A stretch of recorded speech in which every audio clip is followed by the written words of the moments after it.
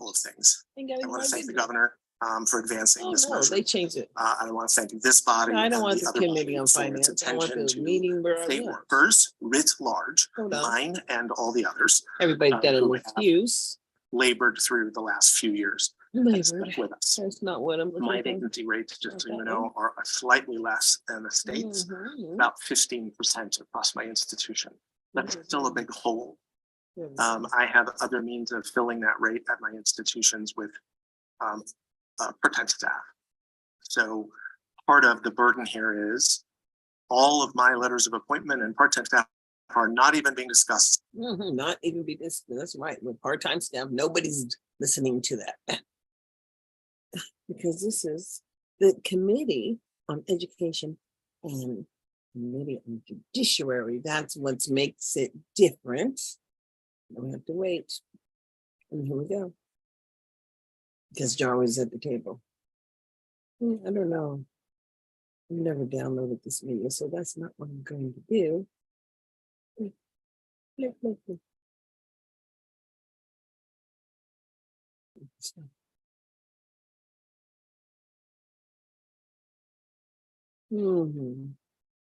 What's going to happen?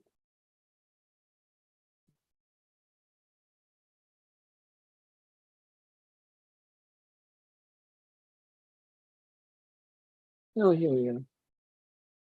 Look at and eliminate the school to prison pipeline. He's not talking And about that work eliminating it. is still ongoing, and really proud of the work that our police department has been involved. And I know that our new chief, who has been in the job for I think right before COVID or during COVID, has been a part of it with our police department. One of the notes, that 81% reduction of cases or students submitted to the juvenile justice department in 5 years, 81% decrease of kids from our police department referred to the juvenile justice. I think that is a tribute of the work that's been ongoing and really providing and supporting our young people from going into the school to prison pipeline. I'm really want to say, and I'll turn it over to our chief, who is the first in the history of Nevada as a Native American chief in the state, that is not because of who and where he's from, because of the quality of executive that I have leading that department. And we have a department that is also consists of 40% of minority in our police department. So I just wanted to let you know that the safety of our kids and our staff is of the most priority for not only for me and also for my board of trustees. So now I'll turn it over to the chief so he can go over some of the data from our police department. So thank you, Madam Chair. Boss, thank you. Here today, let's talk about our policies and training. You can flip through it quick for you. If you want to click for me, Chief, please identify yourself. Oh, I'm Chief Mike Blackeye of the Clark County School District Police Department. In Las Vegas today to help me out with the presentation and also to answer questions. I have Captain Burgess, Lieutenant Zink, Lieutenant Hewitt, Sergeant Mayer, Officer Pacone, and police social worker Williams.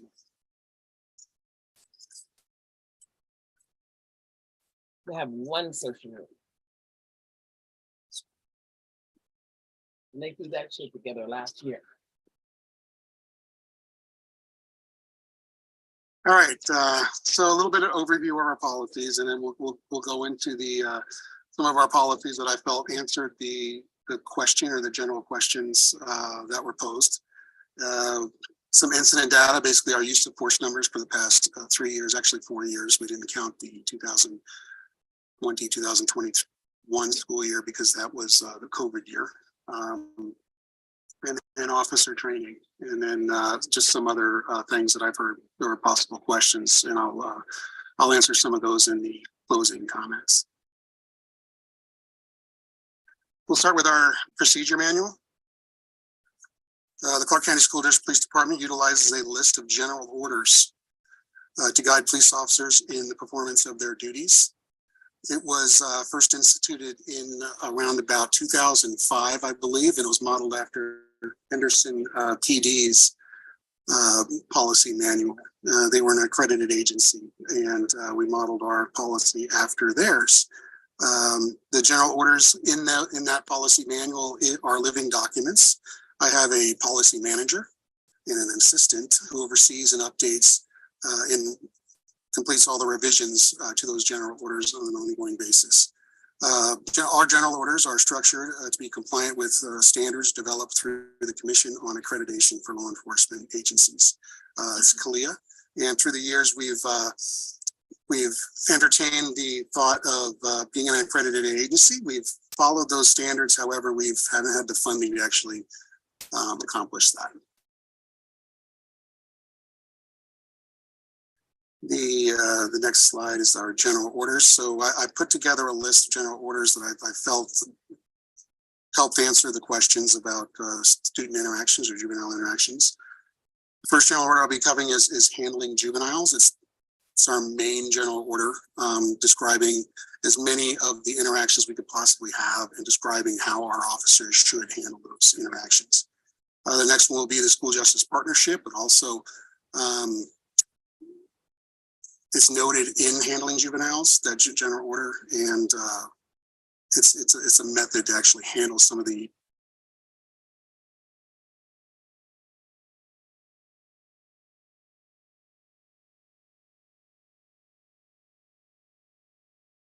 incidents that we're required to respond to. Harbor referrals, just like the school justice partnership, is another alternative measure through handling juveniles. Then we'll handle arrest, or we'll talk about arrests, search and seizure, and then use of force policy.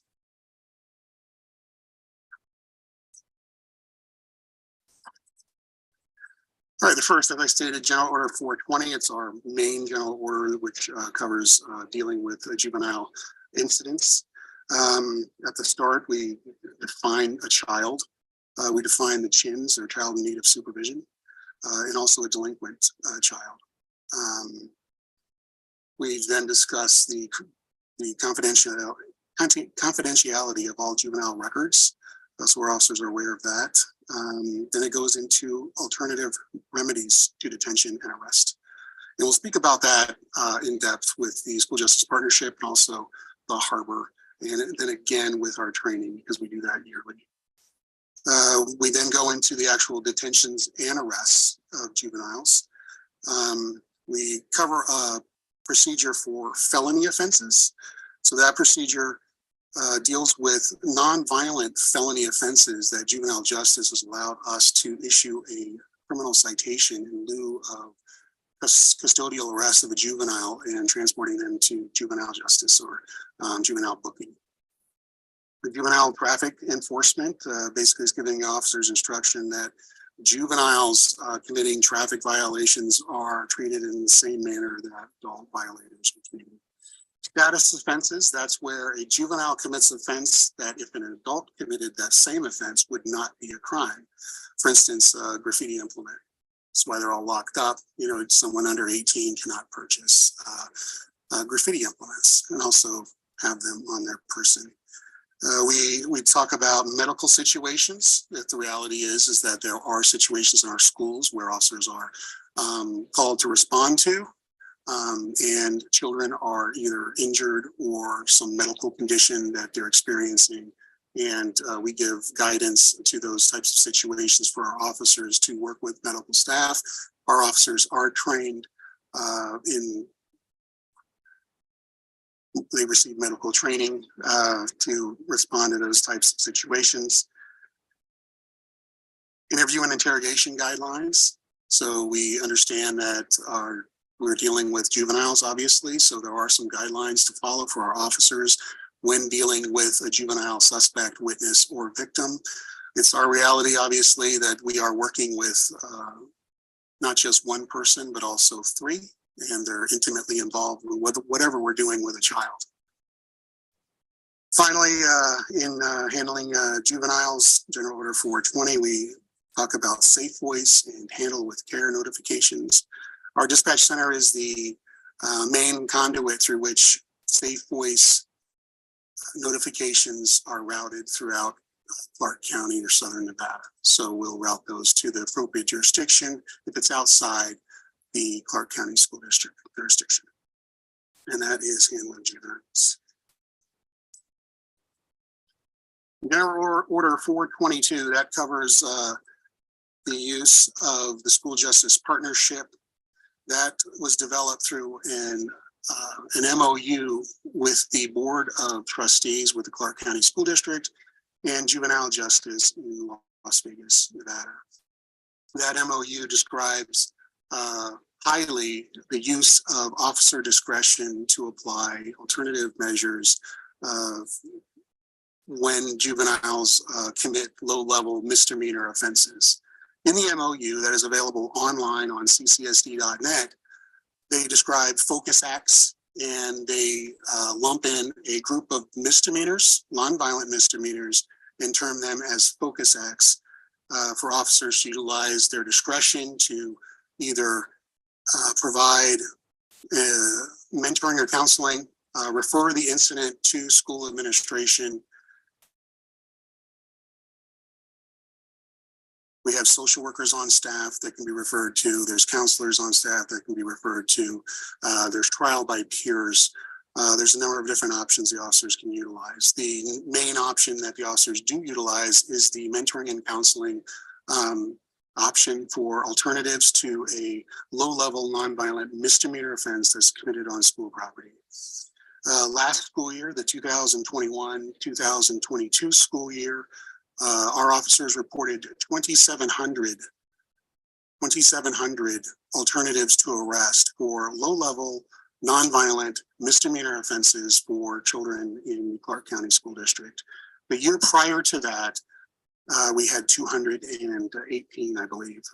So it was a large jump from the inception of the program towards the first real year we put it into practice.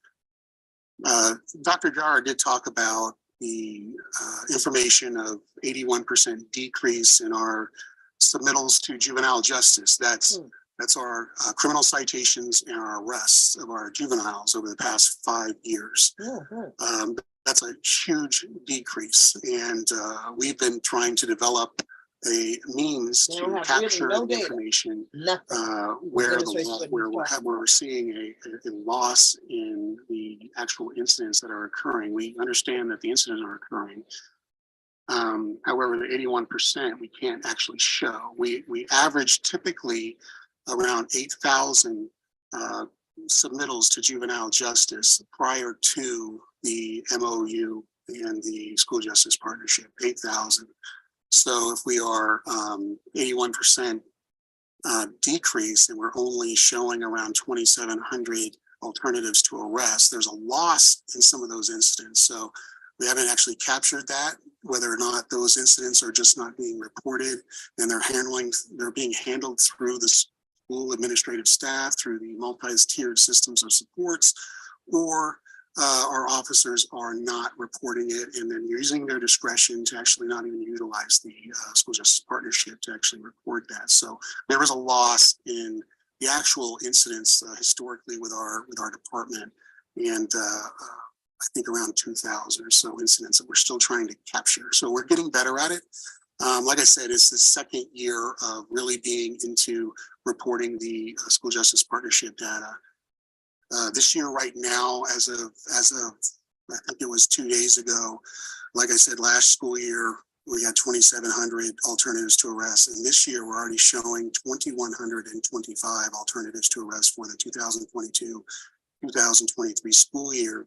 And it's trending to possibly reach around 3,000 alternatives to arrest issued to juveniles for incidents committed in schools or focus acts, and officers are using discretion not to actually write a criminal citation or make a custodial arrest of the juvenile. The next general order.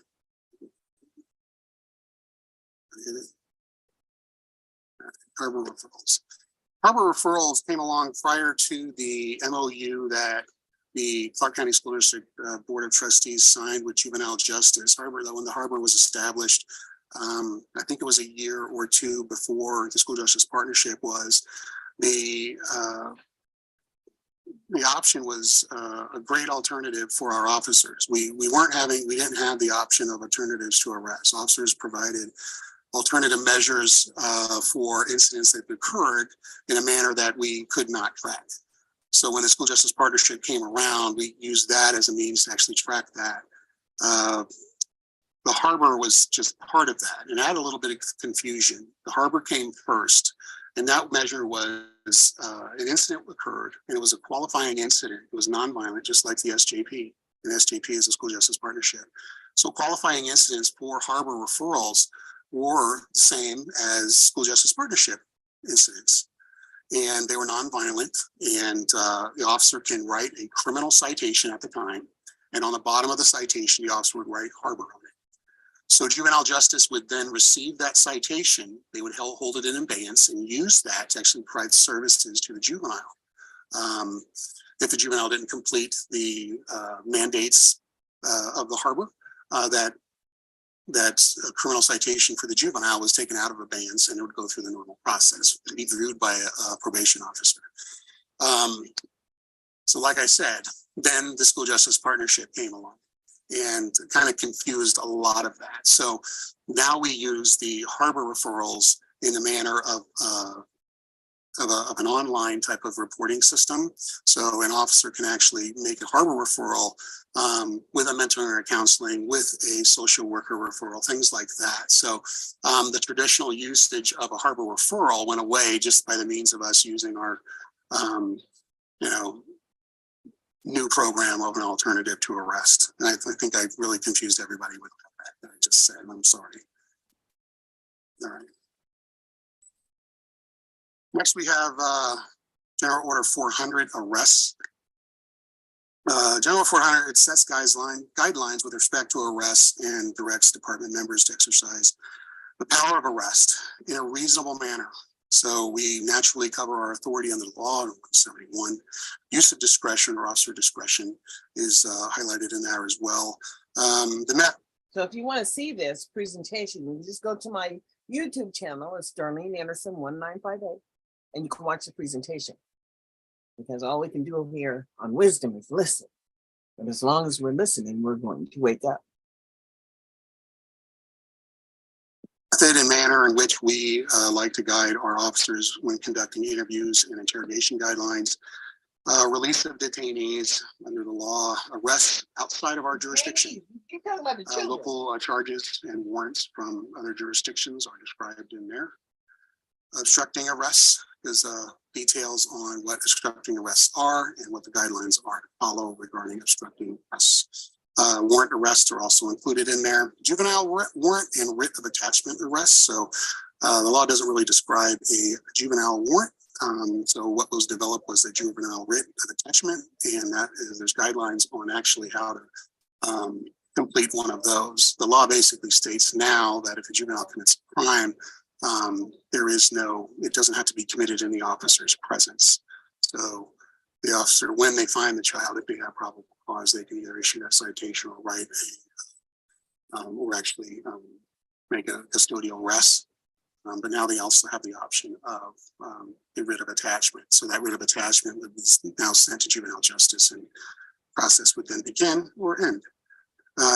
Also a process for citations in lieu of arrest. So it details a lot of adult issues regarding citations in lieu of arrest. Obviously, we can't issue a citation for a gross misdemeanor or a felony for an adult, although we can for a juvenile.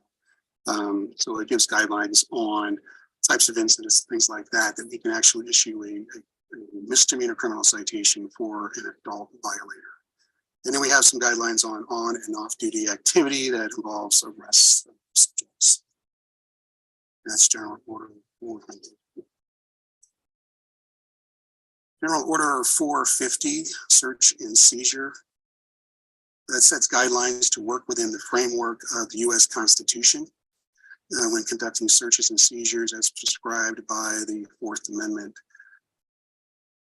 So I thought I'd talk about this prior to the actual use of force, because law enforcement officers actually seize folks.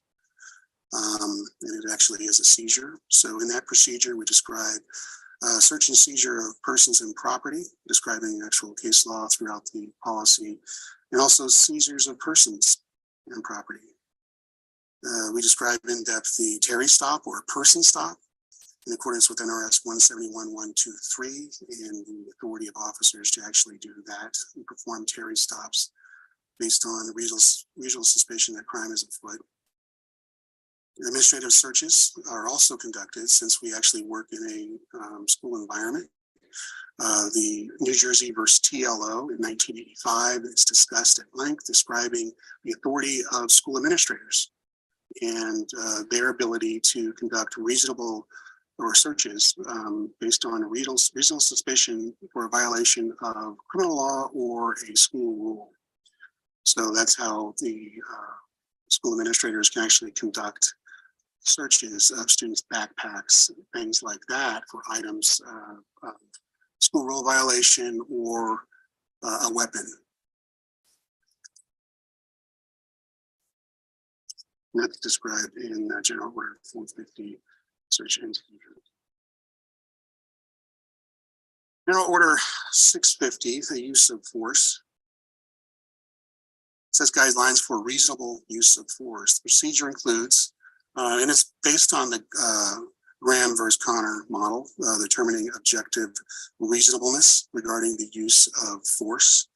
Also covers de-escalation and recovery position, duty to intervene, things like that. We have a use of force model that describes the levels of force, all based on the subject's level of resistance. A method to document the use of force, and that in that method it describes the reportable use of force. So basically, if an officer does have to control a subject based on the subject's resistance, there are reporting requirements for that measure. And finally, we have a force investigation analysis and training team. This was started about, and correct me if I'm wrong, in Las Vegas, I think about 8 years ago. Force science is a training based on Graham versus Connor to determine reasonableness in the use of force, since it's all based on a reasonable officer on the scene and not the 2020 hindsight after the fact. So it depends on a three-pronged determination, so to speak, of the severity of the crime, the threat to the officer or others, and then resistance of the subject. And you take all of those into consideration based on the totality of the circumstances. And in those types of situations, you would determine, the level of resistance, the subject's size, the skill level, things like that, and also is compared with the officer and their perception of what's going on at the time.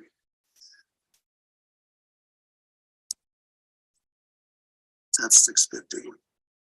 Like I said at the beginning, we have 4 years of data here. I started with the 2019-2020 school year, which was a very busy school year. This was prior to the pandemic that our schools were shut down. I think it was on March 15th or March 16th of 2020. And that year we were talking about and observing how violent and how much activity was going on in our schools at that very time. And then the pandemic hit. The 2019 and 2020 school year, number-wise, basically calls for service and incidents that our officers were responding to was shaping up to be our busiest year in the history of our department. Had it not been for the school year ending, it would have been just by a couple weeks, and we had, I believe, months left in the school year. So then the pandemic hit, and then we were during COVID. We have 30 in that year in 2019, 2020. OC is oleoresin, and I'm going to screw this up because I can't speak this word. Oleoresin capsicum. It's the It's the active ingredient in cayenne pepper, so it's Scoville units, and I believe it's 2 million Scoville units in the pepper spray, I guess you would call it, and that's why the term pepper spray comes along for that use.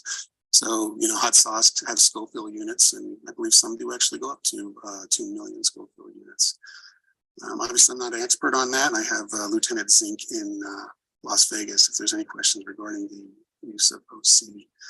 6 taser usages, and I believe for all of these, all of our taser usages for these years were all adults. 22 open hand, that's arm bars, grabs, escorts, things like that. That number is high because we have a requirement if there is a complaint of injury or if someone says they're hurt or complains of discomfort. It's the procedure for the officer to actually report that use of force, even if a tactic wasn't even deployed during that custody situation, or even if it wasn't a custody situation. In 2021 and 2022, after COVID hit, we had a very busy year. That year actually ended up to be our busiest year in the history of our department.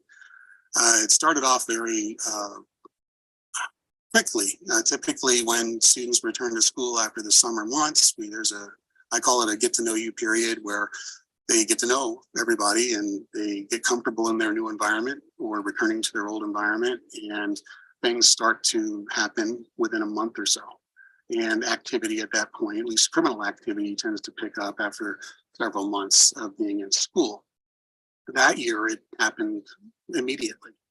I think the number was 1,000 fights in a month for the first 2 months, somewhere around there. And I may be wrong with that number, but we were reporting a very incredibly high number of physical altercations by multiple combatants on our campuses. And that was highly covered by the media that the first couple months, and then actually at the start of the 2022 school year, there was the reported violent acts, and we had a lot of media coverage regarding the reported violent acts that had happened in the first half of that year. And that year did shape up to be our busiest year.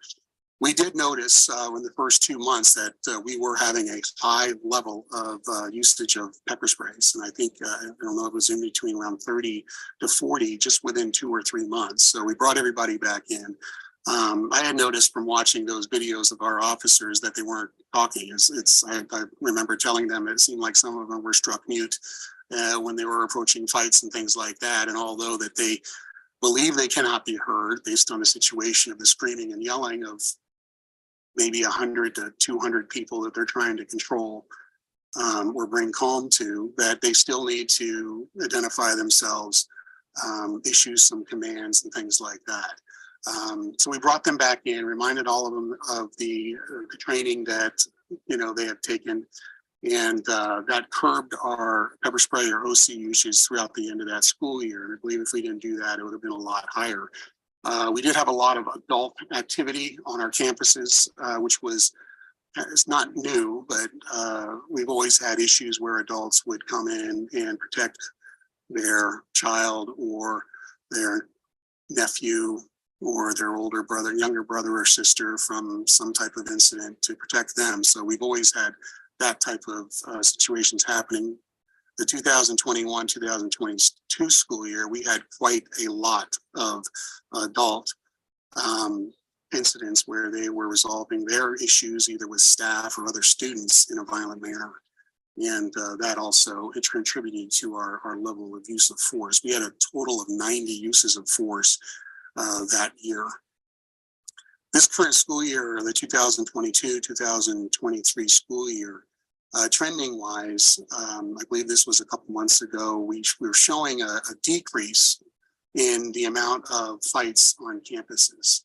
So that our fights were down around 20 some odd percent. However, we were showing a 12% increase in the individual acts of violence on our campus, at 12%, and that's compared to our busiest year. So that was a large increase in the actual assault and battery incidents that were being reported on our campuses. And some of that contributed to our 38 uses of force for the 2022-2023 school year. That school year, we had 8 pepper spray usages, 2 taser usages, and 28 open hand reported uses of force. And again, the 2020-2021's COVID year was not in there. But if you want to know, the number for that year is 10. Training.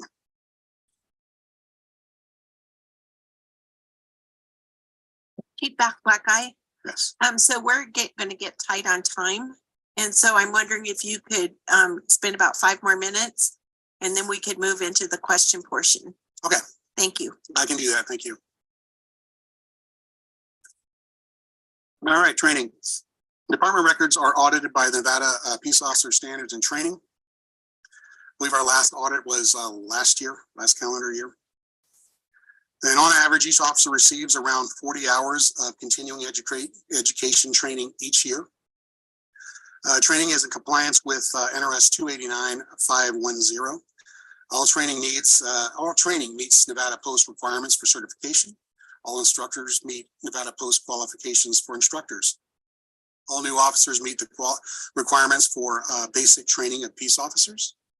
All new officers receive at least 4 weeks of department orientation training, followed by 14 weeks of field training with a field training officer before they are a solo officer in the field. So we have use of force training, de-escalation, crisis intervention, implicit bias, racial profiling, interacting with the mentally ill, and restorative justice. Is just some of the things that I wanted to discuss. We have 5 minutes, so I'm going to go through this as quickly as possible. Basically, like our policy says, our training is to cover all of those items each year. It's continuing education for officers to remind them of the Graham versus Connor reasonableness or objective reasonableness. Tennessee versus Garner, Bryan versus McPherson will be pepper spray use, prelude to using force. We go over objective reasonableness again, the totality of the circumstances regarding each situation, recovery position, officer responsibilities, and also supervisor responsibilities. Each year, officers receive training, regular training in the application of the use of reasonable force. De-escalation training, this is actually de-escalation and the reasonable use of force. That's how it's titled. This is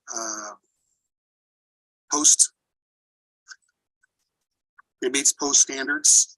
It's training our officers receive each year. The officers receive understanding de-escalation, judging when to use de-escalation techniques and applying de-escalation techniques. I've been an officer for 30 years. This is my 31st year of being a police officer in this state. My experience, I can tell you that more officers that are inexperienced are going to use more force, and that's what our numbers show. The majority of our officers that use force are 1 to 4 to 5 years on as a police officer. They use more force than our experienced officers, and that becomes because they don't have the skills built up to actually deal with folks, to talk to them. They don't. They eventually learn communication skills, their posture, their face, learning how to read folks better. They have a different mindset as to when they get out of the academy, and the way they think through situations. They're taught ways to actually think through even violent situations, and they get better at that as they get more mature as a police officer. So the de-escalation training that was prompted by legislative helps to those younger officers to learn some skills that the older officers have just naturally taken on after working for so many years and addressing situations in a manner to de-escalate rather than escalate. And it can be even by a stance. So this de-escalation training gives officers some tools. It's called a system to use de-escalation tactics to actually resolve incidents peacefully enough if you're able to actually do it. So that's our de-escalation training. Is through actually Police One, which is through, it's also approved through Nevada Post. Crisis intervention training, all of our officers, 85% of them actually, are crisis intervention training certified. We created a 40-hour class during COVID, and this summer, hopefully that 85% will be going up, where we hopefully to schedule a class over the summer break and get more of our officers in there. We're hoping to reach 95 to almost 100% of our officers to be CIT trained. This gives officers a better understanding of the common mental illness concerns. It improves their interactions, obviously. More knowledge gives them more tools, more awareness of what they're dealing with, and probably recognize when somebody's going through some type of mental crisis, and that's the whole point of it. They also are exposed and spend time in a mental health facility to actually observe some of the behaviors that maybe they will be experiencing out in the field. We invite community activists to come and speak and share their experiences, or even their actually own issues regarding experiences with mental illness. And I'm trying to rush. Is that two? I have 2 minutes left. All right, implicit bias training. Also mandated, however, the school district had started this training with our police department. I believe it was 2 years prior to the change in the law to include it in the 289.150, I think is the law. So all of our officers continually have received implicit bias training, or,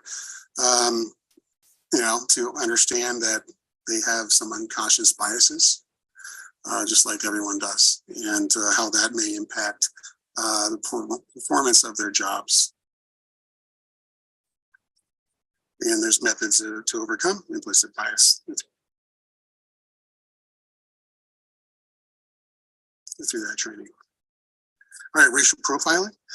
Understanding the issues created. I can stop if you want to just tell me to stop, and you can go on to the question. No, I think we want to hear this. Okay, it's because I'm rushing through these. All right, understanding the racial profiling. Also, I believe that's a requirement under 289.510, understanding the issues created in law enforcement from racial profiling.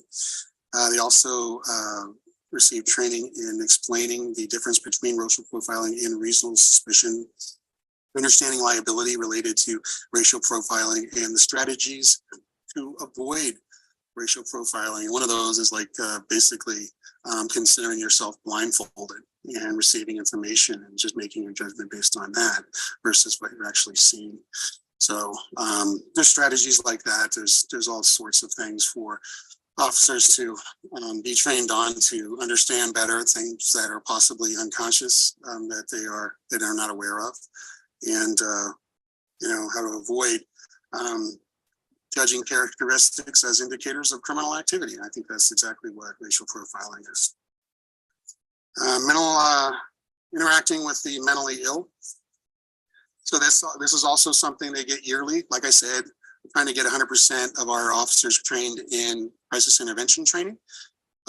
So they also do receive each year interacting with the mentally ill. It gives them just the same basic information regarding the prevalent situations or conditions that officers may be observing out there in the field, and giving them tools to actually respond to those types of things, versus considering, action immediately. So lastly, restorative justice. I pretty much talked about that a lot. They get that training each year as well. We utilize juvenile justice to help us revise any updated training each year. The officers receive that, and basically they just get continuing education training, going over, reminding them of the resources out there that are available that they can utilize when applying an alternative to arrest, when they actually use discretion instead of issuing a citation or making a custodial arrest for juveniles. And that completes the presentation. Senator. Thank you, Dr. Jara. Yeah, Superintendent Jar, for the record, Madam Chair, members of the committee, we got a lot of work to do.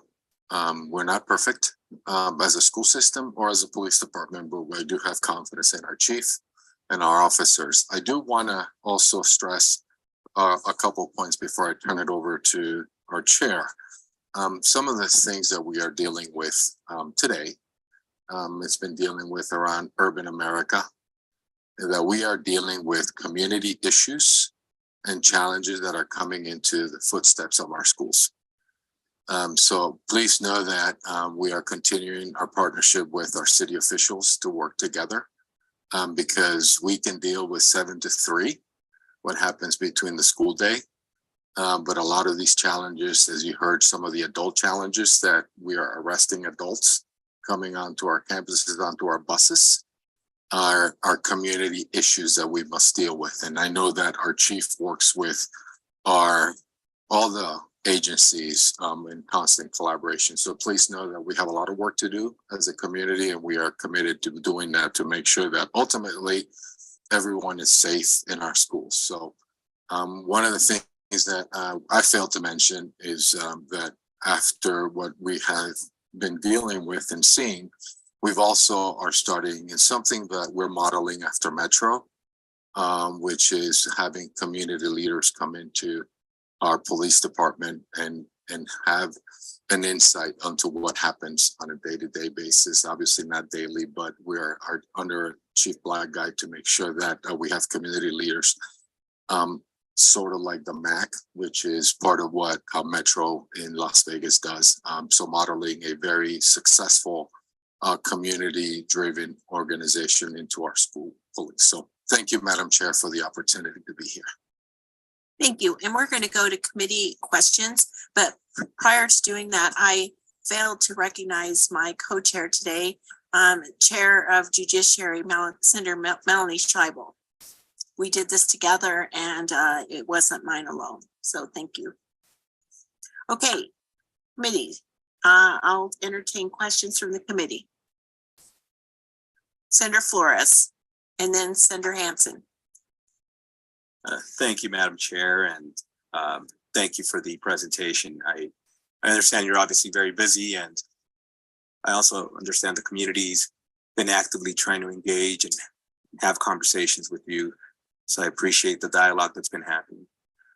I'm interested to know a little bit about how the internal policies work when there's disciplinary matters within officers. So what the process looks like when somebody brings up an issue. Procedurally, how are students informed of how to bring up an issue? I am a student at XYZ school. I'm concerned about the conduct of a certain officer. How do they go about addressing that issue first? And then what happens? If you could walk us through that process, A through Z of that process. And then lastly, in that, is any of that ever public information? Is that something that's ever shared with the public when we do have an issue? This incident happened, they went through this disciplinary, I don't know, ABC, I'm assuming there may be, depending on the incident, you may say this might be the right recourse of discipline, termination might be the right recourse here. And is that relayed and is that shared with the families, or particularly the family of the student who was involved in that incident? You can walk us through that, please. Okay, great, thank you. We were the IA process, or sorry, Chief Black Eye for the record. So the IA, or internal affairs process, we can receive anonymous complaints in any form, fashion, or whatever. We just need to be notified, and they come through our officers, they come through staff, they come through Safe Voice. So students have complained through Safe Voice, and that's where we receive some of our complaints. So if they do have issues, they can do that. They can talk to an officer, any officer. So any agency would refer a complaint back to our office. I or one of the other executive staff would receive a notification of that, and we refer to internal affairs to investigate or do a preliminary investigation based on the information from the complainant. And that information can be written up in the form of complaint describing the actions or what have you. If there's body worn camera or CAD meaning computer aided dispatch, maybe there's a report, a citation, or something like that that may be coming along with that. All of those would be gathered together in a preliminary investigation through internal affairs, and then handed over to the captain responsible for that division. I have four captains. We break the district up into 3 regions. So I have a captain over each region, and my 4th captain is over the administrative division. So my captains handle those complaints. They would make their determination on what they want to do. There's 2 ways a complaint can be handled based on the severity of the allegation. It can be handled through division investigation, which we described a low-level type of discipline could result from the allegation. So, for instance, it could be somebody was rude or reported to be rude. We would consider that some low-level type of disciplinary measure, maybe a written reprimand, but there's also progressive discipline. So if that officer's record shows that he or she may have other discipline for the same type of ladder, I guess, then that ladder would go up.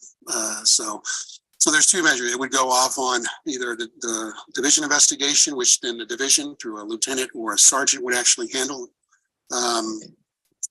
or it could be requested to be handled through internal affairs. So then I would review it based on I would review the captain's recommendation, and I would either agree with that captain that it would go to division investigation or internal affairs, or I would change it. So sometimes they would want to go back to them as a division investigation. I say, no, it needs to go back to, it needs to go to internal affairs investigation, and internal affairs handles it while they coordinate and receive updates from internal affairs, and then eventually makes the ultimate decision for discipline at the end of the case.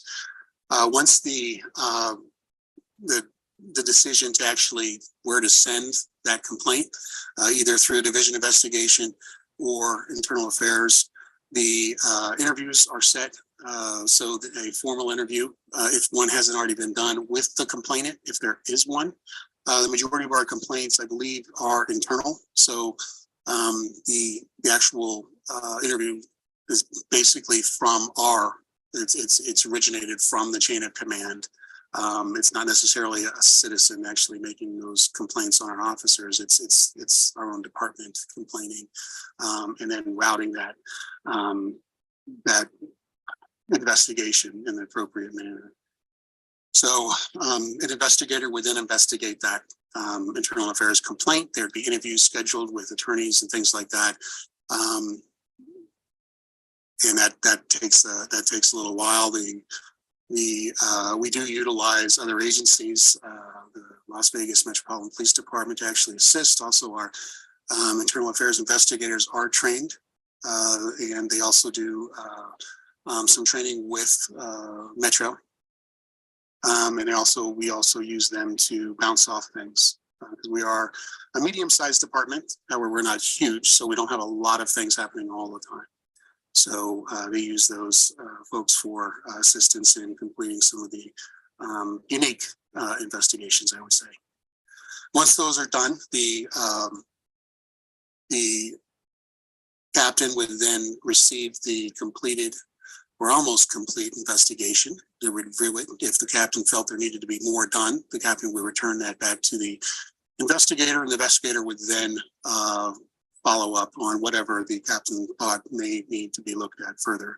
We then employ a discipline review committee made of executive staff members who aren't involved or supervising the subject. So those executive staff members of lieutenants and captains from other divisions gather together and receive the investigative report and the findings of sustained allegations of misconduct, and they would make their recommendation based off of what they learned from the investigative report and asking questions, reviewing evidence, and things like that.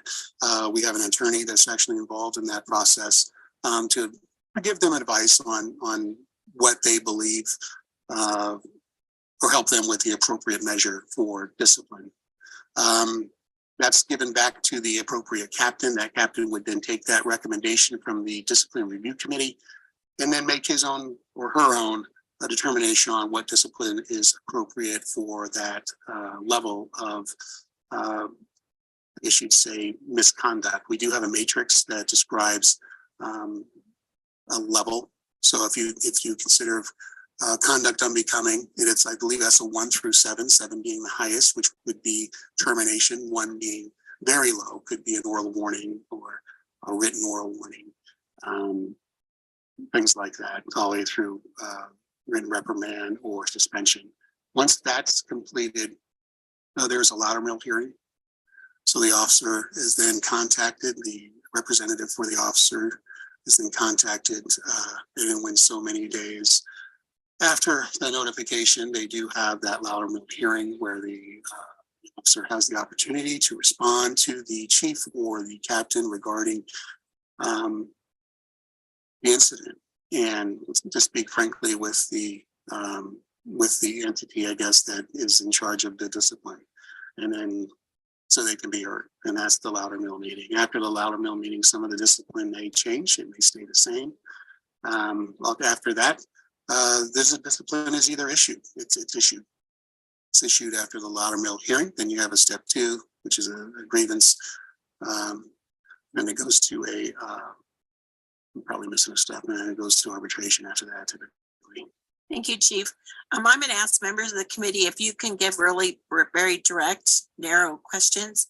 They have a timeline in Las Vegas, but we don't here. And unless we want to be here all night answering questions, we need to be a little more concise. And I'm asking for everyone's help in that. So Senator Hansen. Kind of ironic you said that just before my question, Chair. The reality is, I wouldn't mind being here till midnight because this is a very serious thing. You guys are basically being accused of some pretty serious stuff.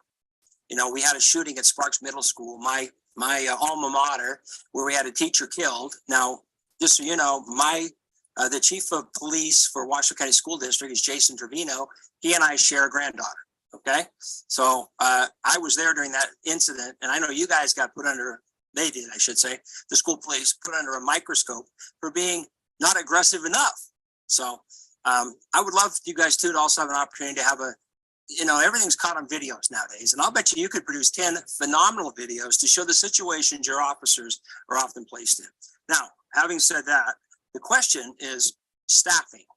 Where are you guys as far as what is your full staffing capacity for the police department, for the school district? How many do you have now?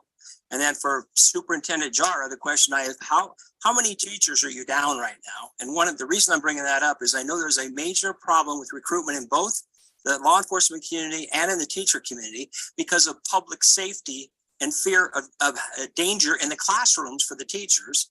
And for you guys, low morale based on always getting beat up every time an officer screws up. So if you could address that, I would appreciate it. Yes, thank you for the question. Yeah, I know Jason as well. Sorry, Chief Blackeye, Clark County School Police Department. Staffing, we have 188, I believe, FTEs. We have 25 dispatchers. We will be having at least 12 coordinators of emergency management and director over that, and a school safety specialist under our umbrella. I have clerical staff and such. However, the FTEs for school police, my sworn staff, I believe, is 188. I was 100% staffed in January. I received a COPS grant that added 6 to it. I promoted 3 sergeants that added 3 other vacancies as officers. So immediately after January, I was thinking, wow, I'm under this crisis. I'm fully staffed in January. Now I believe it's 9 to 12 officer short, but 6 of those are from a grant. With 188 over 360 sites, we have just enough, I guess you'd say, but it's never going to be enough if we have an incident that is going to be tragic. So what is the right amount of officers? I use 2 officers at each comprehensive high school. However, I do have technical high schools that aren't covered. I have specialty schools that aren't covered either. Hardly any of them my middle schools. I think I have 60 or 70 middle schools that do not have an officer. Some of them do.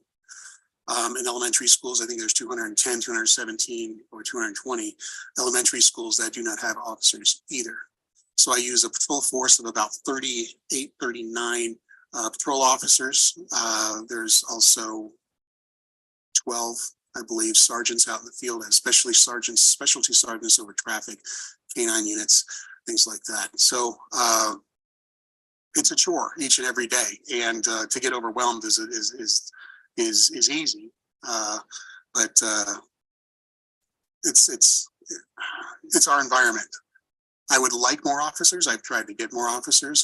There was money that was available. I believe we were slotted for 33 officers through legislative acts. I think it was 4 or 5 years ago. That money went away, I believe, over COVID. And we were left with the 20 officers that we had hired through that funding that the district then had to absorb the cost of that. So I don't know if that answers the question. Low morale. If we're 100% staffed in January, the morale, I believe, was wonderful in January. But you're right. There is it's difficult. It's high criticism, a lot of scrutiny, and it's needed. That is needed, but it has to be fair. Superintendent Jar, for the record, Madam Chair, Senator Hanson, great question. So I'm going to tell you our current vacancy is over 1,400 educators. And I'll also tell you that if you recall in 2017, the legislature passed AB 469, which really limits the superintendent position control.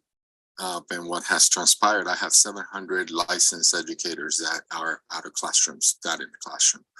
And I say that because what's happened is that out in the outer ring of what I call on the outer ring of Las Vegas in the suburbs, we have seen an increase of teachers, but where we have our tougher areas in our urban core is where we have our vacancies and our challenge of educators going into some of those schools.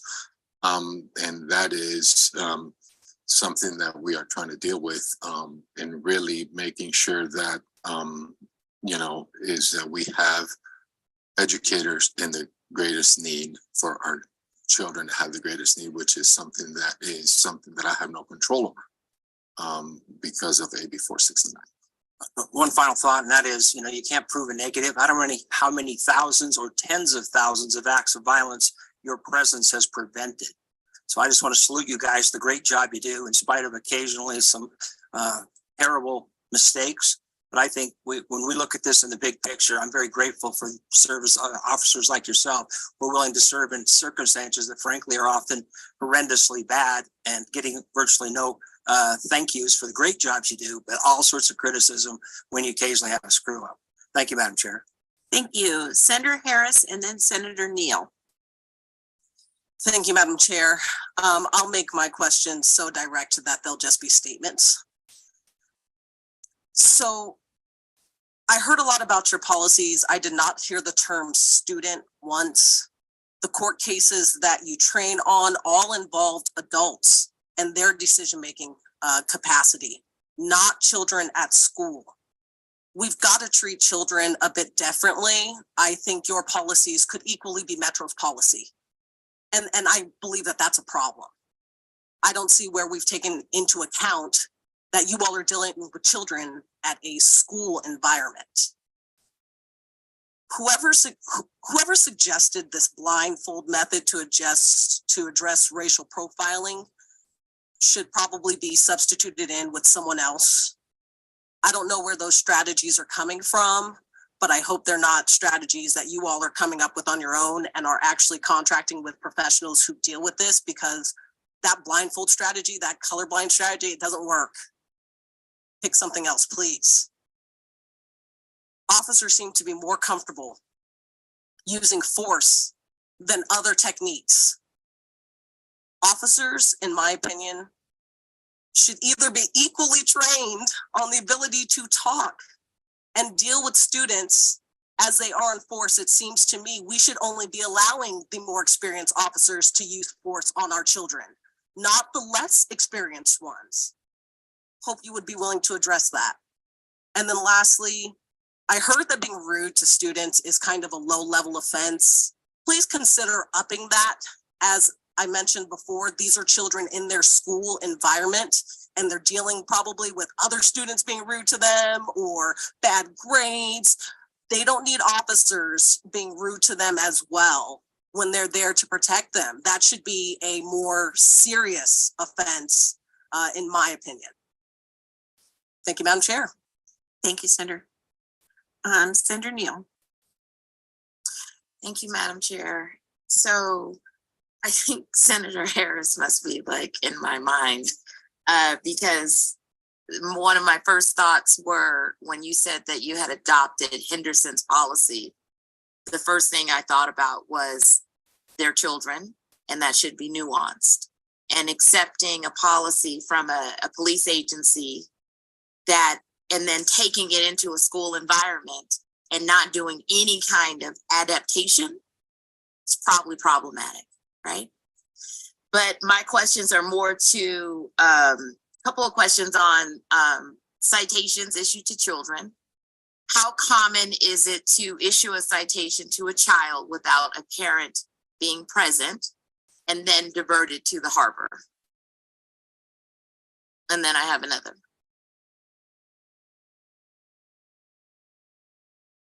Okay, thank you, Mike Black Eye, for the record. That would cause me to guess. So how common is it that an officer would issue a citation without the presence of an adult or their parent for traffic related offenses if a student is? No, inside of the school for a fight.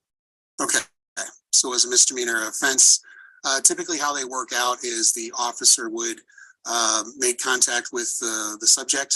The school would actually contact the officer to say, hey, there's a fight. The officer would then respond, help bring resolve or calmness to whatever situation is going on because of the fight. So fighters would be separated if that's possible without having, if it's typical fight, maybe it's two people, right? So a fight's probably not going to result in an issue of a citation unless it's a battery. So if a subject went up to another subject and then just struck that subject without any resistance of the other subject, then we have a case of battery. So that's where a citation would probably issued to one of the juveniles for battery. I don't really think we issue citations for mutual affray or disturbance of school. Those are classified as typically going to be a focus act, and they're resolved either through school administration, through other means. That's like an alternative to arrest. But the battery, the process is that the officer can issue the citation to the student, depending upon the age. The student can sign that citation. The officer, but is also required as soon as possible to contact the parent or have the parent contacted. So if those things aren't being done, I'd like to hear that, because that is not a proper practice. It's the practice in 420 is to actually contact the parent as soon as practical. And that could be done even before the issuance of the citation, and the parent can actually help sign the citation with the juvenile. But sometimes that's not done. So I'd have to guess, I don't know.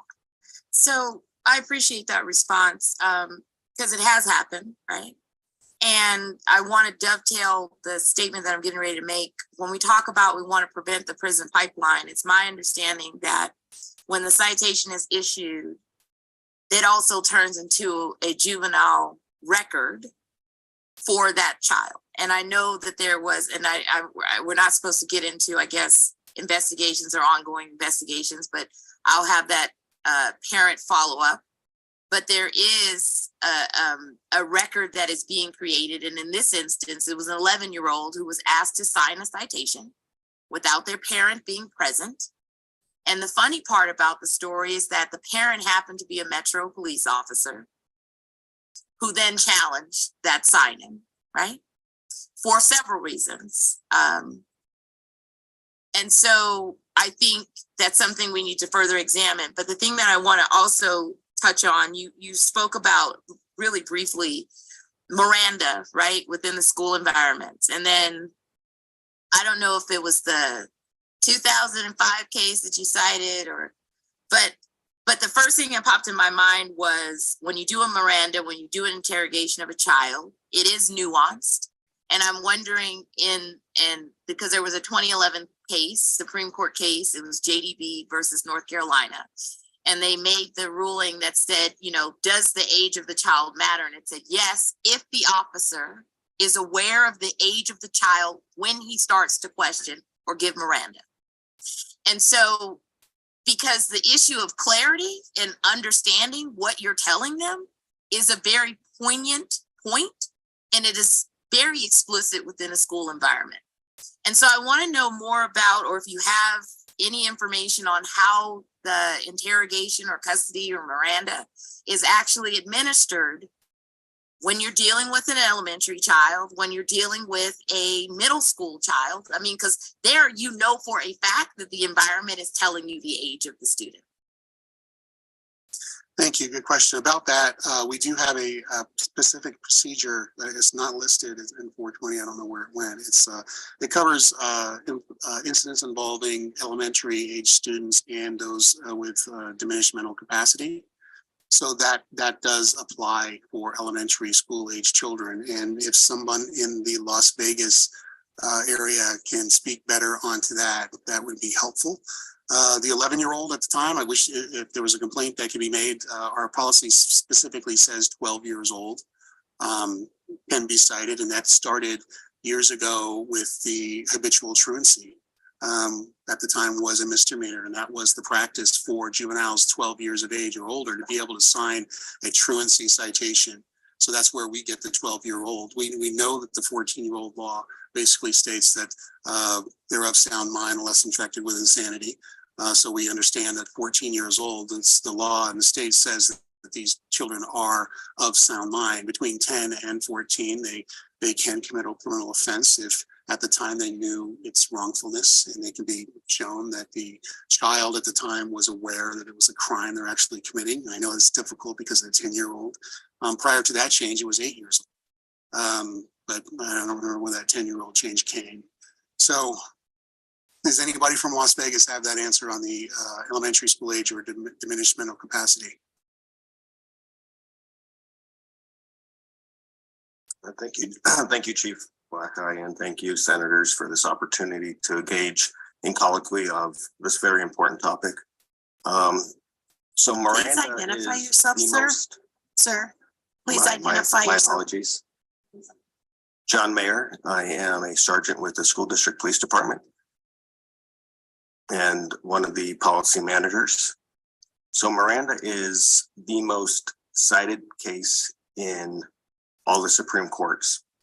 And you bring up JDB versus North Carolina in 2011, identifying that we have to consider age when discussing Miranda. When I teach legal aspects to all of our new hires, and I go over JDB, and I also go over a case called Michael Fair, which is, I believe, in 1979. And the Supreme Court stated at the age of 16 in that one, that the student knew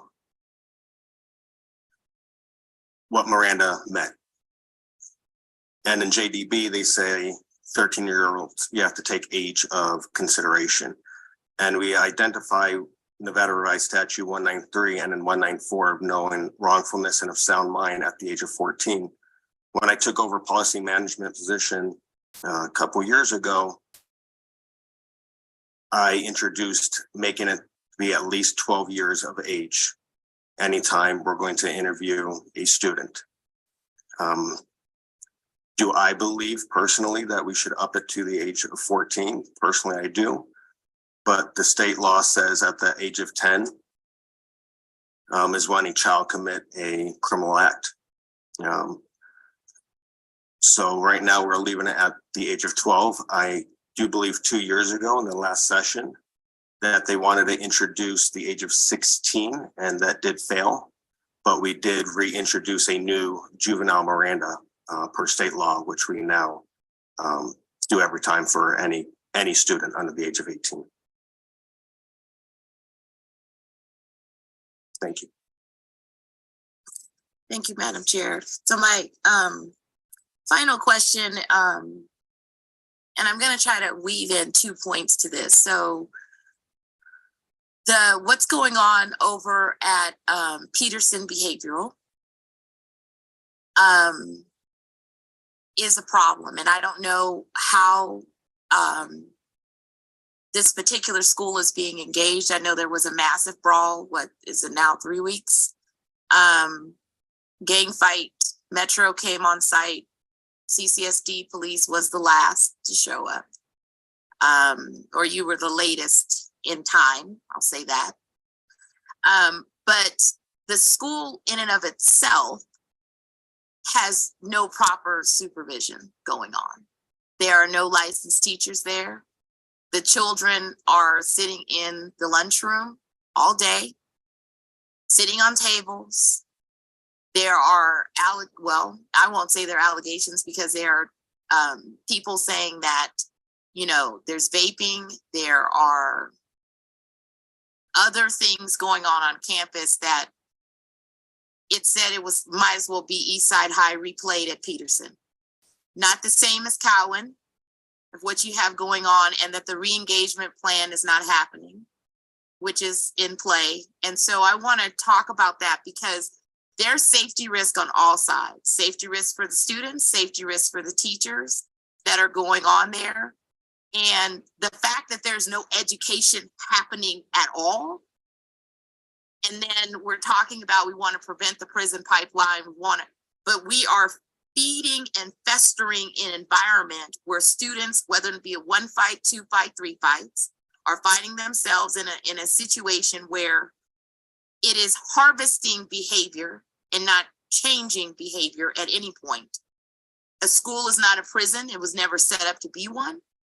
And it's never been set up to be a place where they go unsupervised because they were expelled or suspended. And then more havoc is being created in a school environment with no responsibility or accountability.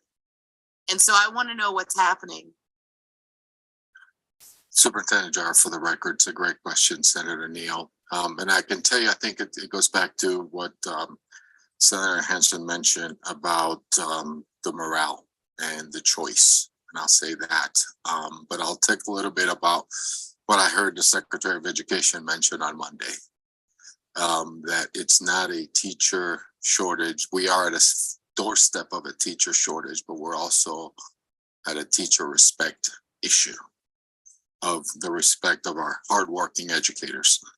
And I think that's a piece, but I as far as the individual incident in school, I don't want to comment on that because that really highlighting one case, but I can tell you holistically in the urban core of Las Vegas, it is a challenge, and we tried to incentivize educators to go there. That fell flat because of different things.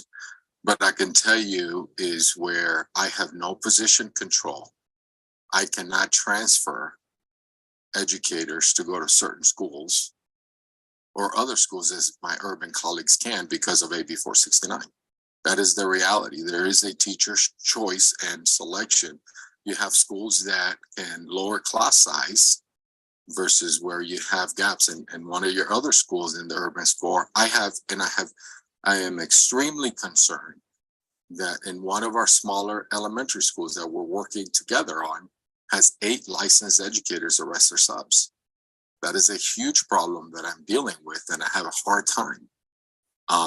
And that is, there is very limited possibility for me as a superintendent to transfer or place educators in certain schools where I have huge gaps.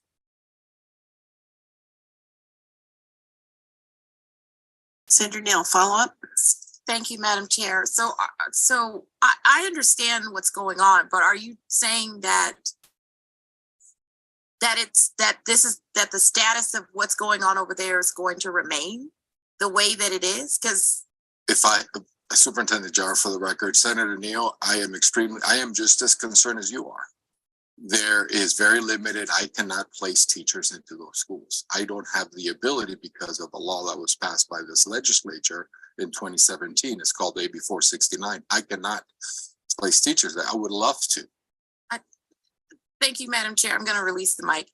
I was on 469 for 2 years, and I don't know if I would call it suffering or whatever I want to call it, but I sat on that committee for that law, watched the reorganization law be revamped in 2017. And I'm trying to process in my mind, we took away Central's power to do certain things, but this is a safety concern. And if you're trying to tell me that 469 stripped away your power to manage safety, I would disagree and I would argue. Okay, we're going to move on to Senator Donate, then Senator Titus. Thank you so much, Chair. in talking about, I think there's a power to how we started this presentation today. And for me, I'm very concerned with the ways that folks in our schools are operating, not just in the video that was shown, but just the reality of what our students have to go through. And in many conversations I've had, I haven't graduated less than 10 years ago, so I still recall a lot of the situations that I went through, and of course that my siblings have gone through as well. And in speaking with stories, there have been situations where students have been pepper sprayed as being bystanders of fights. They themselves were not involved in the encounter, but because of the use of escalation, that is simply the outcomes that our students have faced. Whether or not they should have existed and where that falls into the use of force diagram, that's to be debated. The fact of the matter is, there's obviously what we have seen with my colleagues and with the schools that we represent. There is an idea that perhaps there is a school to prison pipeline. That is something that many students have reiterated over and over again.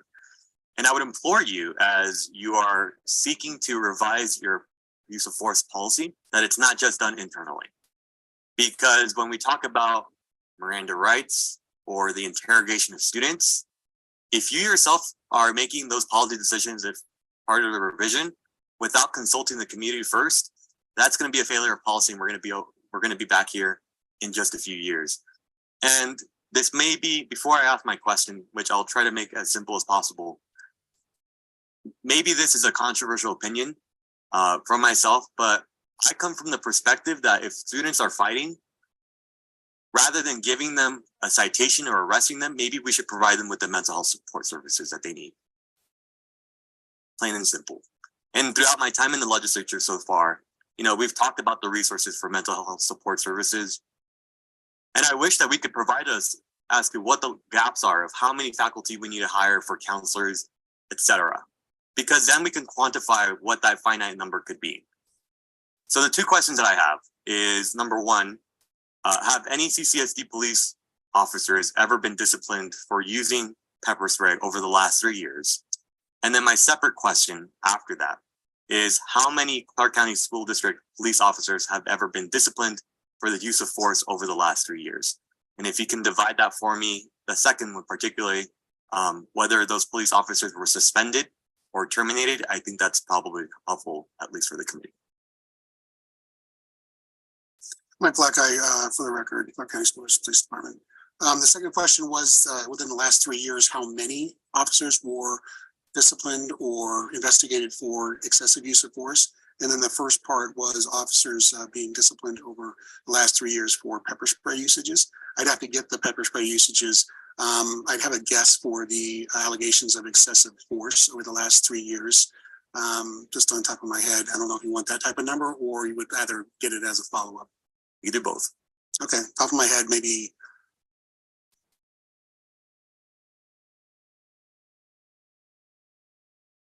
neighborhood of 5.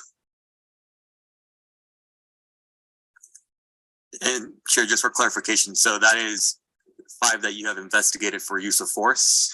My guess is that would be 5 for excessive use of force. And do you know from the top of your head if any of them have been terminated, or were most of them resulting in suspension, or is just that's just the number for investigation? That's the number for investigation. The outcome of the investigation is not public information to share. And if it's appropriate, Chair, can I use the restroom? Take a break to use the restroom. Sure, go ahead.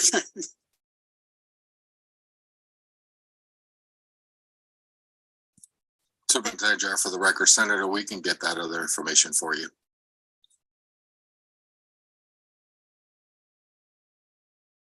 We're going to take a 2-minute recess.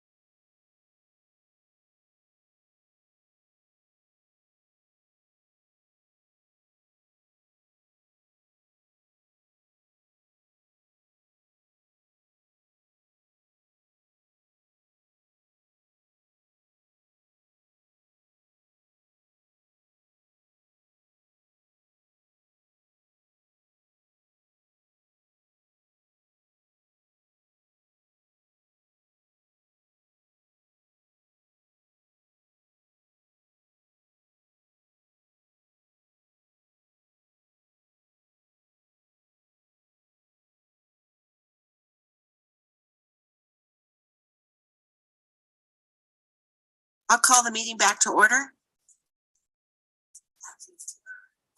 Okay, so my next question comes from Senator Titus. Thank you, Madam Chair. And first and foremost, I want to thank you, Superintendent and Chief Blackeye, for being here. I appreciate it, and I appreciate all the support that you brought, your members of your team and other officers that have to put potentially their lives and other lives out at risk on a daily basis, youth or not. It is a stressful job, so thank you for being here. Just so you know, my background, rural family, medical doctor, rural community, but I'm married to a law enforcement officer, 35 years, 2 terms as sheriff of Lyon County. So I have a lot of respect for what you do and what you've put yourselves through and your families through. Having said that, however, there are protections that you, being a police officer on a campus with youth is different than being out with in the general public. And there are certain training programs and mental health issues and ways to approach that you should know. It's not the same. Risks can be there and risks can be the same. One thing that we did pass in this legislative body is, and that's something that my husband enforced in Lyon County as sheriff before it became law, was body cameras. Do you have body cameras that your officers wear? Mike Blackeye, for the record, yes. I believe we started our program several years before it was required. Good. So all of your officers currently, when they are out interacting with youth on duty, are wearing a body camera? Yes. Thank you. And finally, my question to you is, how can we help you? How can we, it's easy for us to come and judge you, but my question to you is, how can we help you do your job better? Because I see your job as protecting, I'm hearing more and more complaints about violence. I have grandkids in the Clark County School District. I have a granddaughter that was attacked by somebody standing in a lunch line. She was attacked in the lunch line by a fellow student. The student was back, and the student who attacked her was back in school the next day. I have teachers that I know that were attacked. So it's not just the police officers taking down a student at any one time and you are horrible people. That's not how this works. There's a lot of components in this discussion. So I'm concerned about you and your officers, but I'm also concerned about the students, and I'm concerned about the teachers. You are in the thick of it. What are we missing? Where can we help? We know mental health is huge, but if you had everything you could do and we would offer to you the solutions, what would be your solution? That's a huge question. I guess I have 2-part answer. Chief. Oh, Chief Blackeye, Clark County School Police Department. Sorry about that. The first is it's kind of related, but not necessarily. My experience, I think it would be helpful if, and I don't know if it's even possible, but I think it would be if there was. I know we have law enforcement task force for pretty much everything, vice, gangs, things like that. Why not have a task force for internal affairs processes for the handling of complaints of misconduct or allegations of misconduct for officers that would be handled by an agency, not an agency, but a task force. So, for instance, Southern Nevada agencies could create or develop an MOU. They could supply officers to that, or their own investigators based on the size of their department or whatever resources. And then that agency or that task force would then be the ones investigating all allegations, regardless of the agency, of officer misconduct. What I found through this whole process since February 9th is very, there's a lot of, I guess, there's a lot involved with it. That I'm not experienced with it. In my 30 years, I haven't been experienced with this level of, I guess, pressure from certain organizations in the community, from political type of pressure, I guess you'd say, or knowing that it's actually out there, and that that does not help the investigative process whatsoever. So if there was some type of support for that type of, and it doesn't have to be an investigative task force that's you know, consistently together and working on everything that goes on, because quite frankly, there are a lot of complaints that come in that are investigated all the time, and the majority of those are found to be either exonerated or just unfounded in the basis of the allegation. But something like that could be enacted, or when a complaint or an allegation reaches a certain level. And that's number one. Number two, I'm not used to, I'm a cop. I've been a cop for a long time. Not used to being asked the question about how can we help you? Really not. Never been, never, you know, it's really not thrown out at us. It's never really a question of, hey, how can we help you? I didn't get that. So I really don't have an answer, because it's you throw me off when someone asks, hey, how can we help you? Because it's not necessarily about that. People only want to talk to us when they have an issue or a concern, and it's typically not positive. And so when we get a positive, truly positive type of question, it's very difficult. But I do have some suggestions. I'd like, and we're working towards it. So the things that I think need to be improved with safety in our schools are things that we're actually already working on, but they're difficult because of funding, because of staffing, things like that. I'd like our physical security measures to be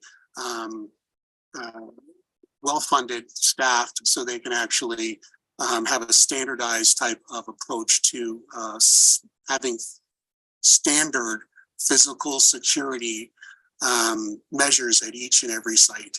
I think physical security is paramount when it comes to our facilities and how they're built, and access to them, and even staffing, down to the cameras, down to the alarms, down to alerts, things like that. I don't think, well, in Las Vegas, I know we have schools, we have the alert buttons, we have all different types of things where we go out, and I've spent most of my life out in rurals. I know that doesn't exist in a lot of the school districts because of possible funding or what have you. So I think that could help the entire, you know, educational system in Nevada if physical security measures became a priority and funded to help, you know, secure our schools better, because it's not all people, even though schools are people. They're building too, and they're in those buildings, you know. And we need to have measures in place to actually protect things from happening. And Would that include like a single point of entry? Single point of entry, things that we're doing, and my boss can talk a little bit about that. so, Superintendent Jara, for the record, and thank you, Chief Black Guy, for that comment. I think Senator Titus, and I love that it's not just to Clark County. I think it's my colleagues across the state are facing the same challenges. But, you know, it's always, we are reacting to a crisis. And after we had an issue at one of our schools last spring, we immediately reallocated dollars within the Clark County School District and have budgeted $85 million for physical single point of entry, fencing to secure our children, put cameras, the instant alert, but that's not enough to get to our 366 schools. So I think that is one of the things that is an important measure for all schools, not only in the Clark County School District, but across the entire state for all my colleagues. I think that's one. And if I can piggyback in the collaboration that we're having with our municipalities, we are facing, and I've heard it here with some of your colleagues, some of the members of this body in both of these committees. We're dealing with adult issues with children that are coming on campus from the community.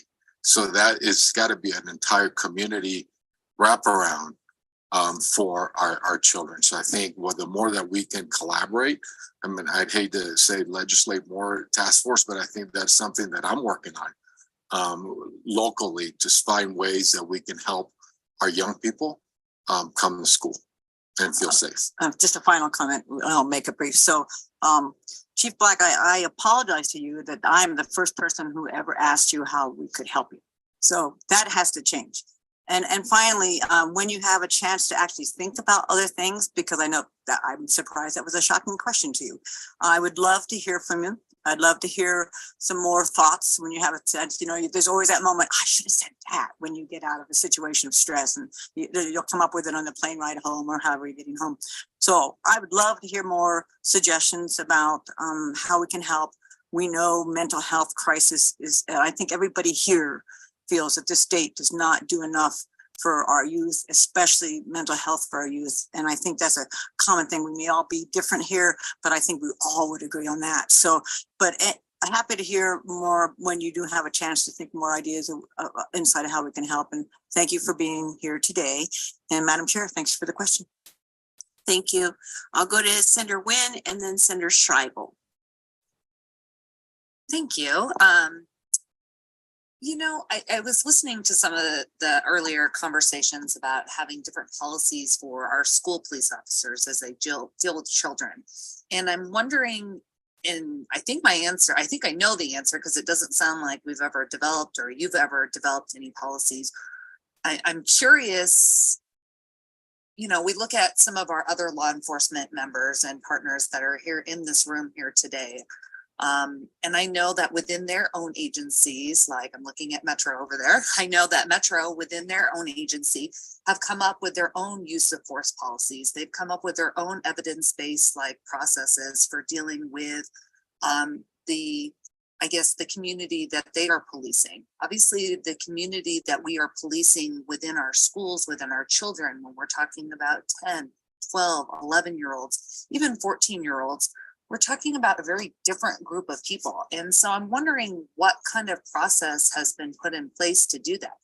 I mean, most of the other law enforcement agencies don't wait for us to legislate that change. And in fact, a lot of times we look at what has been done by like some of the larger agencies, and then we mandate them for like statewide use. Like when I think of use of force policies, a lot of that came from some of our larger jurisdictions and what they were doing there and what they were doing successfully. And then we wanted to replicate that across the state. So I'm a little disappointed that we haven't had that kind of conversation, or maybe you can tell me you have had those conversations, because I can't imagine that school policing there isn't evidence-based like practices out there that we should be incorporating in all of our policies, whether it's use of force, discipline, all of that kind of stuff. So I'm wondering if you started that process, if that is something that you are waiting for all of us to make you do, or kind of where that is in the. Hey, Mike Blackeye, Chief Clark County School Police Department. 420 does describe the alternatives to arrest as the SJP. We're the only agency that does that. So that is specifically for handling juvenile incidents. 420 also does address, and Sergeant Mayer can step in and discuss that a little bit more if he has some additional information regarding the uniqueness of that general order. Also, I talked at the beginning about the 4 weeks or 5 weeks of instruction after a police academy, because in a police academy, they're not receiving information directly with dealing with juveniles. That's our time to actually instruct our officers on the environment they're going to be working in. And that 14 weeks following that is specific on-the-job training in our schools with our officers, with students, with staff, with parents, and with community involved in our schools. Oh, can I ask what that training is based on? Like, is there like a standard across the country with respect to schools and children? The field training? This additional 5 weeks of training that you said that takes place after the police academy that's unique to school police officers. Right. What is that training based on? The training is based on our function of our department. The officers receive instruction on writing reports, on the makeup of a school, the working with staff. So sorry to interrupt you, but Sure. I just want to get to the point. Is there any kind of, are we looking at, I understand that writing reports is important, and I understand that documenting things is important, but what kind of training are you getting dealing with a large percentage of the population. I think at one point I read that, 12.35% of CCSD students are on an IEP and have some sort of disability. Like, what kind of additional training do you deal with, encounters, disciplinary, like encounters your officers deal with dealing with children with disabilities that are children in a school setting, and you're trying to discipline? Is it the same kind of training that a Metro officer would get, out on the streets with adults, or dealing with people on the strip that are behaving, improperly? So what kind of specialized training do you get, and what kind of evidence-based training and learning and policy making goes into that policy that is specific to the unique nature of working with children? Thank you. Mike Blackeye for the record. Lance Pacone in Las Vegas is our CIT coordinator. Is he there?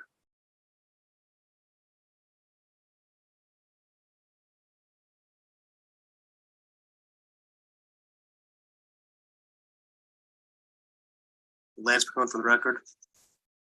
So as far as reading an IEP, officers don't have that as training. That doesn't really affect the officer's interaction. However, they do get training. One of the classes we do have during our CIT is autism and law enforcement. Kids that do have disabilities, it gives them a way to identify and help them respond in situations where they're not dealing with a kid which may be intellectually deficient or be less likely to understand what's going on in the situation. Thank you.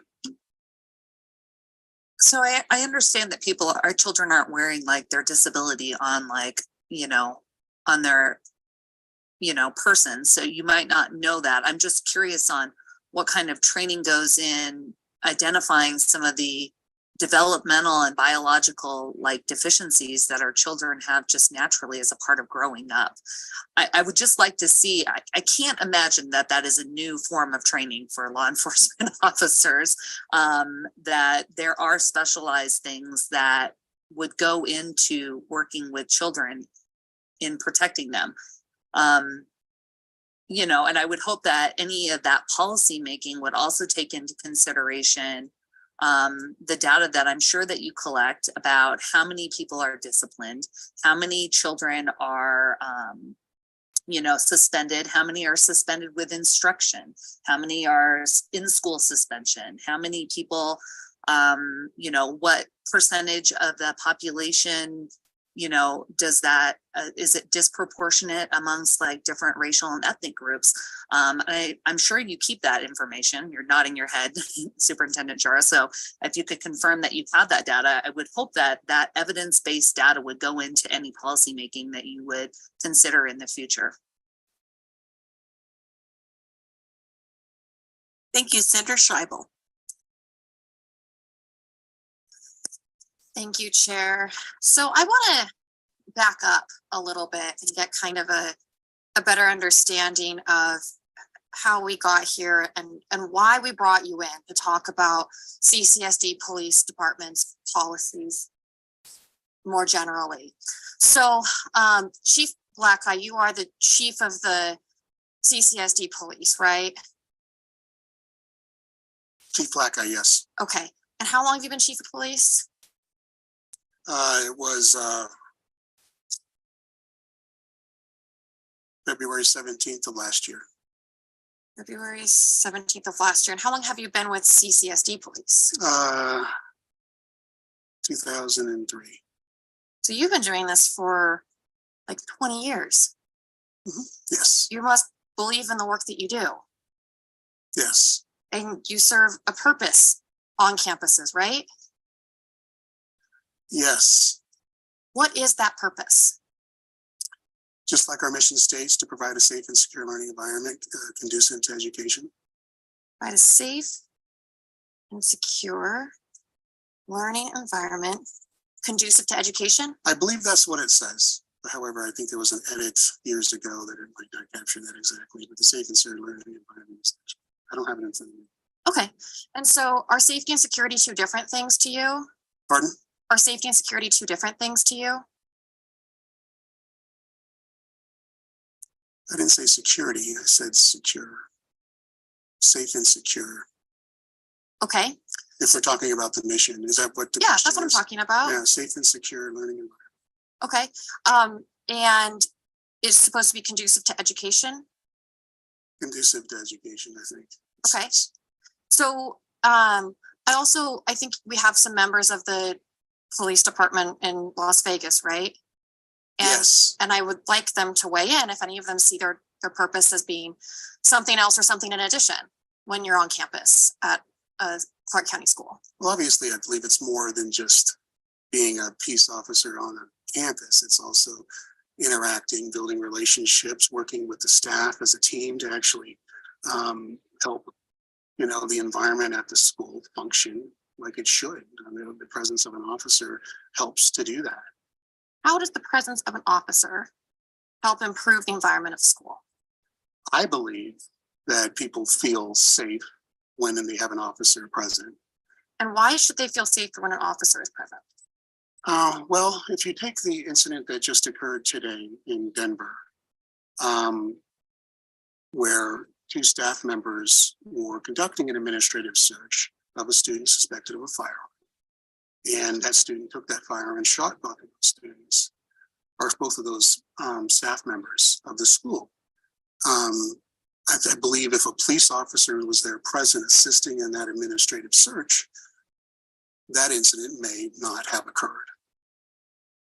So I believe things like that make folks feel safe if the police officer is there. And just like Senator Hansen stated earlier, it's very difficult, almost impossible to gauge that the presence of a police officer prevented anything just by the mere presence, because how do you actually gauge that?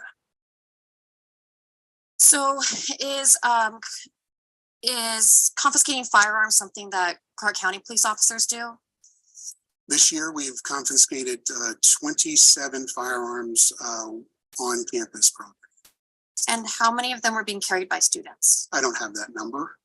I believe it would be the majority of those would be carried by or brought onto campus by juveniles. Okay. And have you ever asked CCSD students if they feel safer with police officers on campus? The students, I believe, are surveyed each year, and correct me if I'm wrong, boss, regarding their feeling of safety on campuses with police officers. I don't know if it's each year or.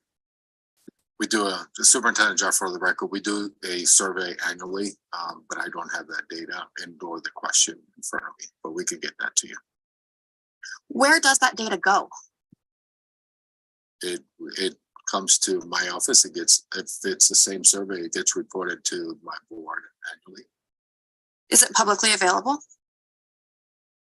Absolutely. Okay. And I would assume that it's important to you to review this survey. And do students generally feel safer with police on campus or not? Yes, that would be important to know. So what is the answer? Please make sure you state your name, speaker. Oh, sorry, Mike Blackett, Chief Clark County Schools Police Department. I don't know. I don't know what that answer is. I don't remember the last percentage that was given. I thought it was high. It was related to safety. I don't believe there was a question. And if we look back, maybe there was specifically about if you feel safer with a school police officer on campus or not. Maybe that is something that needs to be asked.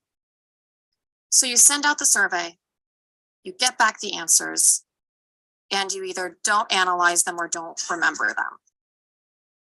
Superintendent Jar, for the record, to say that we don't analyze that, I don't think that's a representative of the work we do as an organization. We do review it and we give it to my executives to review within their central teams to look and see always how to make improvements. Absolutely, we do that. So, Okay. Great question. And based on those surveys of students, how has CCSD police changed and improved their policies? Like I said, I don't believe, sorry, Mike Blackett, Chief Clark County Schools Police Department. I don't believe there was a question directly related to feeling safe because of a police officer. My question's not related to directly feeling safer because of a police officer, but after you survey the students and you get the feedback, how has that feedback helped improve the Clark County School District Police Department?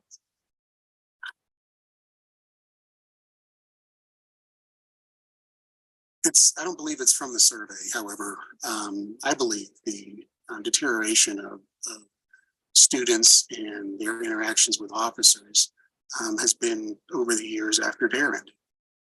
So my goal has been to get officers into schools to, teach, problem solving with students. So we have a rocket rules program that we teach kindergartners, first grades, I believe. And it's a half-hour program with a virtual dog. So our officers there teaching children the simple things like crossing the street or dialing 911. We also are teaching leads, law enforcement against drugs. So we are in our schools doing that program as well with middle schools. Since we don't have that contact with our middle school students, our officers are in a number of our middle schools teaching the lead program to build those relationships. Because I think that's what's been lost over the years, is just our officers not being in those elementary and middle school campuses on a regular basis to actually make them feel. It's hard to make somebody feel anything based on your presence, but that's why it's difficult to answer. It's just my belief that if we are teaching our kids better ways to solve their problems than violence, I believe they will look at us more of not just a threat or just someone that's going to be there when things are negative, but also be there when things are positive and be part of the school environment and not just an element that somebody looks at as a threat or being there as a negative element of their school day. So I'm sorry, I hope that answers some of it. I don't, it's difficult to answer that question because I just don't understand most of it. Okay, we are going to take a 1-minute break. I've just been notified that we have to change rooms in Las Vegas. So in Las Vegas, you're going to be going to another room to get on the video in that room. So this current room can be used for government affairs. So we'll take a 1-minute break. The room is 4406, 4406.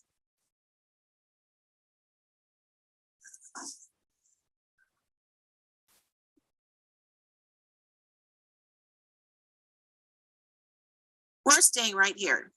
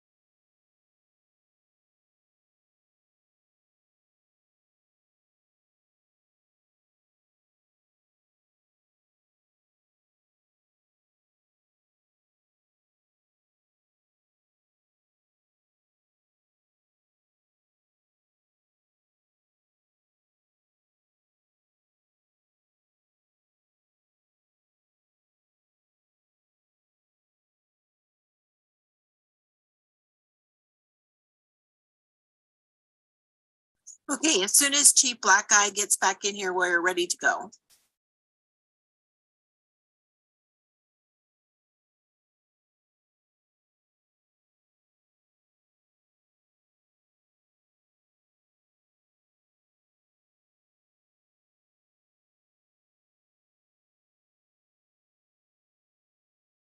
Okay, I'll call the meeting back to order. Superintendent Jara, I've been asked by a member of the committee if, I know Senator Donate asked you for statistics on pepper spray that's being used. I've been asked by a couple of committee members if you could get us statistics on the use of force, any kind of force. Thank you. Thank you, and we'll do that. And I just wanted to, if I can follow up to clarify, data is submitted to NDA. It's on the public website as of today, so that's available. Thank you. Okay, Senator Seibel, if you'd like to finish up. Yes, thank you. So I just want to make sure that I am understanding that, because I do appreciate that getting data from students is important. They are, correct me if I'm wrong, but they're the population that we're trying to serve in these public school settings. And so we get their feedback about their interactions with law enforcement on campus, about how they feel, whether or not they're safe, their, educational experiences. And I'm trying to make a list of like policy improvements that we make based on that feedback. And so far I've come up with, maybe you can help me with a quick list of things that CCSD Police has done in response to that feedback. Thank you, Mike Blackeye, Chief Clark County Schools Police Department. John Mayer in Las Vegas, correct me if I'm wrong, there are 52 general orders in our general orders manual. Off the top of my head, I can't just start going off of a list of those that actually do include juvenile type of policies or procedures specifically. But if you give us time, we can provide that information to help better give some, I guess, clarity to the question that we don't have procedures that relate to working with juveniles. Okay. Of the 52 orders, how many relate to police misconduct? Mike Blackeye, Chief Clark County School District Police Department. Lieutenant Hewitt or Sergeant Mayer can help answer that question. Thank you. Senators, members of the board, I'm Lieutenant Steve Hewitt with the Clark County School District Police Department. We have General Order 301, which outlines our internal affairs process. And then we have General Order 303, which is our code of conduct. And that outlines the process and what officers can and will be held accountable for based on the outcome of any investigation. So 2. Thank you. And are students and families made aware or trained on those policies in any way when they enroll their kids or when they start attending school? Lieutenant Steve Hewitt, School District Police Department. I'm unaware if students and parents are made aware of their capability or any avenues to complain outside of Safe Voice, but it is listed on our website publicly to file a complaint.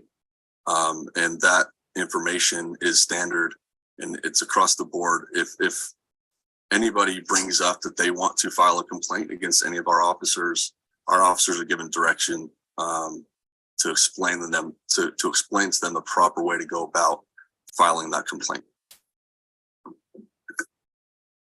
Okay. I just have one final question. And I'm sorry I did not catch everybody's name in the room down in Las Vegas, but one of you appears to be wearing a tactical vest. Is that standard on school property?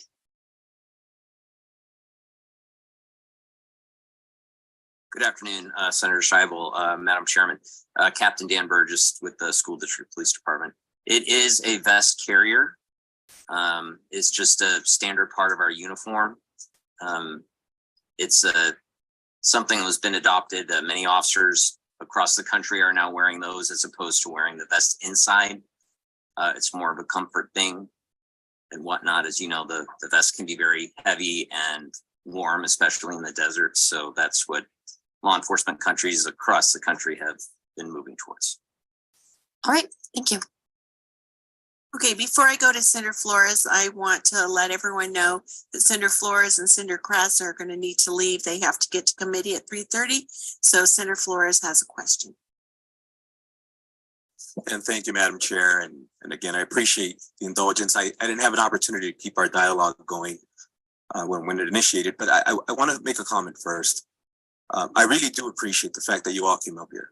I know you're busy, you have 1,000 things happening, and nobody wants to be questioned about anything. And I also appreciate that you all put data at the start of this conversation, right? So that we can understand that your jobs aren't easy.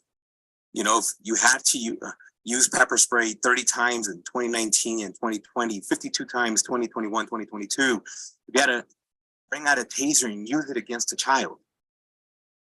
Obviously, you know, it's frightening, right? It's scary that you have to present this data and you're presenting to us that it's difficult.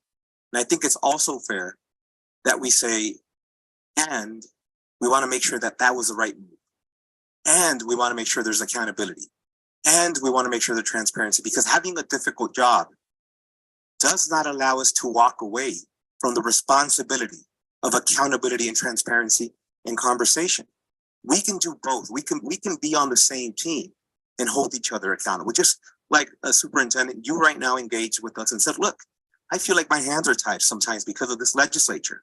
You can say that to us and we don't have to get offended, because we know that at times we have to step up, put more resources where you need them, listen to what you're saying to us, and then we engage in this conversation. And I think we also have to understand that the reason this conversation is happening is because our constituency came to us and said, these answers aren't happening. They're not coming through in our public settings. We're asking questions, we're trying to have forums, and they're not happening.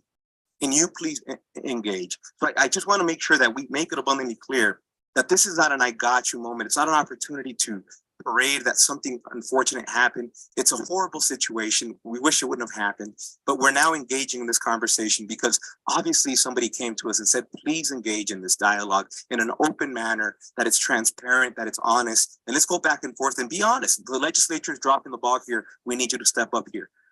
So with that, here's where my question's at. And the reason I initiated my dialogue with how does it work when we have issues of misconduct and all that. I eventually wanted to get to this point now, and I'll end my question with this. When you train your members of law enforcement, are they trained one way on campus interactions and a different way on off-campus interactions? Do you ever differentiate in training your officers in that manner? If you could please answer that question, I'll have a follow-up right after. Thank you, Mike Black, Chief Clark County School Department. For the record, before I give it over to you, Lieutenant Hewitt, regarding that specific answer, you said you think you appreciated us for coming here today. Thank you. I like coming to Carson City. I just wanted to say my father went to Stewart Indian School and in the 50s and graduated from there. He didn't talk about two things in his life to me. And that was his experience at Stewart Indian School or his 2 tours in Vietnam. So, but I do appreciate coming here because that's part of my father's life. He's no longer with us. But I'm happy to come to Carson City. With that, I'll give it over to Lieutenant Hewitt. Thank you, Chief. Hewitt, the Lieutenant with the School District Police Department. Members of the board, thank you. We do. There's a difference.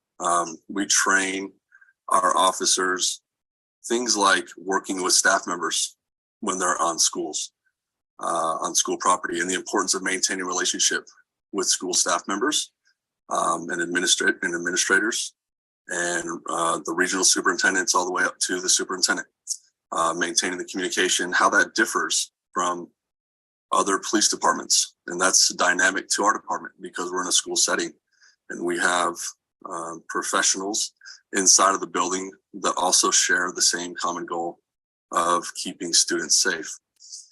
And then we train our officers on the importance of how to engage with students and the difference between getting involved in school rule violations versus violations of the law. and how it's important not to get involved in school rule violations and disciplinary actions that are being given out or administered from school administrators, because on our level and being sworn members of law enforcement, we need reasonable suspicion or probable cause. Probable cause definitely to make an arrest or issue a citation. Just because you violate a school rule that might lead to an argument with a staff member or another student, things like wearing your hat in the building. We cannot and will not and should never get involved in that school rule violation. It seems it may be silly, hopefully not to any of you, that I'm bringing up wearing a hat as a situation that we might get involved in, but we are requested sometimes to get involved in situations like that because now there's a student that's arguing with staff because he or she doesn't want to take off their hat. So we train our new officers to maintain that discipline and make sure that we do not get involved in situations like that. And there's hundreds of others examples, but the reason being we have not developed at that point any legal standing or legal reason to be involved in that situation, which if it led to a use of force situation or any other outcome on the onset, we never had a lawful right to be there in the first place. So that is very important training that we give our officers as it relates to school settings that differs from what we do outside of schools. Outside of schools, we're looking for threats. We're looking for the people that are without a doubt planning on attacking our schools right now. We are looking for those people. We are seeking those people out daily. And if we see something suspicious around our schools, there is a much different approach to those members of the public than our approach to students on a school campus. Things like traffic stops outside of schools, because that directly affects school safety. That's much different training than training we give for students on campuses. Person stops, Terry stops, like the chief mentioned earlier. So yes, there is difference in training, and it does come out to our lateral police officers who might be familiar with a different way of policing as they now enter a school district police department, and especially for our officers that are coming from the police academy that have learned one way, that have learned the basics, that now need to tailor what they've learned to the school environment. Thank you. And thank you for that. And I appreciate that because obviously that makes sense. I understand that just because a student is violating, say, dress code, and then they leave and they're on the sidewalk, that doesn't mean that somehow we should now go and apprehend them and initiate a custodial interrogation. But the reason I asked this question is, and I'll end it with this, Madam Chair, is there an on-campus rule that differs from an off-campus rule involving recording law enforcement in the training? Are students ever prohibited from doing that? Mike Black, I Chief of Clark County Police Department. Hewitt, talk about the First Amendment if you want to. Yeah, sorry, Chief. Steve Hewitt, Lieutenant with School District Police Department. We do express the importance of allowing anybody, not just students, anybody to record openly any police interaction from a safe distance.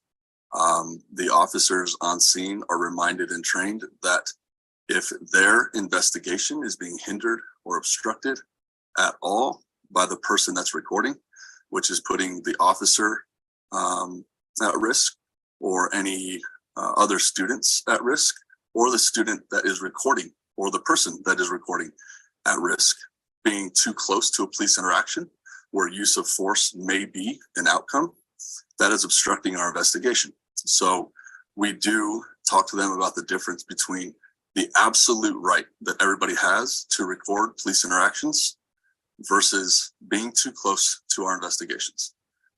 As it relates to on school or outside of school, that goes back to my last answer. We will not stop a student from recording on their cell phone inside of a school, because if the school doesn't want them to do that, then the school needs to tell them not to do that. We will not get involved in that unless it is obstructing our investigation, and our officers are encouraged to stop anybody from obstructing their investigation to make sure that everybody's safe on that scene. And thank you, Madam Chair, for the indulgence, and thank you again for the dialogue, and appreciate all you taking your time to be here with us today. Senator. Yes, go ahead. Thank you, Madam Chair. Senator Flores, I just want to. Please identify. Superintendent Jar, for the record, I just want to thank you for the comments. I want to make sure that you, from me as a superintendent, I did meet with groups because I had been meeting with groups around our work, around our school justice partnership and the work we're doing. I said it here, I say it often. We have a lot of work to do. We have a lot of needs. So anytime that I have an opportunity to express the work that we have to do on behalf of children, count me in, call me in anytime as partners. And so I love that as a solutions-driven partner, because this work, I've said it from day one, it's 305,000 children, there's 40,000 employees, there's more of them than us.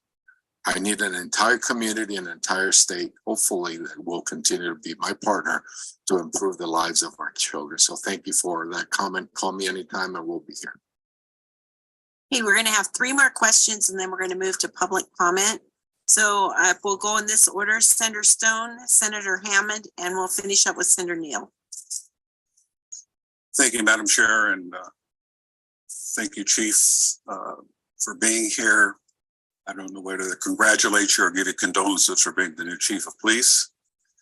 Thank you also, Dr. Jar, for being here.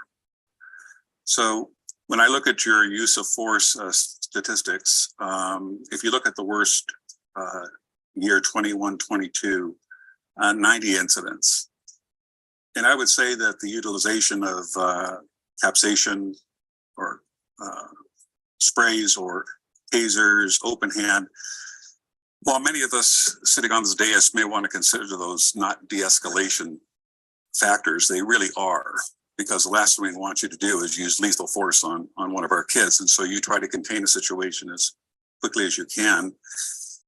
And one of my colleagues had mentioned that it seemed like we need more social service representatives on campuses and maybe police officers, if I'm interpreting that right. I'm not one that believes in that philosophy. And I'll give you an example. I was in junior high school in Anaheim, California, and I was the only Jewish kid in the entire school. And so it was not uncommon for me to be targeted because I was Jewish by anti-Semites and beaten up. And so in many cases, I defended myself. Sometimes I wasn't successful when I had 2 or 3 grouping up on me. But I was happy to be able to report people, and the police would get involved and take care of business. So you can't always have social services coming in when you got one student beating the crap out of another student. So I believe the number one responsibility of an elected official, whether you're at the state, the county, the city, etc., is public safety, protecting our kids in schools, protecting our civilians and police forces. I'm glad to hear that you use body cameras, because I think in the investigation that we're not supposed to be talking about today, I think that's going to bear a lot of fruit in your investigation. And I personally believe that 99.9% of police officers are good people that don't get up in the morning and say, I want to go assault somebody or I want to go kill somebody. They want to protect people. And you will do your due diligence and you will come to your conclusions. But a question about your internal affairs process. So when you get into a high profile incident, like the one we're going to be hearing about, not today, but in the future, who makes up that internal affairs arbitration system? Is it just your officers, or I think you said you partner with Metro?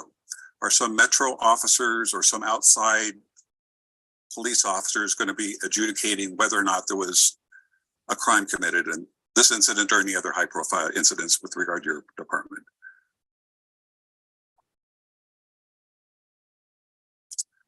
This is the first, I guess you coined it a high profile incident. The arbitration process involves the representatives from Clark County School District, sorry, Mike Blackeye, Chief Clark County School District, for the record. It involves the representatives from District Legal, from Clark County School District, and an arbitrator, a mediator, and the subject employee and their representative. And I don't know if you've been in an arbitration, but that's the entities involved in the arbitration, and that's after the if there's sustained findings, determination on the level of discipline. But typically, all discipline is grieved. There's a grievance process through collective bargaining, and those grievances are made, and typically they'll end up in an arbitration type of setting. I don't know if did that answer your question? As far as the utilization of other agencies, other internal affairs agencies and such, our internal affairs officers do that. It's not necessarily a means of using them as assistants in making decisions, things like that. It's just for assistance in the process or questions regarding the process. That's typically what that is. So, but our internal affairs investigators make their determinations on their own, and they gather the expertise of others for like situations to properly handle the situation they're dealing with. Okay. Hopefully that answers. So, can you also tell us when there's a radio call that says that a student has a weapon, a gun? Can you talk about the tension, the urgency that your police officers have to make split-second decisions and trying to apprehend somebody that does in fact have a weapon like that? Mike Blackeye, Chief Clark County School Police Department, for the record. I will have actually Lieutenant Hewitt answer that. He's more closely related to that type of situation or call currently. And he can speak of recent. Mine would be dated. Thank you. Thank you, Chief. Steve Hewitt, Lieutenant with Clark County School District, for the record. Oftentimes we receive phone calls and dispatch lets us know, or we receive information from a concerned citizen that there's a firearm on or near campus. I will tell you that the officers that work for me and the officers that work for the other lieutenants on this department immediately feel a sense of everybody understands that feeling where your stomach is just in knots. Your heart starts to beat, and you are immediately more worried about the 800 to 3,000 students that are just trying to get an education at that time.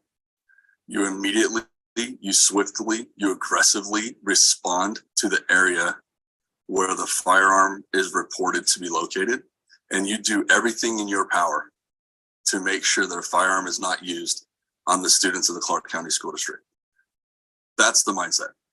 That's part of the mindset. The other part of the mindset is your own life and your own safety, which is secondary. So all the thousands of students, the 304,000 that are trying to get an education in a safe and secure learning environment, which is part of our mission, and we take that very serious, and we try to uphold that every single day. Unfortunately, to your question, we do respond to those firearm situations, and again, we will continue to respond swiftly and aggressively to those locations, and then take it case by case. Based on the information that we receive on the scene. Is it serious? Is it urgent? Is it right now? Is it something that they saw 30 minutes ago? Is it this person that has it? There's a lot of questions we need answered immediately. But I can speak on behalf of the entire department. When a firearm is near a school, we take that very seriously because there's precious cargo inside of that building, and a firearm in the location anywhere near or on is just completely unacceptable. Is it fair to say that there has to be split-second decision-making made by your officers in a situation like that? Absolutely. that's something that officers learn day one in the police academy, and that's something that they need to remember for the rest of their career. Is it fair to say that Split those, second decisions, is it fair to say that those second decisions aren't always right? We hope that they're always right, but they're not always right. Correct. Thank you. they're not always right. But I appreciate the effort and I appreciate what you and your colleagues do. Dr. Jara. And excuse me just a second, Senator Stone. That was Lieutenant Hewitt for the record. Thank you, Lieutenant Hewitt. Appreciate your service. Dr. Jara, we never met personally. It's nice to meet you for the first time. You are the superintendent of the 5th largest school district in this country. I would assume that you and your board choose your police chief. I would assume that your police chief assembles his police department and runs it according to the policies and procedures which he has outlined here today. You have criticized AB 469 that happened before I was here that basically limits your ability to direct school teachers to urban areas and urban schools that may have more of a history of safety issues. Is that correct? I've been Superintendent Jar for the record, and it's a pleasure to meet you, Senator. I would say it's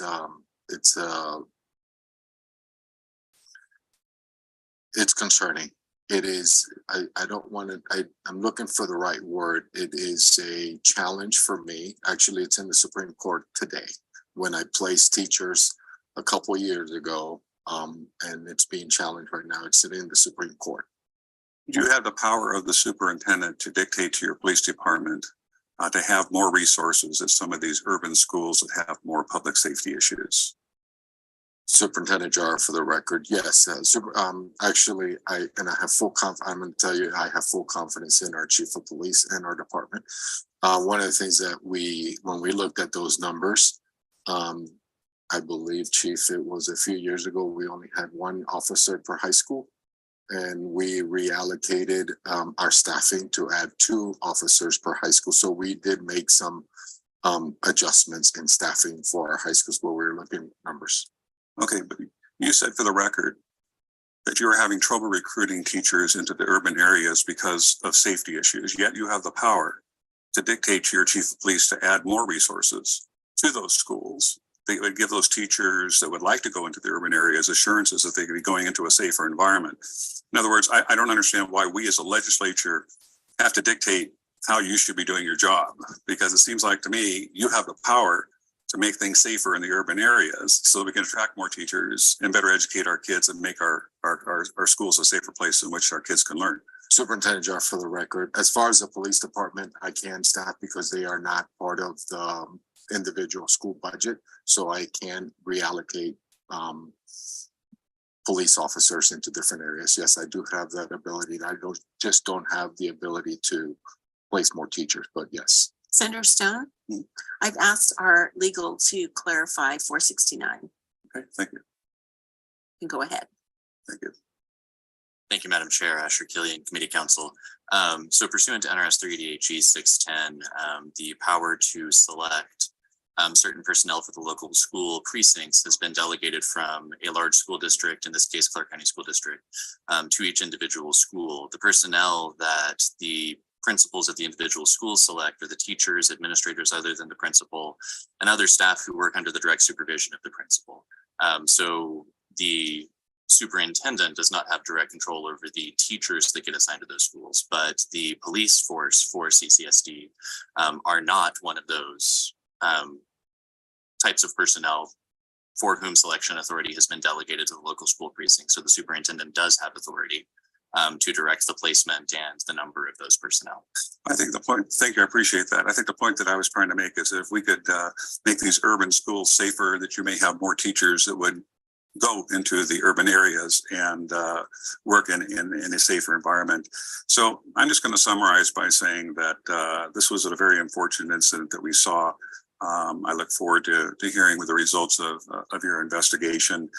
We talked about being reactive versus proactive. I say us being reactive here today, not proactive, Dr. Jara. I would hope that we would see more proactivity in getting more officers, public safety into some of these urban areas so that we can attract teachers to ensure that not only is it a safe environment for our teachers, but it is a safe environment for our children. I think that's the peace of mind that I think parents want in Nevada, to know that their kids are going to school where they're going to be safely taught and without fear of getting hurt or police brutality issues, etc.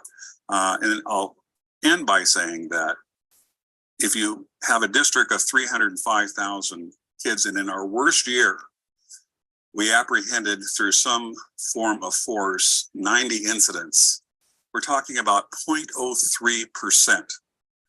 So, Chief, I want to congratulate you and your department, because I think you've done an outstanding job. And just one other thing, when you talk about tasers, it sounds like a real draconian, terrible thing that you do.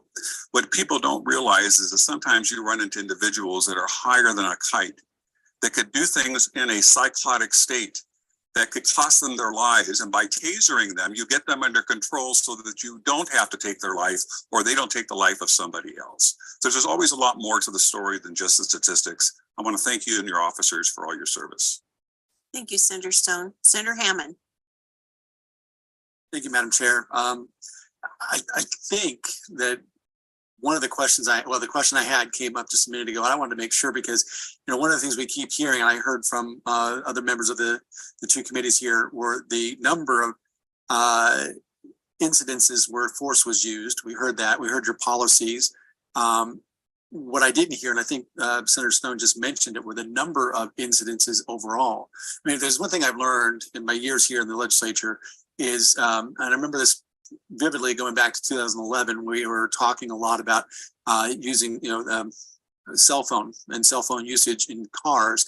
And if we passed a law that prohibited cell phone usages in cars, there were some communities who were really concerned about that, because that would directly impact the number of times an officer was having direct contact with another person in the community, which meant that you might increase the number of violent interactions between those two entities. And so I bring that up because I learned a lesson there.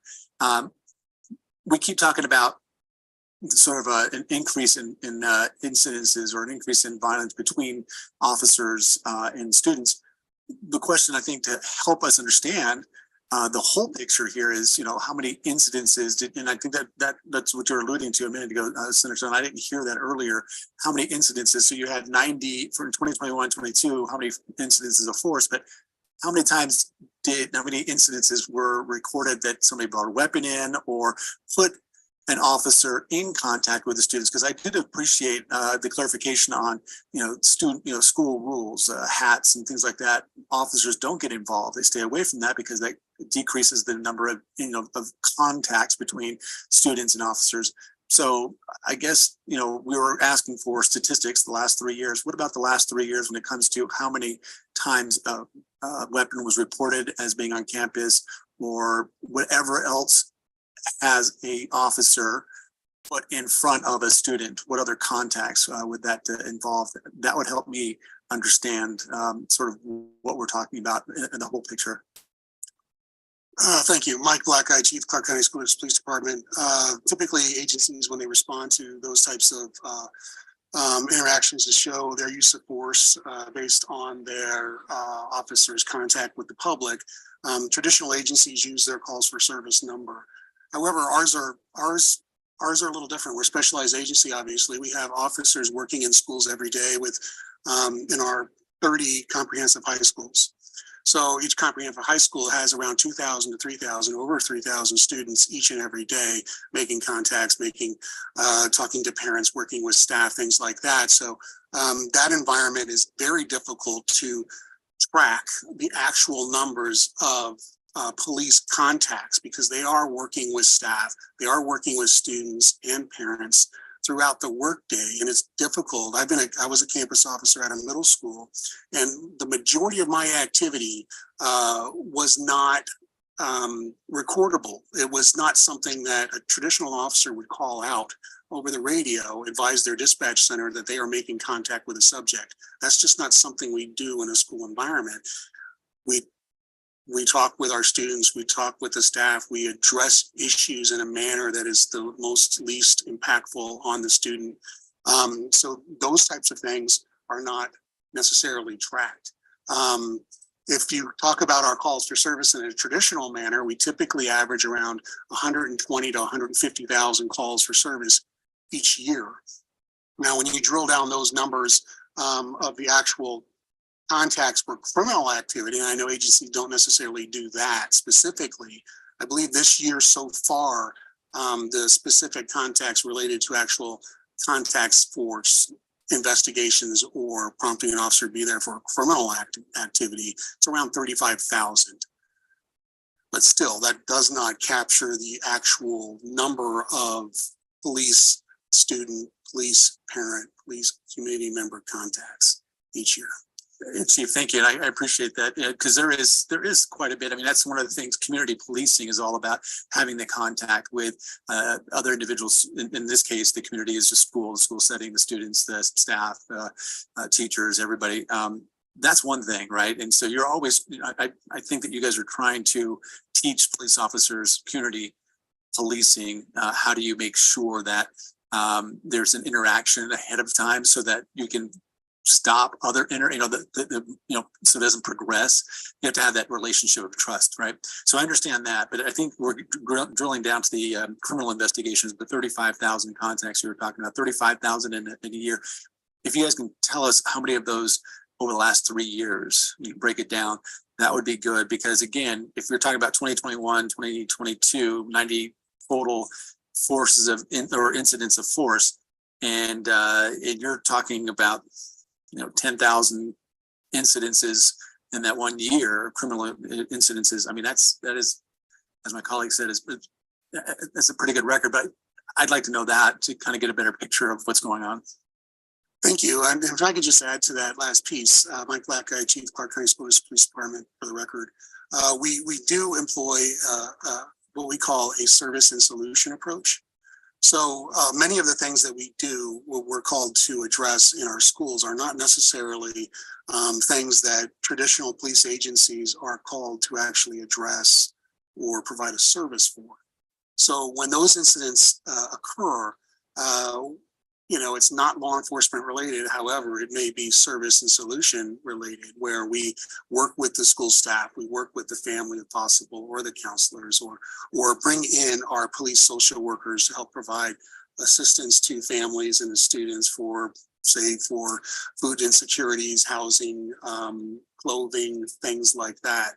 Those are the types of things that we are also doing with our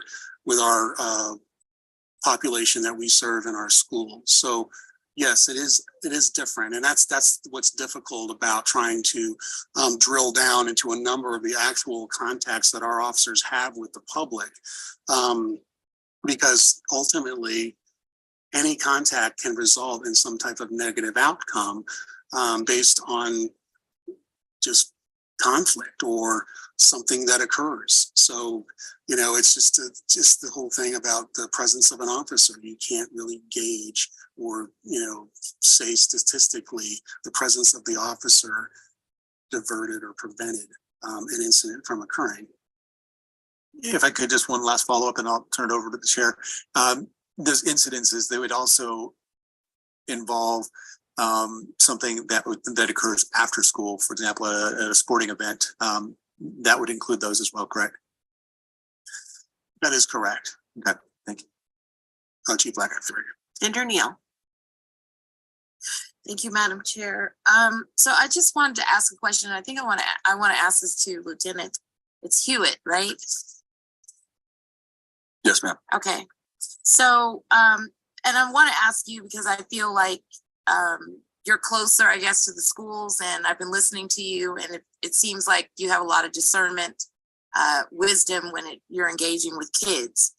I want to talk about kind of like the implicit bias piece. And the question that I have is that when you run into a situation where you're needing to de-escalate and there is potentially implicit bias at play, maybe it's the teacher who maybe has a different interpretation of a student that is acting out in the classroom. Like there are things where, we have stereotypes about, the loud African-American girl, right? The African-American male that may be seen as aggressive, but maybe he's not being aggressive, right? Because there are other things going on. But the teacher calls and says, you know, I can't handle this kid, et cetera, et cetera, et cetera. But when you show up, I'm just wondering how you deal with that. And I'm gonna tailor this with this. When I was at Booker, I had a 5th grade student, girl, track student, and she hated math. She hated Common Core. We all probably hated Common Core. But she literally stood on the desk and she did her whatever, you know, say it with your chest, Kevin Hart moment. And I was just like, maybe I entered into an alternate reality, but because I knew what her deal was, there was no way that I was ever going to call school police, because this can be managed. Why do I think that could be managed? Because I was a strong personality in general, but I didn't take what she had as a threat, but for someone else, it would probably be seen as a threat. This girl is cutting up. She's now stood above me. And now this situation is going to turn into something that may look like a situation. And so I'm wondering, you know, how do you deal with that? Because what we have children who come, they react, they're having bad days, they're flipping out. I had a student at Cheyenne, she hated PE. So she had an attitude every day at 9 o'clock in the morning because her hair was messed up. She knew that the boys were going to bully her because she didn't have time to address what she was going to look like. So she had a horrible attitude every single day. She would cut up, mouth off, say whatever she was going to do, but that was never an incident that was going to rise to a suspension. I'm kicking you out of class, because I knew what her problem was, right? I'm like, okay, let's deal with this. Get your crap out of the way and let's get to the subject that's at matter. So I want to know how you, when you're encountered those kind of situations, what do you do in your discernment and wisdom to say, you know what, this probably doesn't rise to a writ, a citation? Thank you, ma'am. Sorry, Steve Hewitt, Lieutenant, Clark County School District Police Department. That's an outstanding question, and I really appreciate it, because that is what we as a police department deal with daily, outside of keeping children safe and responding to reported crimes, and getting child abuse reported to us, and all the way from students approaching us saying, hey, my cell phone was stolen, up to my bike was stolen, up to I am being molested at home. There's a huge realm, right, in between those. So while that stuff is getting reported to us, rightfully so, and thankfully, we're also dealing with, I'll use your example, the staff member that's with a student, and the student just doesn't like that staff member, or that staff member doesn't like that student. What I do, and what I would encourage other officers to do, is to remove that student from the area so we can gain our own perspective. If we don't believe that a crime was committed, we have to be careful removing or detaining or escorting anybody anywhere. And that's a challenge for us, because we are sworn law enforcement officials at work. So removing a child from a setting where they're involved in an argument with a teacher that is not rising to the level of violating any Nevada laws. How do we now go about removing that child from that setting so we can gain our own perspective? I can tell you it's through de-escalation. It's through talking to them like a human being, not just a juvenile, not just a student, but a member of the public, a person that you start to, as you go on through your career, you start to learn when certain things are said and they're focusing on one person, then ask that staff member to leave, because they should listen to us, because we're all professionals. So that's an option. So we can now gain our own perspective. Something common that we do when a student is disrupting a classroom, we remove all the other students from the classroom temporarily. So it gets rid of, so to speak, their audience. And you'd be surprised how fast that de-escalates a situation, because what we come to find out is that the student was acting out for the purpose of mainly, not the whole purpose, but the main purpose of almost putting on a show. So you remove the other students from the classroom. You ask the assistance of CSMs or administrators in the school to escort students to another classroom temporarily, only for a couple minutes. That's all it takes. And then we gain our own perspective as to what's actually going on with that child. What happened that morning is always a good question to ask. Where's mom? Where's dad? How was your morning?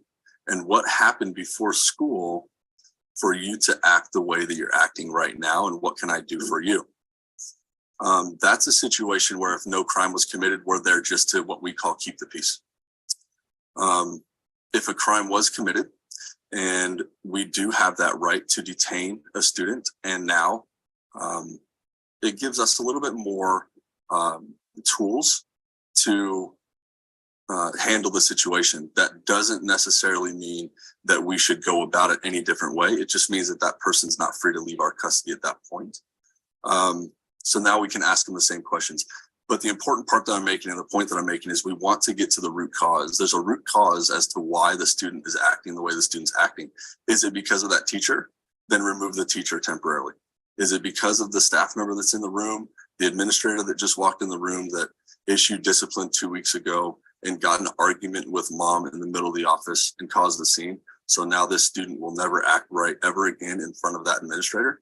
Well, if we know that and we stay in contact with the school staff and we know that this staff member has a problem with this student, then the officers know that going in, and they should immediately resort to removing that staff member from the room in order to keep the peace. So we gain our own perspective regardless of what's going on at school. Our next step is to determine whether or not a crime was committed on the campus. Thank you for that, because that's more of what I want to see. Because I think that that's really what's going on. I think that's what's going on post-COVID. I think that we need to take a step, pause, and think and reflect, and only put those officers on campuses that have actual discernment, knowledge, and wisdom, right, to understand the setting that they're in.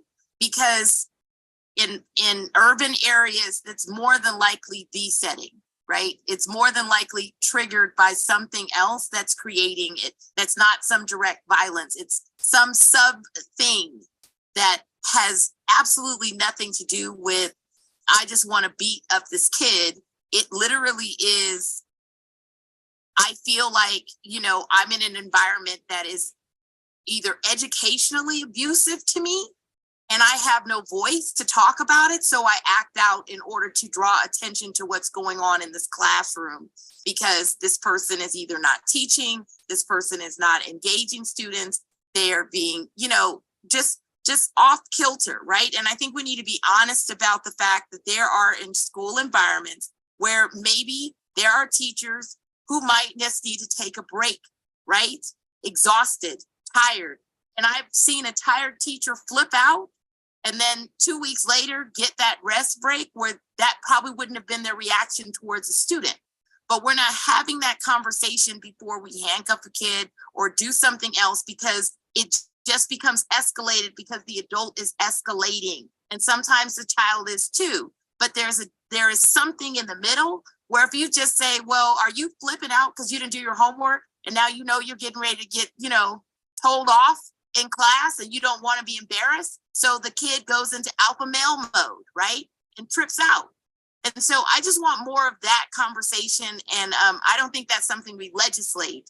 I think that's something that the people, the officers who have wisdom should co-train and have those conversations and try to move the needle within school settings where those are the real issues, not the other issues where there's increased violence. I don't think anybody on this committee wants a teacher assaulted or a student assaulted.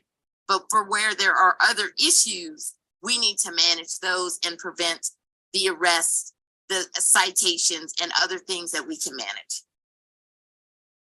Senator Hansen. Thank you, Chair, for the second bite at the apple. First, one thing I want to make sure is that the record's clear, because I don't think you guys covered it adequately, frankly, and that is the question of your own training. Now, you mentioned Henderson and Metro and all that, but the reality is you guys absolutely tailor your training to dealing with children in the public school system, do you not? Mike Black, Chief Clark County School District Police Department, that is correct. Okay, well, I want to make sure that's clear because the impression I got listening was like, well, we do a little bit, but we're kind of copying Henderson or whoever. The reality is you guys do train your officers to deal with children. Now, you also have a very unique role in that you mentioned earlier in your testimony that you guys also are dealing with adults coming onto the school property or adults just outside of the school property. You guys have a double role, basically. You're not only acting with children, but you're acting with out of control adults in some cases. Is that correct? That is correct. Okay, well, the next question is, how often do your officers either get assaulted or called or need to call for backup because your people feel threatened? You got 35,000 criminal actions. There must be some times where you guys feel like you're going to get the hell beat out of you. Correct. I don't have the exact number. I have Chief Black-Eyed for the record, Clark County School Police Department. 1 year, I don't remember what year this was, but we looked at the numbers and it was every third officer basically was injured in the course of their duty in some manner or fashion one school year. I can't remember what school year that was. However, it is a high rate of injuries sustained from student contact. And that's just student contact. I believe it's our risk management department would have that number, and that's typically what I didn't grab those numbers before this meeting today. Okay, well, wait a minute. That's now 1 out of 3. What was your total police force? At that time, I believe we were a little under 160. So about 50 officers were assaulted. Is that over a window of time, or how long are we talking? Well, I was taking into consideration the officers in the actual field, which was a lower number. I believe it was around 120. So we did have a high rate of number of officer injuries. Okay, well, the reason I bring that up is there was somewhat of a criticism that one of your officers is wearing a protective vest. But also Officer Hewitt had mentioned that he's found 27 weapons. And apparently you guys have hundreds of maybe prank calls or whatever, where you have to go in and deal with weapons, not just guns, obviously knives, clubs, whatever.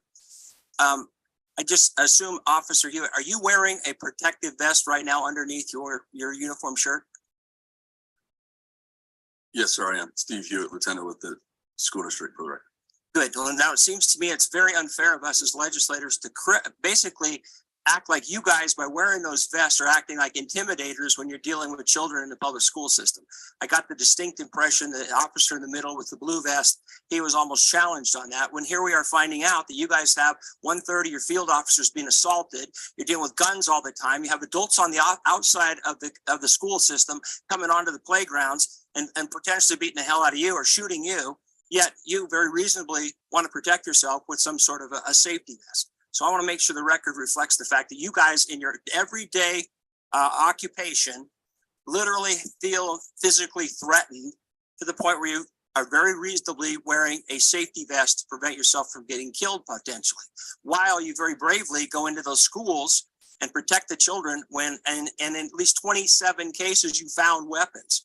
I'm reminded of Parkland, I think it was Parkland, where there was a cop that stood on the outside and it didn't do what you said you do all the time when these situations come in, protect those thousands of children in these public schools who didn't do that. And the whole nation called him a coward. And frankly, I agree with that. But I want to know that you guys are heroes for doing that, yet you're somewhat getting criticized for daring to wear a safety vest because it may intimidate some of the kids. So I think we got to get that on the record, that you guys are very reasonably doing reasonable things to protect your own personal safety. Let's see, I think that pretty much covers it. Yeah, I think one last thing too.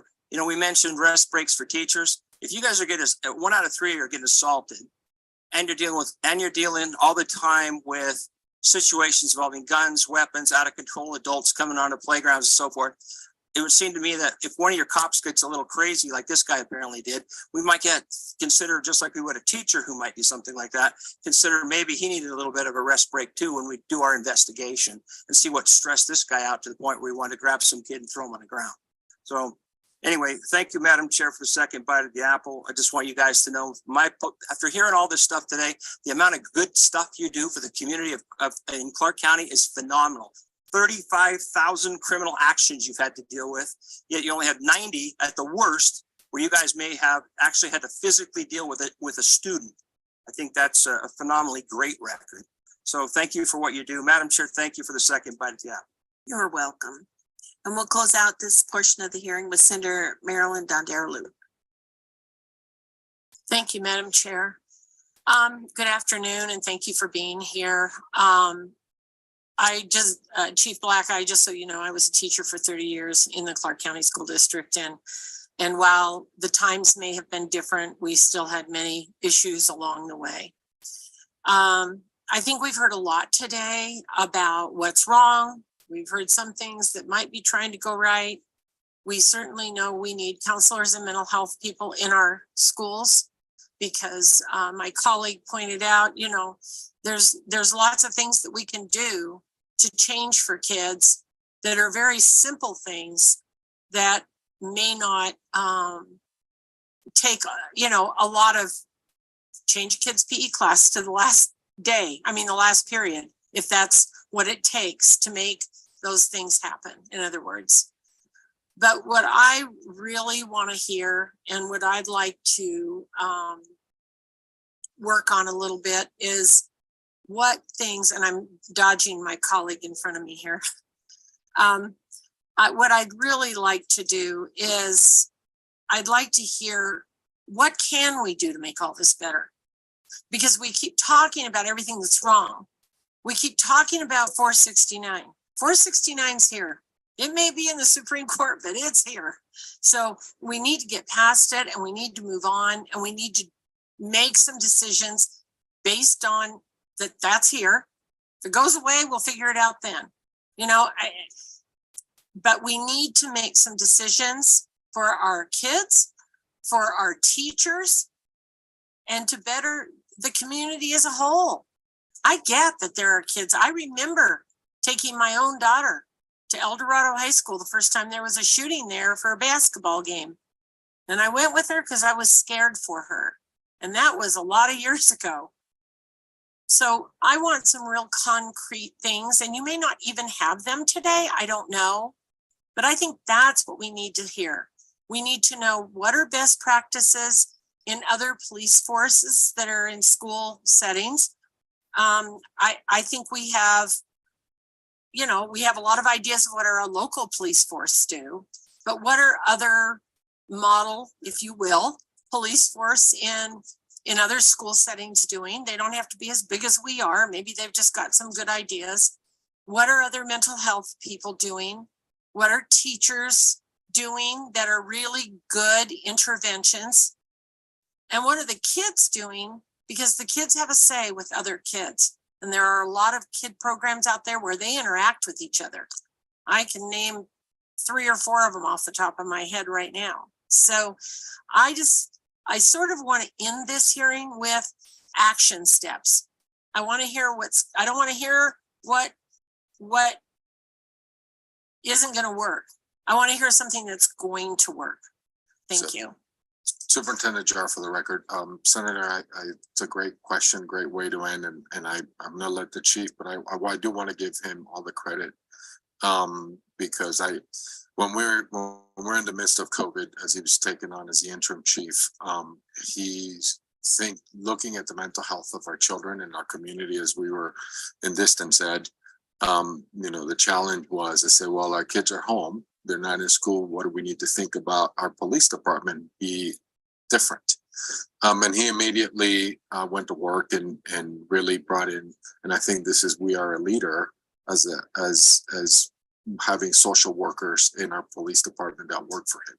So I know that the question was for him, but it's a great way, because I think we need to do more of that, and his leadership and his thinking, and revisioning and reimagining some of the work in our police, because of, and think about putting yourselves at that time is when we're having all the riots around defunding the police, and our commitment was to make sure that our kids see our officers as friendly, mentors and supporters of what we're doing in maintaining the public safety. I just wanted to get that on the record and give him all the accolades because of his leadership and the team and really rethinking around the mental health aspect of our children and our community. So thank you for that, because I think we need to invest and do more of that to make sure that we maintain this a safe learning environment in schools. Thank you, Chief Black. Clark County School Police Department, for the record. Before Chief Ketzel left, he was the chief of the school police department for 8 years, and his biggest concern was the mental health of our children. We were receiving safe voice alerts for suicide ideations for our students, and that was relatively new during the end of his tenure, and that really got him concerned about what our kids are actually experiencing and what they're going through to be in a situation where they're having an ideation to end their life in some manner. And with the deployment of Safe Voice and the deployment of devices to all of our students, it seems like that effort exploded. And I can sit here and receive even during the school day reports of suicide ideations that either our agency or another local agency is responding to a student's house because of a suicide ideation where the officer is now talking with the parent or relative in the home, and now they're hearing that their child had typed something in the computer or said something regarding the ideation to end their life in some manner. With that, that's when we thought of the idea, and it wasn't relatively new, of having a police social worker. We've always had social workers in schools, and with the effort to try to get more social workers in schools, I know that's been a difficult struggle.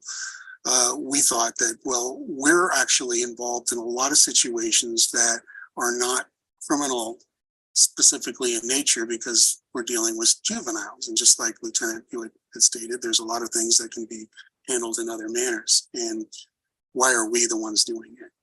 There's some things in there that can fill that gap. Social workers working directly with police can fill that gap. A lot of our incidents, I believe, and I have Lori Smith, one of our police social workers in Las Vegas. She's handling a caseload, I believe, since the start of the school year. Lori she has 140 referrals just for services for social workers, based on our incidents, based on some of the things that our juveniles are experiencing and getting involved in. They can be suspects, they can be witnesses, they can be victims. It doesn't really matter. Our social workers are there to help and support not just our efforts, but the efforts of the school district. Most of our officers are locally grown. They were in our schools, and when they made a decision to become police officers, they chose the Clark County School Police Department. There's been a cutoff though. You asked for help, and we have a couple programs and things like that of ideas that we would like help in to get kicked off to help our youth, because I think that's the answer, right? One of those is a explorer type of program, or assistance type of program, or internship with law enforcement. But with the law enforcement always struggles because of that gap when they leave high school and they're not 21, they can't be a cop. So what do we do? And I spoke with the Washoe School District Police Department, Trevino, and his deputy chief about the program that they had in mind. And I thought that's very exciting. It helps fill the vacancies that we have. And we're in a position that we don't have that many. But that's only because I think we're understaffed. We do have most of our weekends and other positions filled through overtime, because we devote all of our resources to our kids during the school day. And if we had the ability to fill those vacancies and even more with some of the specialized positions that we'd like to get funded, that would be helpful. So obviously I'm all for increasing the number of law enforcement officers in our schools. I was a middle school officer for, I believe, 5 to 6 years. and loved every minute of it. Didn't want to leave. However, after that, we removed all of the middle school officers from middle schools, and from that point on, we've seen increasing numbers of issues from that removal of officers from middle schools. And I think if we get back to that, we can eventually help the situations that we're experiencing in our high schools when they're spending the school day with an officer on campus.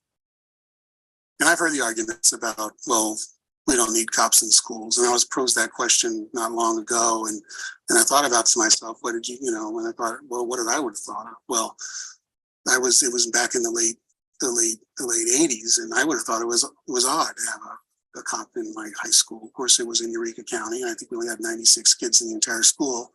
And I think folks were already related to the deputies. So, but still then it would have been odd. But that was before Columbine. That was before Sandy Hook. That was before the number of school shootings. And when it comes right down to it, I think the folks in Denver, the folks in Arlington, Texas, just recently, all of those locations, when they have a school shooting, what is the first response from parents is to secure that school. And and what is their first thought is to get a cop there with a gun at the doors to make sure that school is protected. That is exactly what the response is. And that's what Florida responded to. And what do they have? They have a mandate, I believe, that have an armed police officer or somebody with police powers at their schools. I don't know if we need that, but I know that's what the community would cry for if we did have an incident in our jurisdiction at our schools and we weren't staffed with enough officers to have an officer at that site. So it would be increased law enforcement presence on our campuses. Okay, thank you so much for hanging with us for 3 hours. I really appreciate it. So if you want to go ahead and sit back, I'm going to open it up for public comment. So I've allocated 2 minutes per speaker for public comment. I'm going to go to Las Vegas first. So if there are people in Las Vegas that want to give public comment, they should come up to the table. And if we can swap seats there. We have a timer up here for 2 minutes, and so we will keep track of the 2 minutes. If someone has previously testified on what you're going to say, it's okay to say ditto and then submit your comments in written form. You have to do that within 24 hours of the hearing. If you go beyond 2 minutes, I'm going to ask BPS to stop the microphone or I will interrupt you. The link to the committee manager to send comments is on the Senate Education Nellis page, and you can get it there. So I'm going to start with Las Vegas, and so we'll start from left to right. You're what? Hello, my name is Yesenia Moya, Yesenia Moya. Thank you so much. Words are important. They are like a tell. The words people use will give you context to their thoughts, feelings, political leanings, ideologies, and much more. So I asked today, who are you at war with?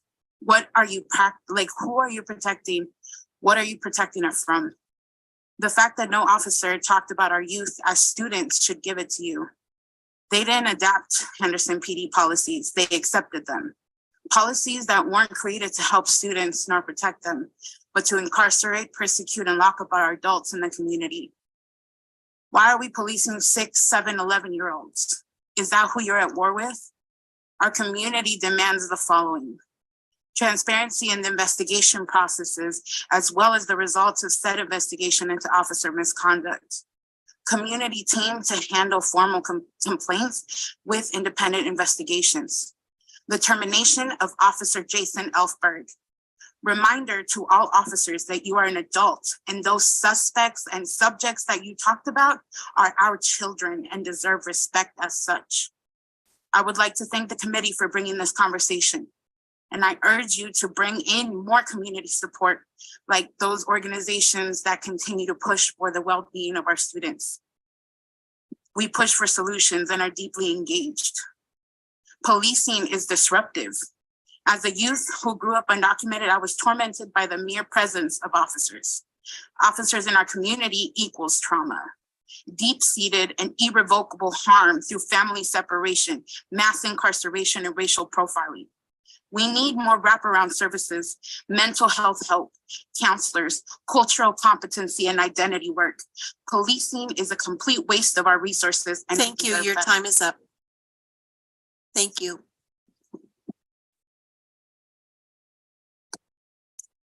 Thank you, Madam Chair, members of the committee. Thank you for putting this hearing together. Christian Kiliani speaking as an individual. Today's hearing, while recognizing there's an ongoing investigation, was to talk about the policies that allowed the framework to occur for a 14-year-old young man to be thrown to the ground and have a knee put in his back. That was not an example of an excuse. If I, as a classroom teacher, had thrown a kid down on the ground and had put my knee on their back, I would have been terminated immediately. And that's allowed by their collective bargaining agreement to do a suspension and or termination. That said, let's look at the issues. You touched on it. Lack of school psychologists, lack of counselors, social workers, family and mental health programs, behavioral specialists. I'm going to suggest a couple of changes. Go back to what we used to refer to as school safety officers. We need to depoliticize and demilitarize the schools. These kids are students, not subjects. And so it creates this climate on the campuses. All training needs to be school and student based, not based on Metropolitan or Henderson. In addition to that, you can change your climate by making sure that your officers are trained not only on de-escalation, but on special education. As a special ed teacher, I am offended that they're called diminished with capacity, and they didn't even know that they might have behavior plans. That ought to be part of the training of a school climate. This is frustrating because I think we've allowed, even as a former legislator over the years, for it to morph into peace officers, which became police officers, which did change the climate on the school campus. You can prohibit pepper spray and tasing. That doesn't need to occur. You can have the trustees appoint a citizen review committee. You could require that any investigations of termination be done by an outside organization, whether it be Metro or even the state department. Time. There are. Thank you very much. I will. Thank you. That's okay. That's all right. I will put my, I have answers to Senator Scheibel on the student survey that was done about the campus. 60% of the Black students surveyed felt unsafe seeing police at school, and there's others that have been compiled. And I'll be happy to include that in my remarks when I write them up. Thank you very much for your time. Yesenia Gonzalez for the record. From 2019 to 2020 to 2022 to 2023, an increase of between the 2 years of 3,563 in student suspension. We are seeing a significant rising rate. We had prior assembly bill meetings asking for more expulsion and suspensions, yet the root of the problem is still not identified. Restorative practices are not working, and the data is a reflection of that. In 2021, at my son's old middle school, I saw a mother and daughter that were both apprehended for assaulting the principal. What example did that parent set? Respect starts at home. Some students are walking around with a chip on their shoulder, knowing that nothing will really be done when they act out. That needs to be corrected. Desperate times ask for desperate measures, and unfortunately, officers are having to use force depending on what they are responding to in CCSD. And yes, some unfortunately have used excessive force, requiring 5 to be let go. In 2021, my son was battered. The case was sent to the harbor for the battery he sustained by another student. At the discretion of the DA's office, it was sent over to the harbor. We have a problem at the DA's office regarding crimes and committed in CCSD as they are overlooked. His case, 3 times CCSD PD had to submit evidence for restorative justice practice to be taken. To answer the question in regards to training, the Nevada Governor's Council on Developmental Disabilities does offer law enforcement training. It's just a matter of CCSD reaching out to have this training offered to law enforcement here in CCSD. And I will tell you that I did see a law enforcement officer use excessive force on a disabled student at Cheyenne High School. So it is there. It's a matter of whoever is in charge in CCSD to reach out to NGCDD to get this training. Thank you. Thank you.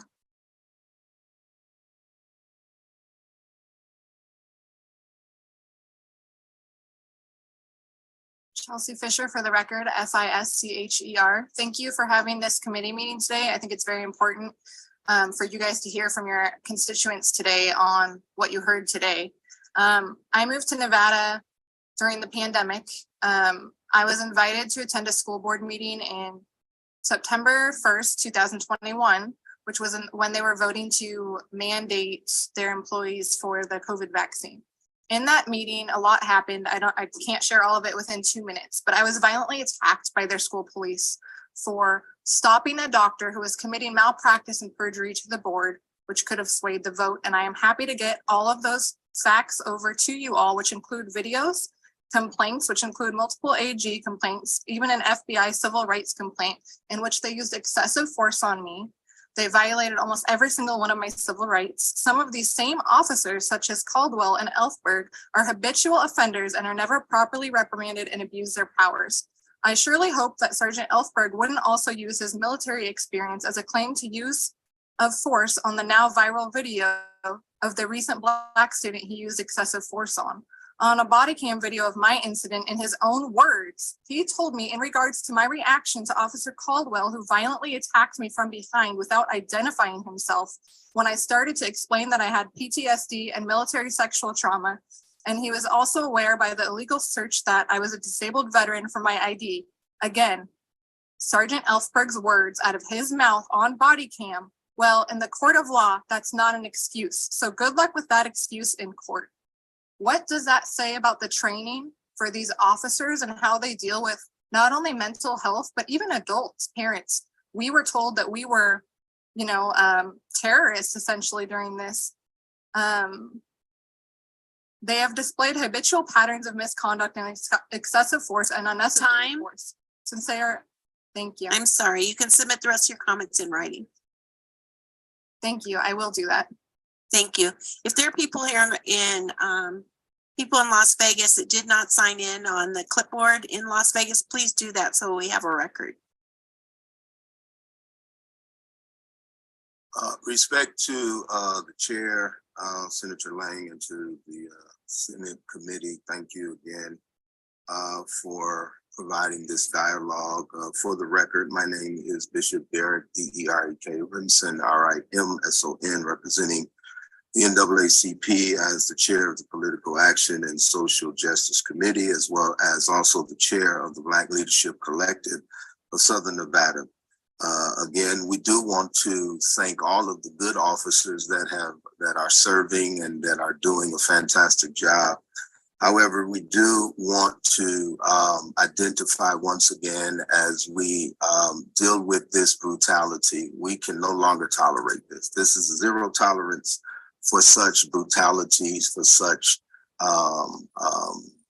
excessive force that is taking place. And of course, as a African-American father who has children and grandchildren, of course, that is the concern.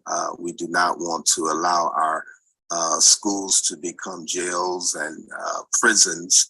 Again, and these are adult police officers that are handling children. And so there are so many other ways that we need to come up with resolves in order to eliminate this type of brutality and excessive force.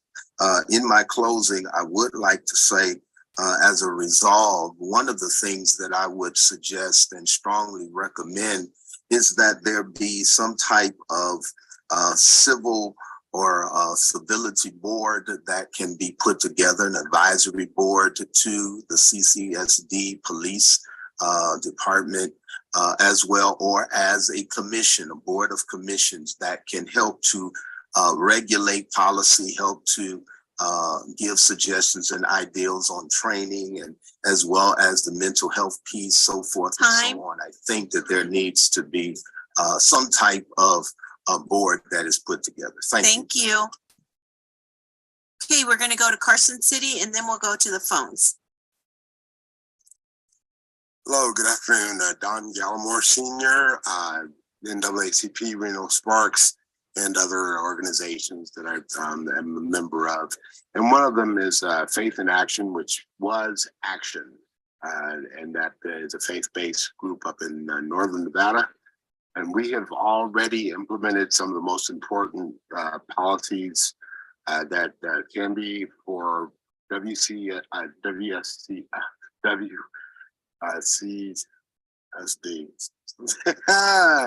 Anyway, and so basically, we've already implemented parent university, which is the crux of all of your problems. The parents are the problems.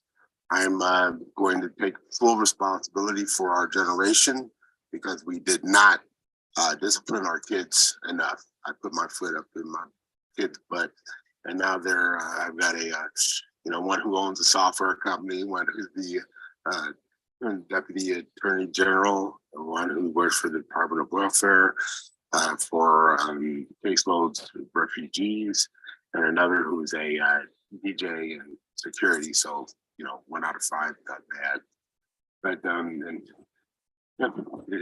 but for the most part, we need to make sure our parents are given the right tools to teach their children. Among the many things that I do, I own a dance, fitness, and nutrition business. So I make sure everybody stays healthy. And if you know some physiology, as some of the doctors do, nutrition and exercise is the only answer. Thank you.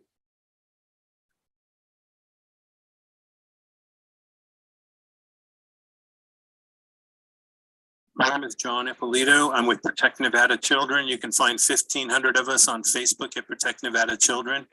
Senator Scheibel, she was asking about the survey.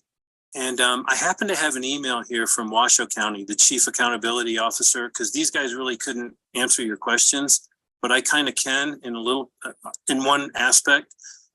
There's actually 2 surveys. There's a school climate survey and a social emotional learning survey. Both Clark and Washoe County give both of those surveys according to the Chief Accountability Officer in Washoe County. Unfortunately, those surveys used to be anonymous, and the districts would tell the kids and the parents that you don't have to take it, you don't have to you say what you want. Now kids have to sign in to take those surveys. So we're very concerned. One of those surveys is Panorama Education. And anyone who is following Mayor Garland's son-in-law, he owns that one company. And my kids have never taken these surveys. And I think most parents, and the reason is the data that the kids enter on that survey now, Panorama Education gets. School district might not get much of it. They don't know what to do with it, but Panorama Education does. And that's very problematic to us at Protect Nevada Children. Thank you very much. Thank you. Good afternoon, or might even be good evening at this point. My name is Adam Levine. I am the General Counsel for the Police Officers Association of the Clark County School District. I represent the officers and the sergeants, and I work closely with the administrators. Chief, this is our president, Detective Matt Caldwell. I work with the administrators that you saw in Las Vegas, Captain Burgess, Lieutenant Hewitt, and the others to try to make the police department the best police department that it can be to benefit our children. I want to comment on some of the use of force stats, and this goes back to Senator Hansen's observation. When you see the number of taser uses, that does not mean these are taser uses on juveniles. I am familiar with some of those incidents because they were investigated, and they're taser uses on adults who come onto campus, like when the students are attempting to board the bus and an adult is there when he's not supposed to be and won't leave and then becomes combative. I have 2 children in the Clark County School District. I had them in private school previously. I can put them back in private school at any point if I so choose. The reason I have my 2 daughters in the Clark County School District is because I want a safe and secure environment for learning. And I don't believe there is any organization better than the Clark County School District Police Department in providing that safe and secure environment. it was just 1 month ago that my daughter's high school went into hard lockdown because there was a gun on campus. And as a parent, you can imagine how I felt, as every parent would feel when they get a text from their daughter, we're on hard lockdown, there's a gun. Well, guess what? It was within 30 minutes, less than 30 minutes, they had located the student, apprehended him, and secured the gun. And like everybody else, I was grateful that they are so aggressive, that they are so professional, that they are so efficient, because if they weren't, I wouldn't have my children in such an environment. Time. Thank you. Hello, Matthew Caldwell for the record. I'm a detective with school police and president of the Police Officers Association. I want to thank everybody here for their questions. I did enjoy quite a few of them. Some solid points were made. And the goal of our department from the police union side is to use force to not use force whenever possible. We absolutely do not want to use force on anybody if we can avert that. To add to what Lieutenant Hewitt said, we are trained in de-escalation techniques. Our goal is to have the minimal impact in the education environment as possible while keeping the school safe. And thank you all for your time. I appreciate you. Thank you. Anyone else in Carson City? Okay, BPS, if we could go to the phone lines and just queue our callers up one after another. I think there are about 6 on there that want to give testimony, possibly.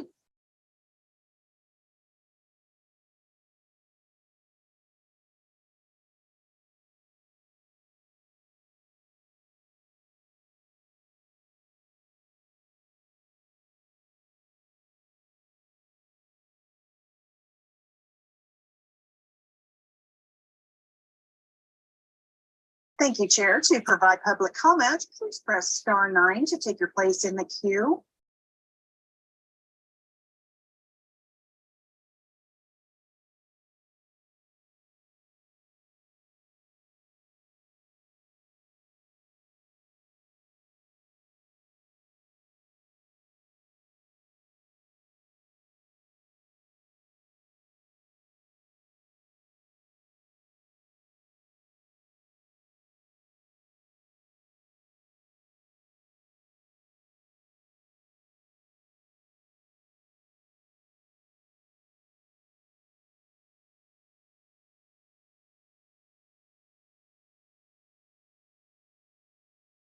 Good afternoon. May I proceed? I'm not getting prompt. Please go ahead. Caller, please proceed. You are unmuted. Excellent. Thank you. Good afternoon. This is Holly Wellborn, Executive Director of the Children's Advocacy Alliance. I want to thank Chairs Lang and Scheibel for facilitating this important conversation. It's becoming abundantly clear that this is the school discipline session. There are currently bills making their way through this legislature that purport to permanently expel children as young as 5 years old from school, to remove disabled children from schools and put them into public education programs that do not exist. This issue, the issue of safety of school children and our teachers, has become so unnecessarily politicized. If we're going to have this conversation, we have to address it holistically, because the facts have not changed. The earlier a child has an interaction with law enforcement, the more likely they are to engage in criminal activity as an adult. Studies show that early, overly punitive discipline causes increases in adult criminal activity. Any effort to maintain safe and orderly school climates must take into account the clear and negative consequences of exclusionary discipline practices for young students. Students from school districts with zero tolerance policies and/or campus police officers are more likely to drop out of school, less likely to attend college, and more likely to be arrested in their teen and adult years, and furthermore to be incarcerated as adults. Senator Dondero-Loop is correct. We need to focus on solutions, and those solutions are providing more community-based support, putting professionals in schools who are equipped to handle problem behavior, rather than laying that burden on our teachers who we already asked too much from. The solutions lie in addressing when it's appropriate for law enforcement intervention. We know that there's been a rise in school violence and campus safety and gun violence on campuses. That seems to be an appropriate intervention for law enforcement. But what we're finding is law enforcement engaging in the day-to-day disciplinary oversight of young people in school. Oh, Thank you, Chair. But with that, I just ask that this committee and legislature take this issue holistically. Thank you. Thank you.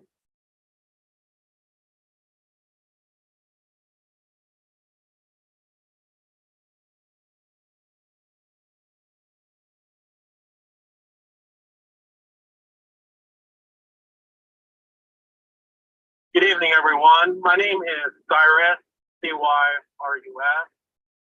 I'd like to talk about the fact that, yes, I agree that police could certainly use reform, but a lot of these organizations that are fighting against it, particularly the social justice crowd, they should be taken with a grain of salt. While there was a protest about a month ago regarding what the officer did to the 14-year-old, I was just standing there. I have it all on video. And then many of these organizations, including No Racism 65, started to threaten me verbally. And I have it all on video. And this is kind of interesting because to me, they really want the police to pick and choose what they want. I had an incident in the Clark County Library where I believe the Clark County School Police was there. The head of the organization was starting to yell and started to create tension. But somehow they all took their side. And I have it all on video. I was just expressing my First Amendment right, and I was escorted out of the library. So it's funny because they want the police to use against their causes, but not on true basis law and order. And I can show you the video of exactly what's going on. And regarding Dara, he pushed for the sales tax increase in 2019. I want to know, where are we now?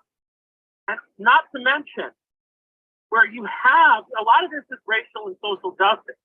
Where you have diversity, you often will get conflict. We've been trying to integrate for decades. Let's have some second thoughts. A lot of this is the result of parity. And if there is racial justice, why don't we talk about the racial bias with the cost of, security guards? Why stop from the police? Think about it. I'm sorry, your time is up. I really urge you to investigate this matter. Thank you. Appreciate it. Thank you.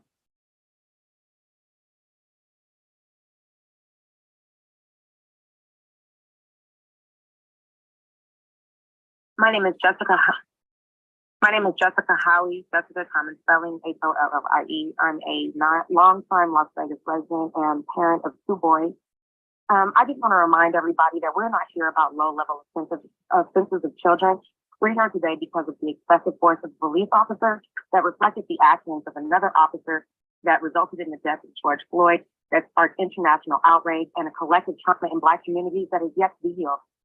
Also, showing that we've learned nothing that has allowed us to move forward. Time and time again, these deadly assaults are met with minimal to no swift justice on behalf of the victims of this state sexual violence. Earlier this year, I caught an Uber from one of the schools, and the driver said, "Wow, it looks like a jail." And you know what? To that, I say, yes, it does look like a jail, and you do treat these children like criminals after they already get to watch the anti-Black operations of police officers outside of their homes daily. Superintendent, you said that you have faith in the police, but you do not have faith in these children enough to give them the resources to succeed. But you do an investment in criminalizing them before they even have a chance to graduate from your institution. In every single example we have on this planet, limited resources in an overpopulated area equals fighting and even desperate access to those resources. These teachers are overworked, underpaid, using their own money to get resources to children in overcrowded classrooms. Black students don't even like your safe voice thing and think it's a joke and that nothing happens that makes them feel safe. And you keep talking about body cams like we literally have, they never have saved a life and they rarely result in any real disciplinary action for the loss of life, ineffective as a check and balance on law enforcement, and who can literally be paid by the tax dollars of the parents whose children they've abused and murdered. CCSD has wholly proved unable to keep our children safe or well educated while it consistently comes in as number 49 and 50 within this space. You guys have constantly invested in our children's demise. Like you don't even have like any of the statistics. You have every single statistic out there except for time. Being policed constantly out while you submit. Time, please submit your rest of your comments in writing.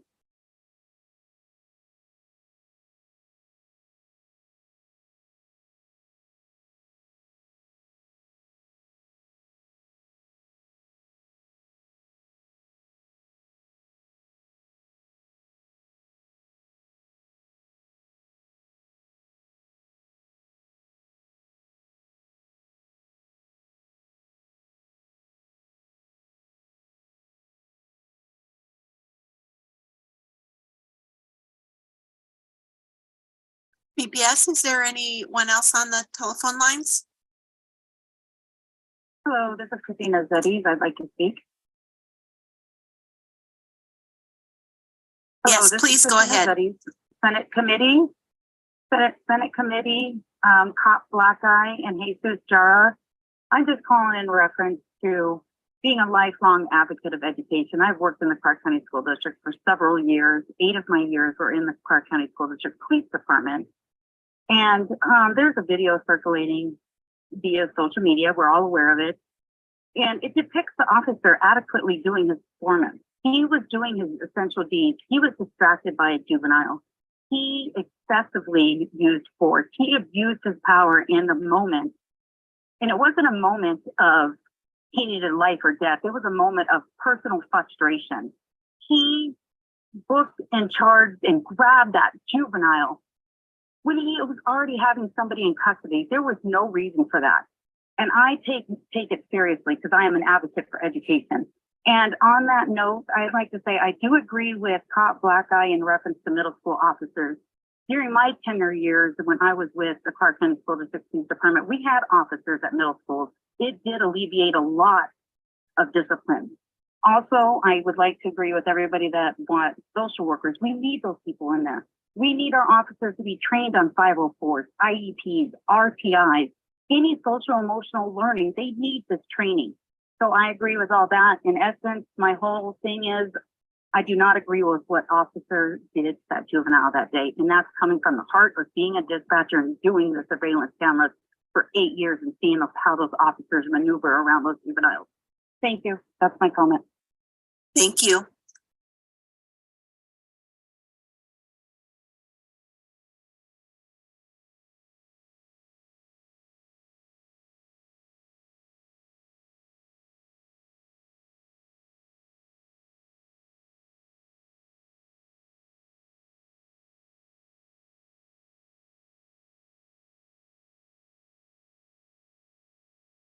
Oh, with the last 3 digits, 392, press *6 to unmute yourself.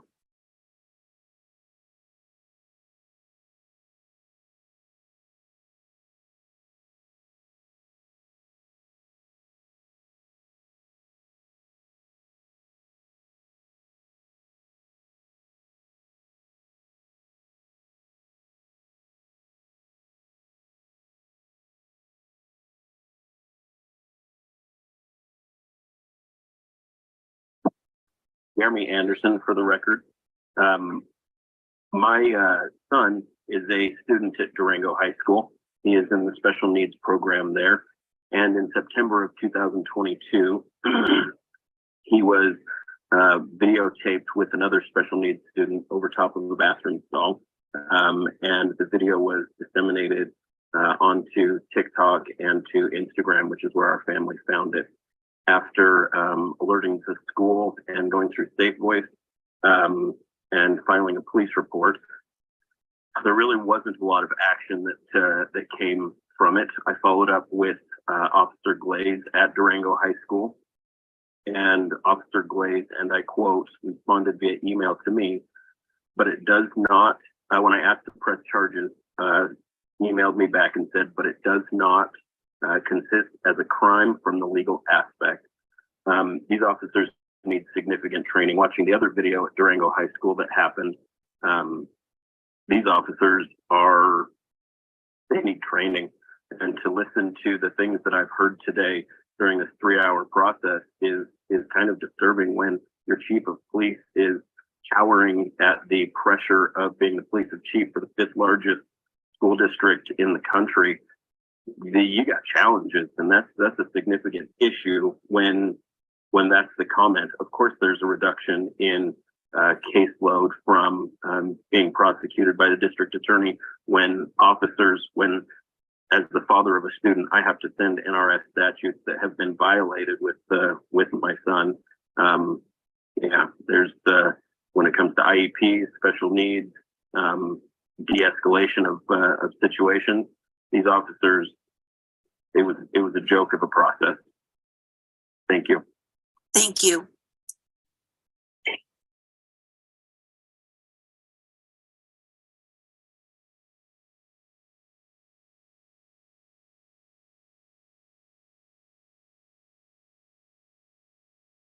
Thank you so much for today's meeting. Camila Bywater, President of the Las Vegas Alliance of Black School Educators and the Chair for Education for the National Action Network here in Las Vegas. Thank you, Chair Lang and Scheibel, for today's meeting. I speak constantly to parents who are literally in tears when they tell me about situations where their 12-year-old children are being accused of battery when they've never been in trouble before on the school campus and get in a fight. And these are the type of charges that are happening. We know what the problems are. We've heard a lot of solutions. What we need is a system of accountability for our superintendent and for the cabinet. It is unacceptable that we as taxpayers and we as leaders, the salary that our leaders have, many of them are making six figures. So it is important that they rise up to the level of the salary that they're making and ensure that there is accountability to the solutions that have been provided today. Also, I would like to say that it is important that that policing and our educational system is grounded in culturally responsive strategies and pedagogies and practices so that we can ensure that when our students are being well taken care of, even when we're talking about policing. Thank you for today. Thank you.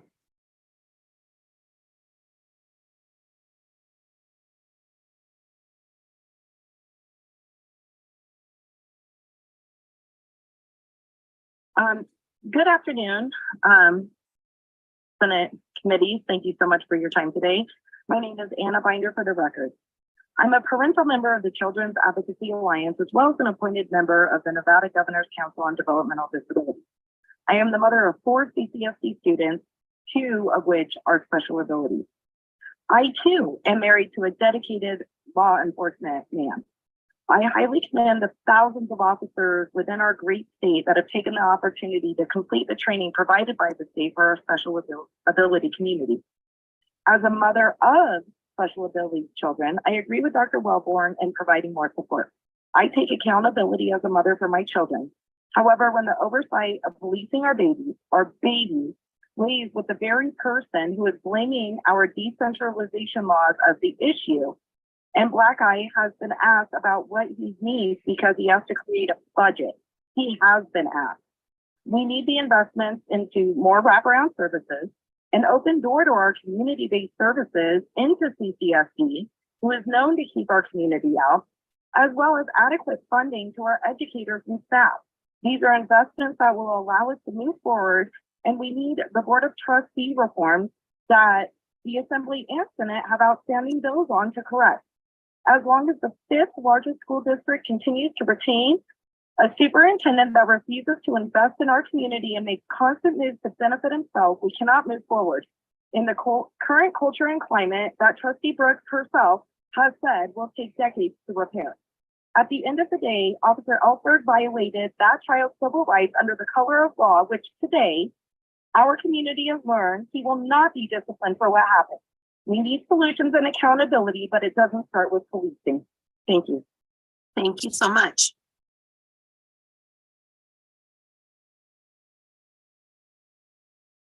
Hello, everybody. Assembly, Dr. Jara, Chief Black Eye, everybody else. This is John Carlo, the young gentleman from Las Vegas. I'm calling to speak to say that we need to confess as a state we're failing our children. I'm sitting in on a lot of legislative meetings and I keep hearing there's not enough money, which I don't buy that. I'm pro capital punishment. I'm for teachers defending themselves. And I believe children have a right to feel safe when they go to school. I'm not for getting rid of all the police, but I'm for getting rid of bad police. And I don't put this on Chief Black Eye. I put this on Dr. Jara. I have seen with my own eyes this Officer Elfberg, manhandle Kelsey Fisher, who publicly commented today. I've seen the circus that they run, and even parents that are calling in and telling you guys about this circus. We need to audit CCSD. We don't need to put cameras in the schoolrooms. We need to put cameras in Dr. Jara's office. and it costs too much for safety. I mean, why don't we have metal detectors in the front of the school building? Guys, we will all meet God with what we do in this meeting and with our lives. But please stop playing games with the children. I am really not happy with that. I've seen it. No, I've seen the circus, guys. Please stop it. And these legislators, hold them accountable. Audit CCSD. Thank you. Thank you.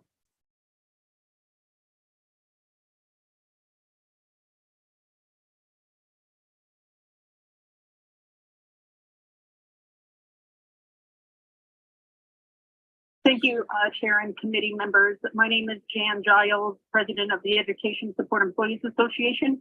We represent the campus security monitors, or CSMs, that work in the Clark County School District schools. Please consider this new idea on how to make schools safer. Please look at creating minimum staffing levels based on either the school square footage, or enrollment. Only high schools and middle schools have campus security monitors. Elementary schools do not, yet we know that there are safety issues in elementary schools also. Due to AB 469, the principals determine how many campus security monitors they want to include in their budget. Some schools have 9, some only have 1. Campus security monitors start at only $14 an hour, yet they are the first line of defense and build the trust with the students.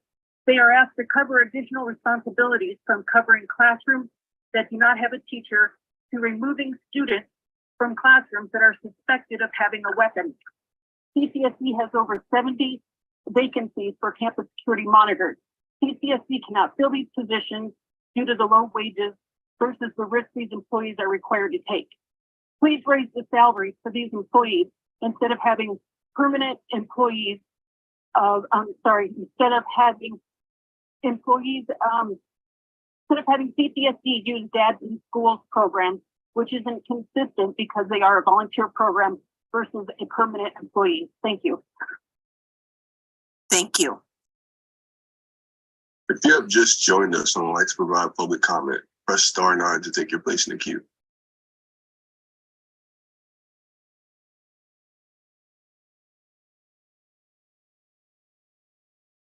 Chair, we have no more callers willing to provide public comment. Okay. We'll do a couple housekeeping items on our end.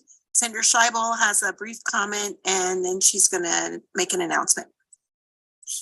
Thank you, Chair Lang, and thank you everybody who's here. I just, my colleague has left this meeting, which I understand we all have other committee meetings. And so I only mention that because I will follow up with him later as well. But I want everybody listening to know that I was personally called out for the criticism implied in my question about the attire of one of our witnesses who was in uniform, and I want to apologize. I don't begrudge any officer their need and their right to protect their own safety. And so I'm encouraged to learn that we don't have a CCSD PD SWAT team, and that it's simply a choice to wear a vest under or over your uniform. Those of you who know me, though, know that once I focus in on a target, it is pretty hard to retrain that laser. And today, the target I've been zeroing in on is improving the relationship between students and CCSD police officers. And to me, the thing about that is that it goes both ways. It is between police officers and students, as well as students and police officers.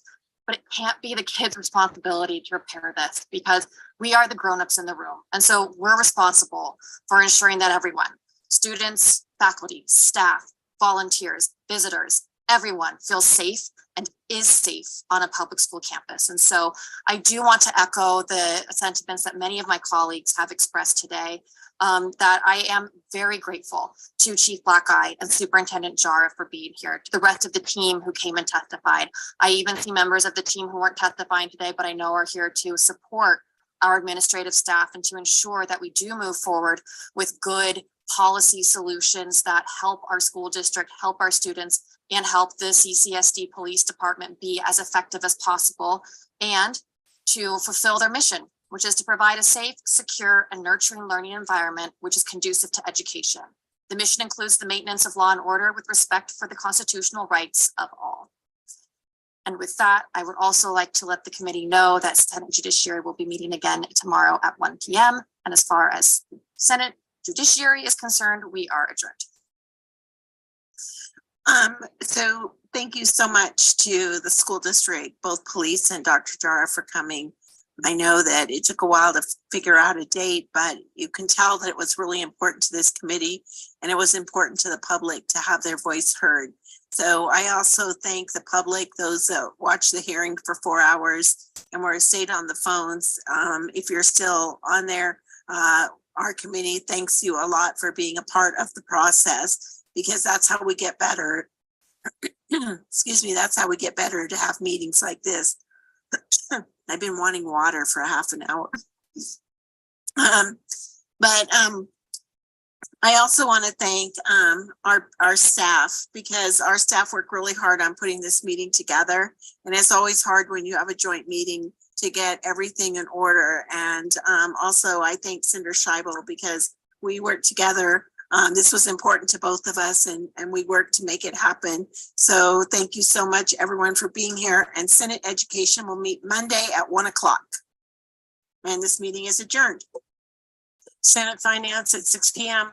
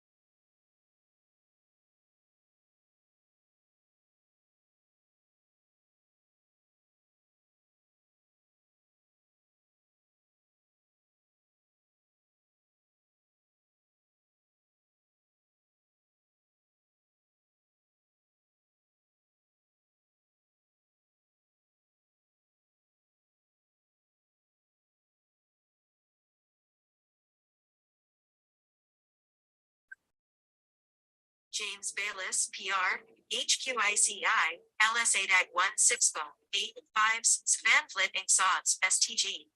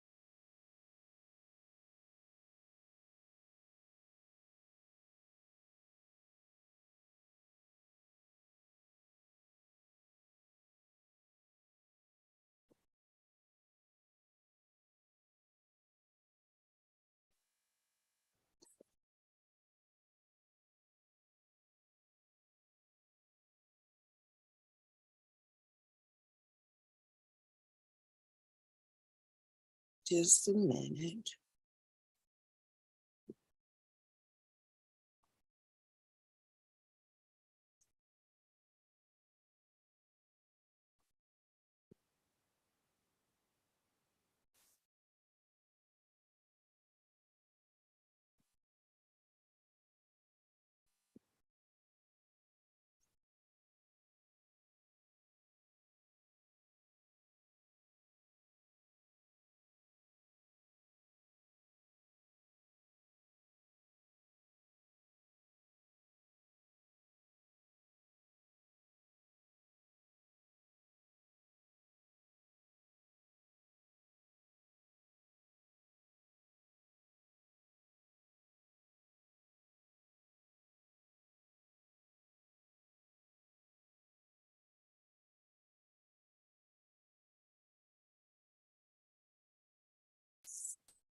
Good morning and welcome to the K-12 Higher Education CIP Joint Subcommittee hearing this morning. I know we have Superintendent Ebert and probably others who will be presenting on this morning's budgets. We have a variety of budgets, so to make it easy, we'll break it up and we'll go ahead and start the hearing on budget account 101-2675.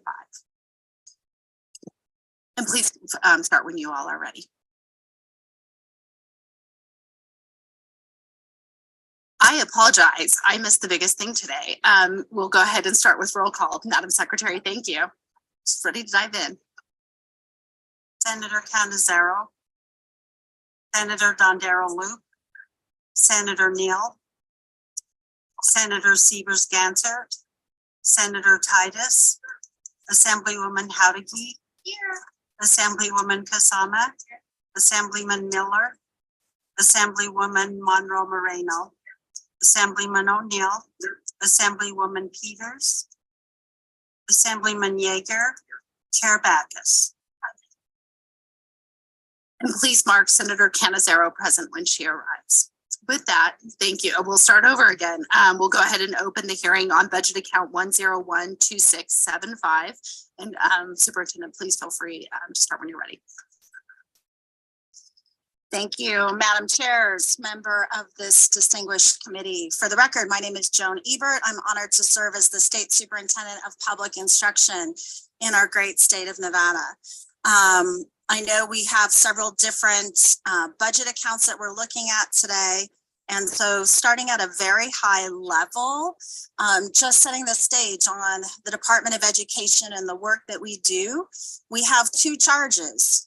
One is to support the entire system of the state of Nevada, making sure that our schools are lifting up our children and have student success, student achievement every single day. The other part of that, part two, is compliance, making sure that the law that is set here, policy, is transpiring into our schools and classrooms as well as at the federal level. And so when we think about those two pieces, and first and foremost, student achievement, what is it that the department does? How can the department help and lift up? And we know that over time, we're the third most diverse state in the nation. We lead in so many ways on opportunities to show the rest of the nation what a strong education system can look like and should be, and drive an economy, a diverse economy, where all of the citizens thrive. And that starts, we know, with our pre-K, our earliest learners, making sure they have the supports that they need to become great citizens, can read, write, participate in a democracy, and all of the work that they need to do. And so when we're looking at today's budget and those two charges, and thinking about reading, Read by Grade 3, that program has been extremely successful. We want to continue that work. And you know, our students, they learn to read, right? The young ones, they learn to read, but they do that so that their reading becomes their learning, right? It shifts over time. And I just spent a couple of days with my colleagues across the United States, the chiefs. Several different states are diving in really heavily on this work, looking at the science of reading, we in Nevada have established that direction, but how they're doubling down. And in Tennessee, their General Assembly is adding an additional $50 million to reading on top of what they've received from the federal government, the $4.2 billion under the pandemic. So they're doubling down and supporting their work. When I spoke with her, Dr. Penny Schwinn, as well, their Department of Education is in almost 300 schools a month. And I said, how can you do that? And she said, because I have staff. And I said, okay, well, we have 4 staff that do literacy in the state of Nevada. And I don't know how they can get into our 750 schools to do that work. So we are competing with states that are heavily investing in early learning. And I know that we'll get into details on the budget, but I want to kind of set that stage of who we're competing with. And if we really want to drive the economy in our state, it's going to start with a heavy investment in education. And so as you receive this presentation, and again, just setting the stage, I want to address the numbers of positions that other state departments of education work with. And so to contextualize these requests, the Department of Education has approximately 185 positions. Most of them are federally funded. We serve approximately 500,000 students in this state, as well as 47,000 school district employees. And as we were walking in here today, interim deputy took a call, and our school districts have tragic things that happen every single moment and every day. And so immediately she stopped what she was doing to help our school districts with a tragedy that is working.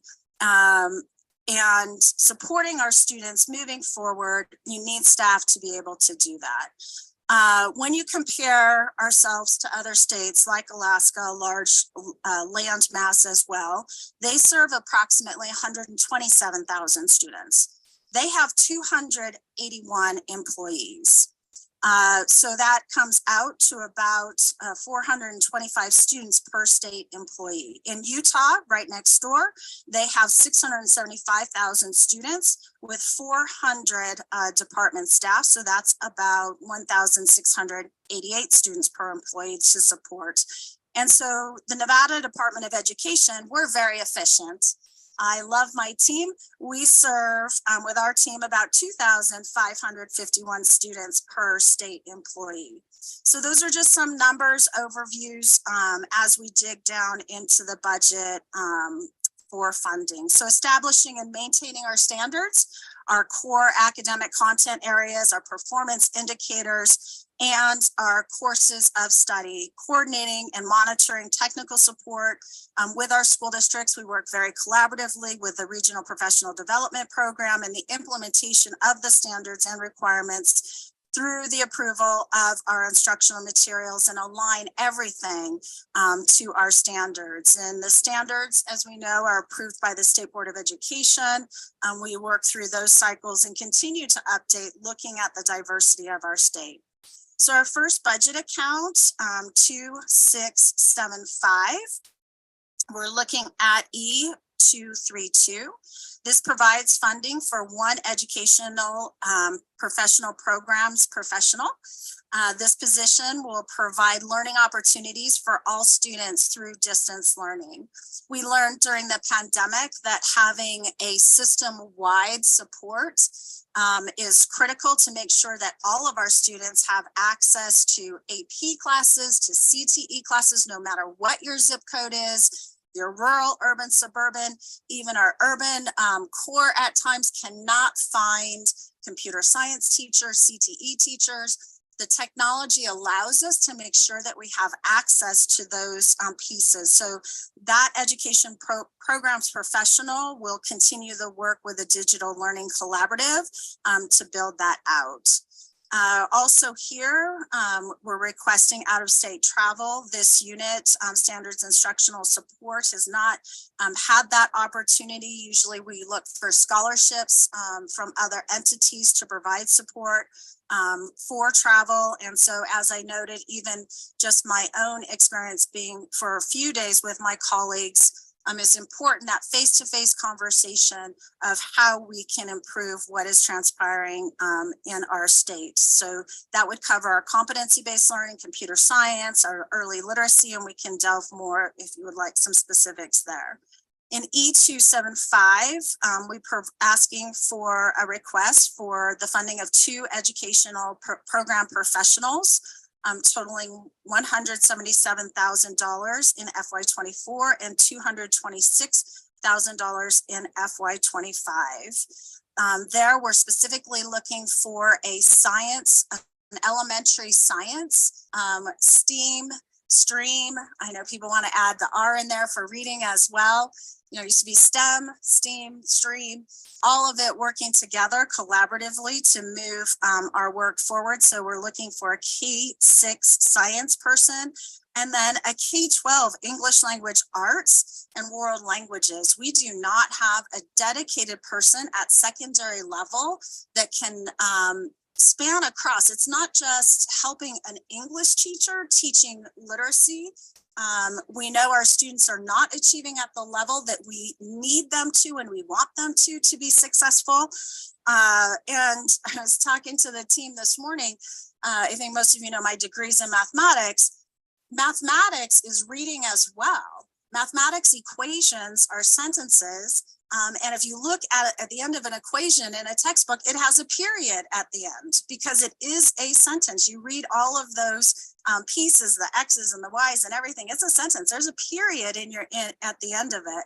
And so we need someone to work with our social studies educators.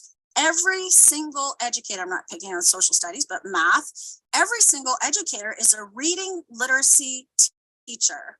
And we have not for a portion of time focused in and led that work in supporting all of our educators to become great literacy instructors.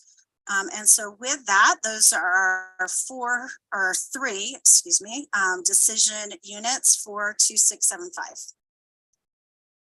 Thank you so much, Superintendent. I actually I'm going to ask you a first question, and you kind of went into it, but if you could elaborate a little more on, given that most schools are back into in-person instruction after COVID-19 pandemic, can you indicate what benefits would be realized from providing additional resources to support Nevada Digital Learning Collaborative?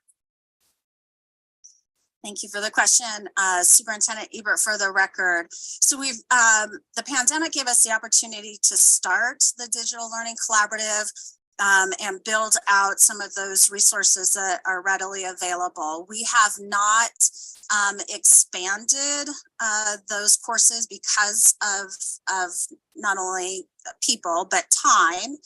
And so we're working with the other school districts, the RPDP, to make sure that twofold. One, there's coursework for students that is made available. I gave the computer science coursework that is readily available.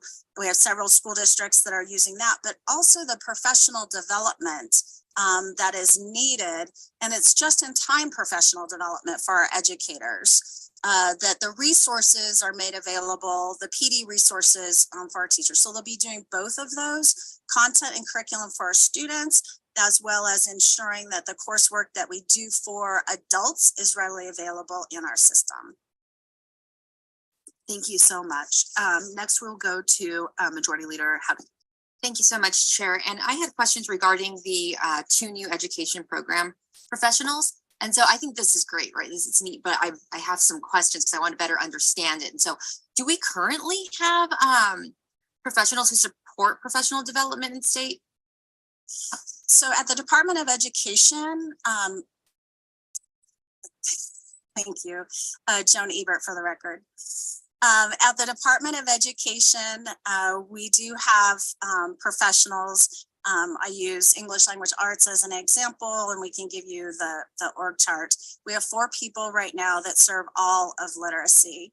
The ask for the 712 literacy person would give us a 5th to serve the entire state in literacy. We do not have a specific person dedicated for K-12 science.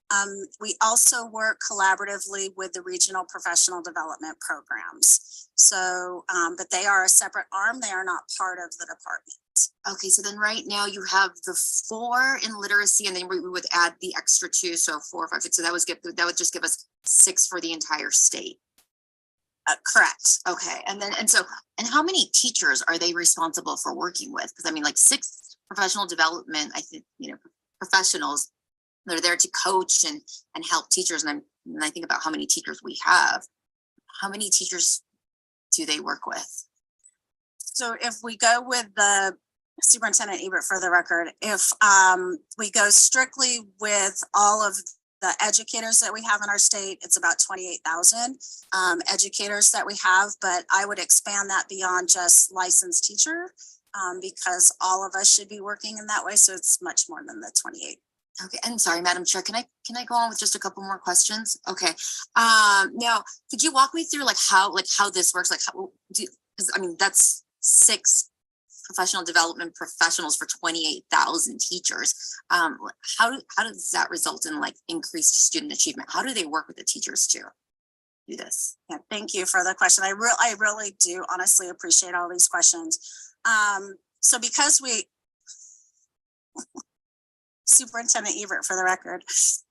Thank you. I don't know why this morning I'm having a hard time remembering the process. I'm very passionate about this work. That's why I'm having a hard time this morning.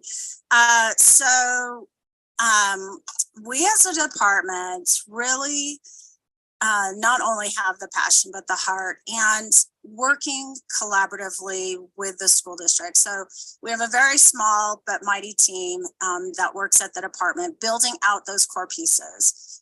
In the past, it was just working mainly on standards and textbook adoption. And so if that is all the wishes of the states, that the department work on standards and textbook adoption, that is a minimal amount of work and you wouldn't need a lot of people. What I would say, or in the beginning of this introduction today, is that Nevada, we are the conversations that I have, no one else in the United States has the context that we have. And how do you lift up this small team, right, to make sure it gets in the classroom? You capitalize on technology, and you also have policy that you all have either through and working with higher education, but creating an entire system to make sure that every part of the system is working together. So it's not just the 6 people that we're talking about. It's us working collaboratively with higher education, making sure the coursework that they're providing for our pre-service teachers is in alignment with what is transpiring out in our schools. The RPDP is in alignment with what happens out in the school buildings, because we cannot be in every school building with 6 people, but we can build a system that has guardrails and scaffolding that supports all of our students to great student outcomes. Okay, and then if I could just another follow-up. Thank you, Superintendent. It was my understanding that these 2 new positions, if approved, would be located in Carson, and I'm assuming that the other 4 are also located in Carson. If they're not, please correct me. But there's no travel budget built into this this account. So how are these 6 teachers? Is it, I'm assuming technology, are they just not going to travel throughout the state to work one-on-one with our teachers? Superintendent Ebert, for the record, thank you. So I apologize if it's stated in there that they would be placed just in Carson. We have about 2/3 of our staff in Carson and 1/3 of our staff in our Las Vegas office. And quite frankly, we hire the best talent where they're at. And because we have the technology to be able to support at a distance, So we will post these positions for the most qualified person, whether they are in Las Vegas or Carson City. We also blend funds quite often through our federal grants where we do have support for travel as well. But we would always appreciate additional funds where you say we may have missed something. Okay, and then just my last question, Madam Chair. Thank you so much. I appreciate you letting me go on. So I know that in addition to what their primary function is going to be, these two positions were also going to be used to support the new language pilot program that's recommended by the governor. So can you talk to me a little bit about how they're going to do that? Superintendent Ebert, for the record, thank you. The pilot program we're really excited about because as we've had the conversation about how many languages are here in our state, and wouldn't it be nice if every child graduated with speaking multiple languages?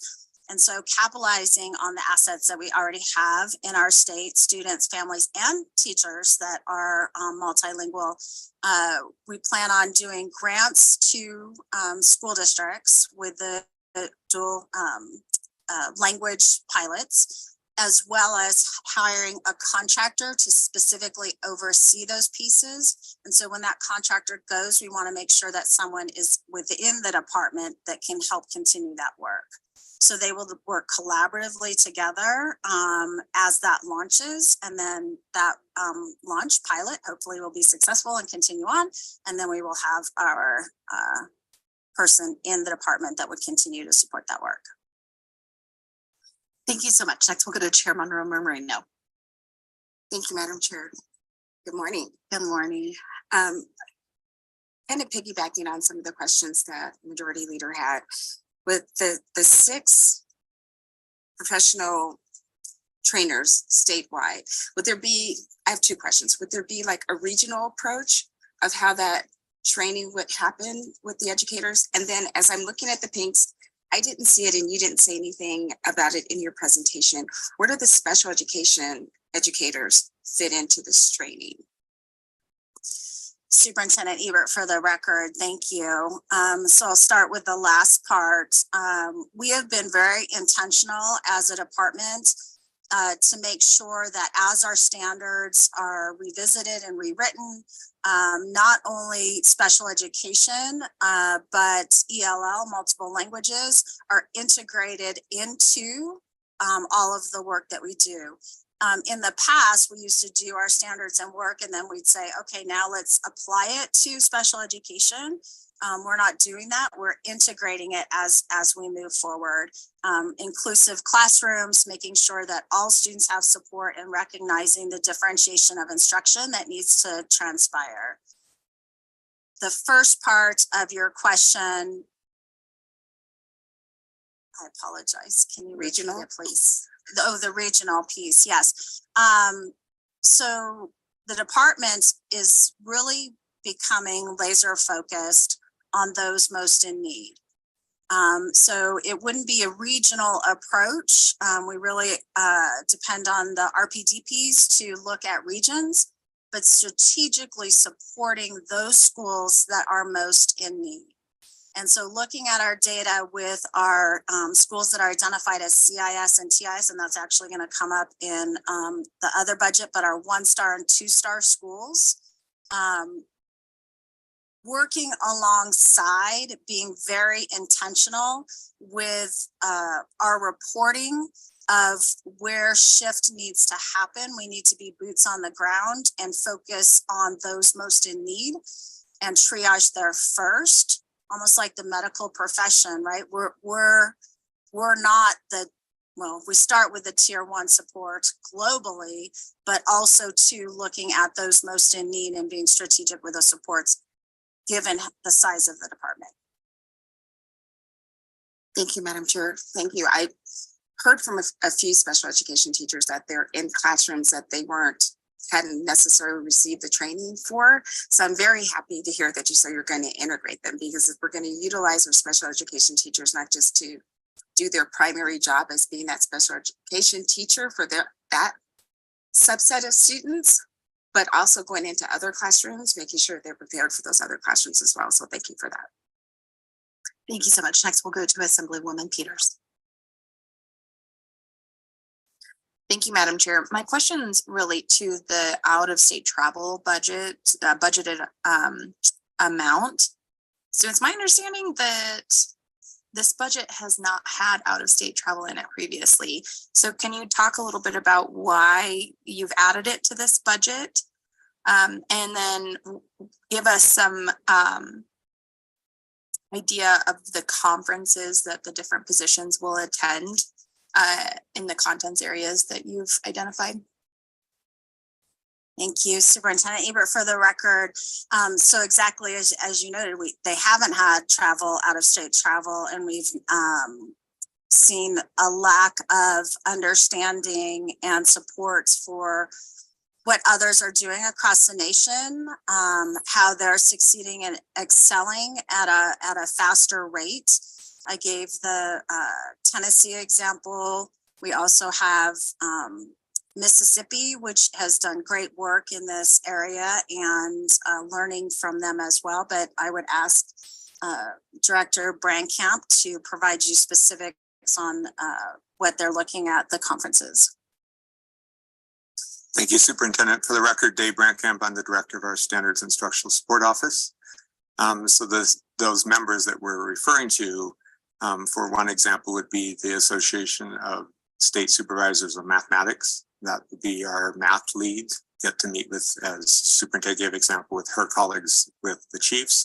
They would then meet with their fellow math leads around the entire country. They usually rotate these from Midwest, and then to the East Coast and back. So it's for those travel. Unfortunately, at this point, if we cannot, thanks to my colleagues, support them with travel, they have not been able to attend in the past. So then they've had to catch up as best they could through email with their folks. But each content area has their own state supervisory group that they would then attend those meetings and then go to their training. Thank you. Next, we'll go to Chair Dondora Luke. Thank you very much. And if I can just, before I ask my couple questions, editorialize here. As an educator, I can tell you attending conferences is really beneficial when you're there in person and hearing and having the option to hear from different people that are doing best practices. So just for what it's worth. Good morning and thank you, Madam Chair. How did the department determine, though, that $2,000 was the appropriate amount for each of the conferences? I know conferences cost different amounts and plane flights are different and what have you. So if you could address that just a little bit, I would appreciate it. Dave Brankamp for the record. Basically, we used an average using the GSA rates. So what we would calculate is what would be the roughly average of an airfare, the lodging, and their transportation. So on occasion, there is the registration as you will. And do you ever use any grant funding, or are you ever reimbursed if one of you or whoever it may be is presenting at that conference? I know sometimes there's reimbursements or grants that cover those types of things. Does that happen? Thank you, Superintendent Ebert. For the record, yes, when at certain conferences, when the team are their speakers presenting and sharing the information, they will be reimbursed for that travel. So it is not upon the state to pay for that. Perfect, thank you. And another follow-up, Madam Chair. Can you also provide the fiscal staff with some information regarding the actual conferences that would be attended in the location and kind of the projected airfare for those conferences, projected costs for registrations, meals, hotels, mileage, what have you, whatever may go in there, and providing that to the fiscal staff with your priority for the order for each conference for the consideration. for the subcommittee when the budget is closed, and that would help us as well. Because I know you'll probably want to do some cross section so that everybody gets an opportunity to have some of that conference work / professional development to make us better in Nevada. So thank you very much. I don't know if that was a question, it was more of a request. So thank you. Thank you so much. We'll go ahead and close budget account 2675 and go ahead and open discussion on budget account 2712 when you're ready. Thank you, Joan Ebert. For the record, this budget Superintendent Ebert, for the record, we had 2709 next. Do you want to go to, sorry. One moment, take a look.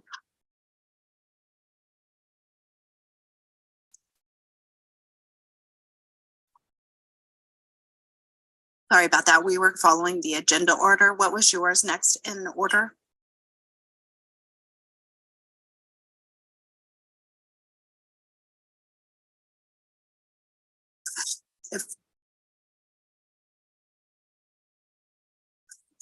Okay.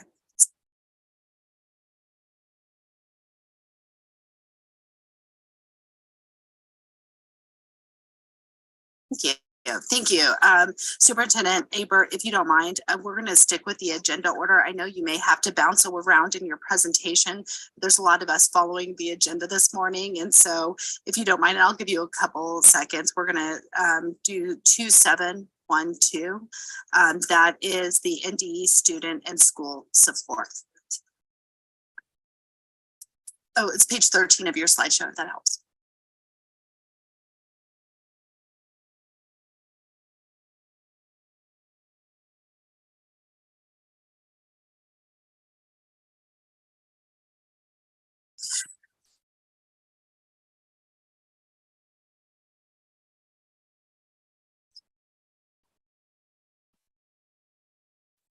Thank you, Superintendent Ebert. For the record, that we're all on the same page, 2712. Thank you, and we will follow the agenda.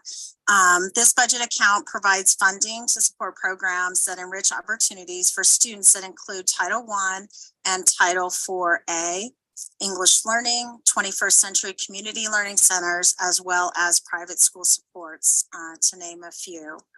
So the first enhancement, E231, provides funding for the data and project management platform used by the department. The tool that we use is called Smartsheet. This platform provides staff with a tool to track data, manage projects, and collect compliance materials from our sub-recipients. The enhancement is requesting for 50,000 K per fiscal year. Currently, that work is tracked with spreadsheets and an Excel spreadsheet. And so we would like to modernize that so both our grant recipients as well as the department have access to one tool and we can exchange those files easily. The second enhancement, E232, provides funding of approximately 43,000 per fiscal year for our video conferencing. We do use Zoom. We work with our stakeholders and provide technical assistance. As we've discussed earlier, participation in these events continues to grow. I'm proud to say that we were able to host one conference with 450 educators across our state using Zoom. This enhancement provides funding, which will allow the department to provide additional supports, allow us to have breakout training rooms, as well as streamline the sharing and the recordings once they are complete. I push really hard. I think most of you know that in part of my life as a chief technology officer. And so why is the department using one tool and the state is using Teams? And it's because the Teams right now at this moment in time, but we continue to work very closely with EATS, cannot support that many people from outside the state. So we do need a tool that can, outside state users. So we do need a tool that can supply us that support to support that many people and people in and outside of the state system. The next enhancement, E233, funds one educational program professional to provide technical assistance in the school improvement process. This position will provide improved accountability and ensure equitable funding. This position will support schools, and these schools have been identified, which are 1 and 2 star schools. The last enhancement, E237, 500,000 K each year of the biennium. This partially restores funding that was cut during the 2020 special session. This funding will provide incentives, which include networks to support school leaders and principal supervisors with problems of practice, resource sharing, and professional development. Most of you that have been in your seats for a while will recall that we had turnaround schools and support, and that was very successful. That funding that you all provided was just over $2 million per year, and so we are asking for a partial startup to continue to move in that direction. And with that, we stand ready to answer any questions.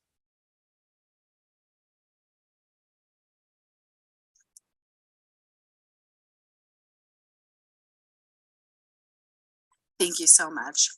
We will go into Senator Neal. Thank you, Madam Chair. So I have a couple of questions, but how would the new school improvement program build on the work that has already been completed by the department? Thank you, Senator, for the question. Joan Ebert for the record. So the work is not finished. This is where I'll start. We have a lot of work to do.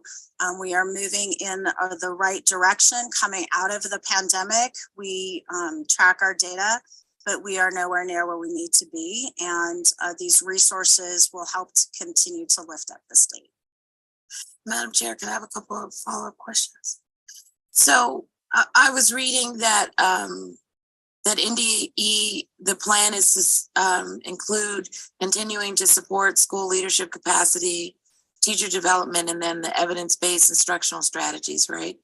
But what I was super interested in, and what are the gaps that you're seeing in the current leadership now that you would actually be tweaking or pulling up in terms of the school leadership? Thank you for the question, Senator. Superintendent Ebert for the record. Across the state of Nevada, within the last 2 years, we've had almost 200 new administrators leading schools. And they are great leaders. They were selected for those positions. But as we know, mentoring, support, guidance, just someone coming in and tweaking what they see, another set of eyes. I say quite often, people don't have eyes in their back of their head. So it's in partnership of working alongside the school district and the school leader within the building to build the capacity of those leaders. We had a massive exodus across our state with administrators and teachers that need more support than ever given the pandemic and moving forward in our trajectory. Thank you for that. And then I have some different questions on a different budget, but I just want to ask one final question related to school leadership. Is there a conversation when we talk about improving schools, the current school leaders that do well, leaving them at their schools, right? Or allowing them to continue to move their schools to a 5-star before we yank them, right? I mean, traditionally within the district, if a principal is doing well and he's taken a 1-star to a 3-star, we then take him somewhere else, right? And then there's a loss. There's no overlap. There's no training for the new principal that comes in. They're literally starting from square one. And then we see a loss in the star rating because the principal is coming in not having I would say a proper overlay mentorship with the principal who did the work, who then was moved across town to do the work somewhere else. Superintendent Ebert for the record, Yes, you're absolutely right. When you have leadership, and we would also add to when people move, sometimes they take staff with them, right? So it's not just about a leader, but it's about building the capacity and stabilizing a system. And so those controls are locally determined, you know, who's at those schools, but sharing that research, because what you just shared is the research. You know, when you have that stable leadership across the system, it lifts the entire system up. So I agree with everything that you said. That is not in the purview of the department, but we support the new leadership as they come in to those schools. Okay, thank you for that. So my other questions are on funding. Can you please explain how the funding of the 300,000 over the 23-25 biennium for contract capacity building and evaluation expenditures was determined, and how the various deliverables that would be provided from that funding?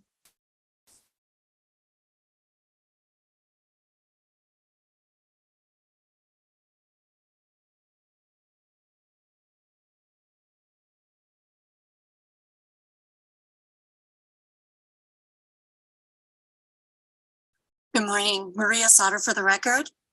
Thank you very much for that question. We determined it's 500,000 in the budget. Is that the one you're talking about per fiscal year? You said 300,000. I just want to make sure we're reading the same line. My notes say 300,000, so if it's 500,000.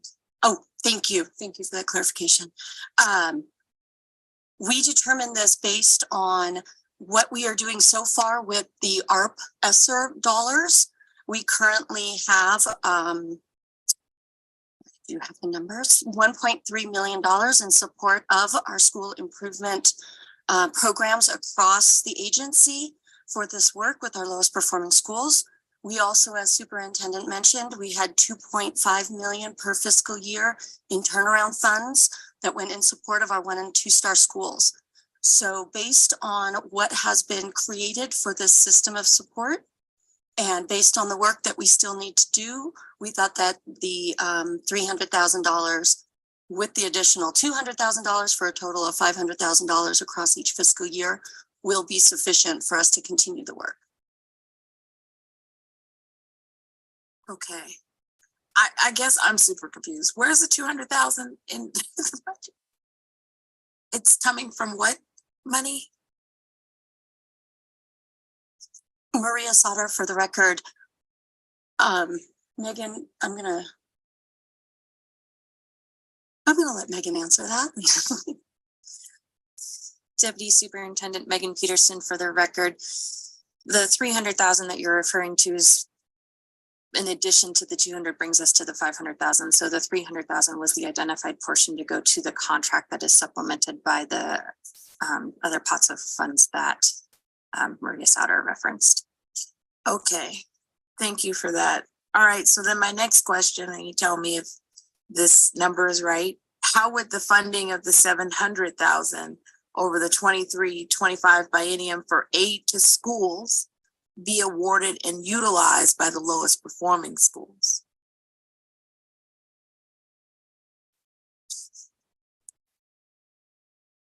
Maria Sauter for the record. We did not budget it as a grant fund out to schools. We obviously, that's part of our plan always, is to get money to the schools for the need. The contract that we are anticipating will continue the work through one-on-one coaching with schools. So school leadership will receive one-on-one coaching. They will receive professional development, and they will receive any other supports in how to create a system that works for them. So it's not a specific grant to school districts on behalf of the schools. It's working to create those systems of support that we can do. We can uplift the district as well as the school leadership with these funds. Madam Chair, follow-up. So, okay, so the one-on-one coaching, so you get the funds, you do the one-on-one coaching. How are you identifying what you need to coach on, and so that the money is effectively expended? Thank you for that question. Maria Sauter for the record.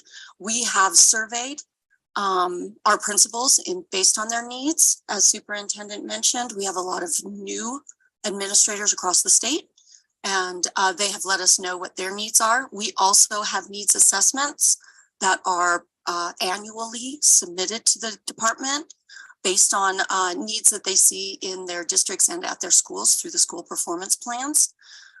We also have trend data across achievement, across all the indicators of our Nevada report card.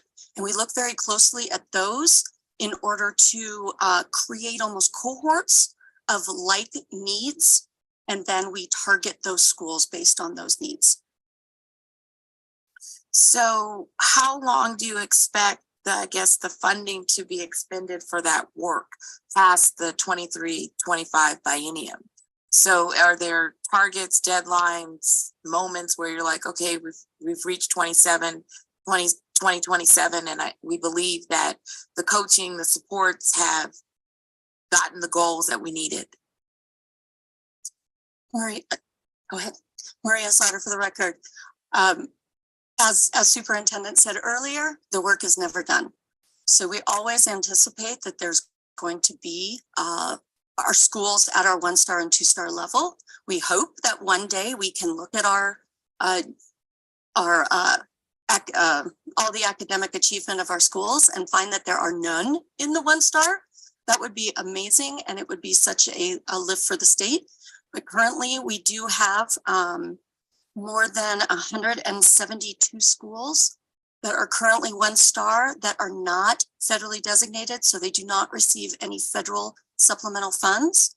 And we do believe that it will be, it's a process in order to lift every school.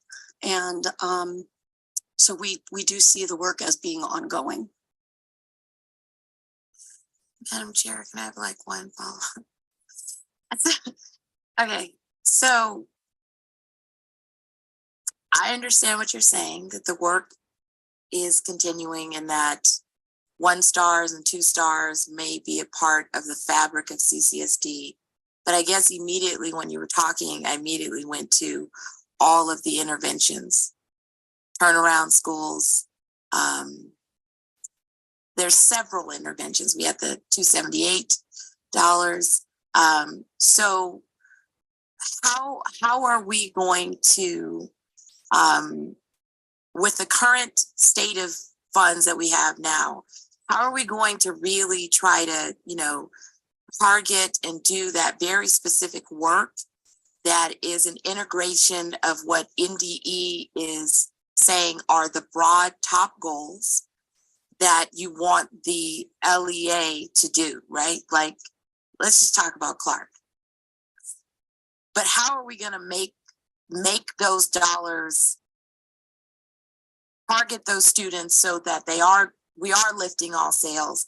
Because we can't say this is our 20-year story, this is our 40-year story, our 50-year story, and that these students are just very difficult and they're not Title I, so therefore they're not getting federal money, but they are getting state money. And so at a certain point, I don't know, I guess I felt like in that statement, I don't believe that you guys are hopeless, but I feel that there is a acceptance that a 1-star will always be present, which is not what any of us want to continue or to keep funding at these interventions that may not intervene. Superintendent Eber, for the record, I'll answer that question in 2 ways.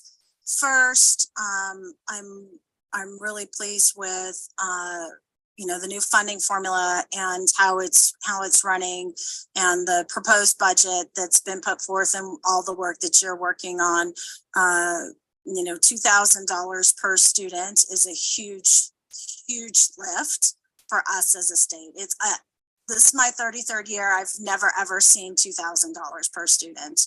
added to the budget. So thank you. I hope that that moves forward and everything else in that realm. So that's one piece of the work. The other piece that I would say in education that we have not been clear about, and you're absolutely right. Some days it feels hopeless, but we know what needs to be done. It's how much are we willing to put the resources toward that piece. And as a department, it is a balance of, even when we meet as a team, because we start out with, if you could have what you want, what would you have? If every single school is going to be achieving at the level that we expect, how much resource would the department need to support the school districts and their leadership? What the team came up with was $125 million. If I came to all of you, well, I'm sharing it now, with $125 million ask for the Department of Education, and it's not just the department, right? It's the supports that go into the school, to the schools that we know need different action, a different adult action that is happening in that school today, because if that adult action does not change, the student outcomes are not going to change. We know what needs to happen. But I didn't bring you $125 million ask today. In this area, we are asking for $1 million. Thank you for that. Thank you, Madam Chair. Thank you. Next, we'll move to Assemblywoman Monroe Marino. Thank you, Madam Chair. And I just have a few questions on the education programs professional position. In the governor's recommended budget, there was funding request for $300,000 for a contracted vendor that was to provide consultation services to the department, assist school districts with improvement plans and other similar duties. So how would the duties performed by the education programs professional position that you're requesting differ from that of the vendor in the governor's request? Thank you for that question, Maria Sauter, for the record. Currently, we have 4 personnel that work in the team of the lowest performing schools, school improvement. The entire office, the entire agency is school improvement, but we have 2 EPPs and 2 contractors currently overseeing all of the CSI and TSI schools. This new position will assist with those schools that are currently being exited from status and or at the 1-star level to ensure that they have sustainability. So the momentum that they have created in their systems and on their campuses continues. We don't want to, as they're very worried, cut them off as they exit status. They lose that federal funding, and we do not want that to occur. So this EPP will ensure continued supports, also assist with the many criteria and responsibilities to US Ed for CSI and TSI reporting. Hello? Thank you.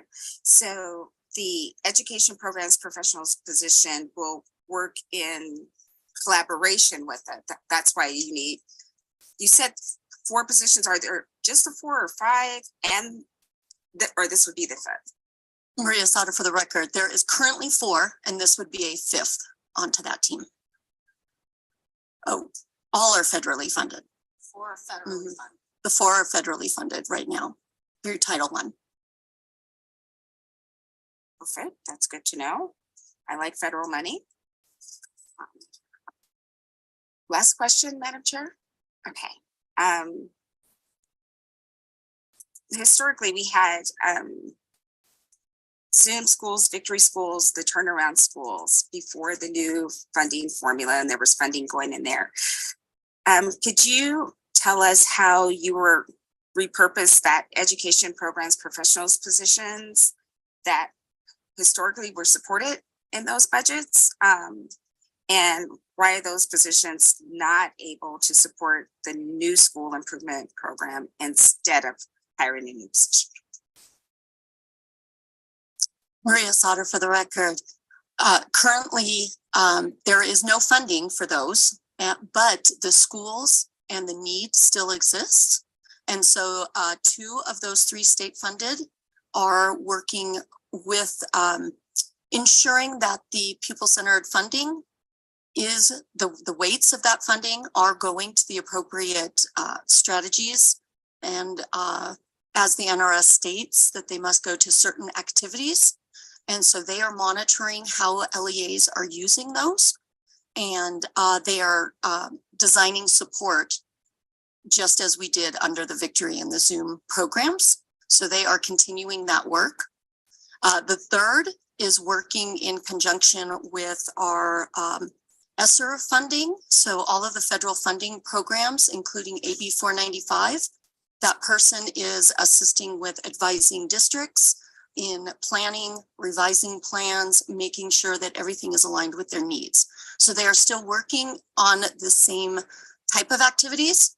We just have so many right now that our capacity is not fulfilling all of the requirements. Superintendent Ebert, for the record, what I would add to that is that we had the Zoom and Victory funding and, you know, read by grade 3 categorical that were put into the pupil-centered funding plan. But when we think about, you know, the Victory schools, there were only 35 schools that EPP was supporting.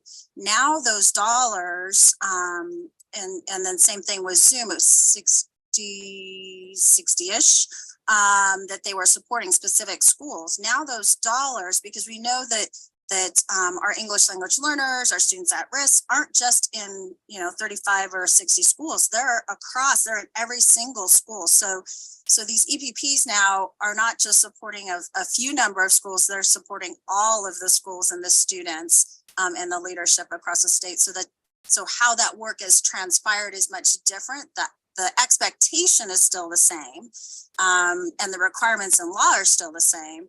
But it's different work because it's more, it's spread more across more buildings.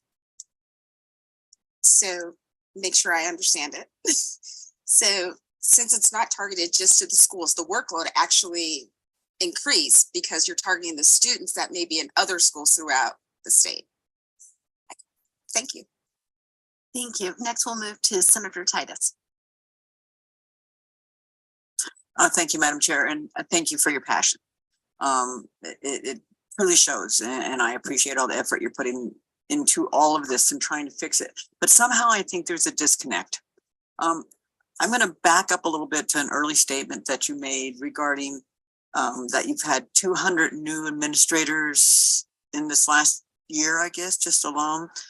I had several Clark County school teachers come to my office and just be frustrated about that particular piece where there's new administrators, and I would include principals as an administrator, is that correct? That they weren't engaged in that process of picking administrators or actually the evaluation. Somehow, apparently the evaluation of the principals, they have like a 3-year, they used to have a 3-year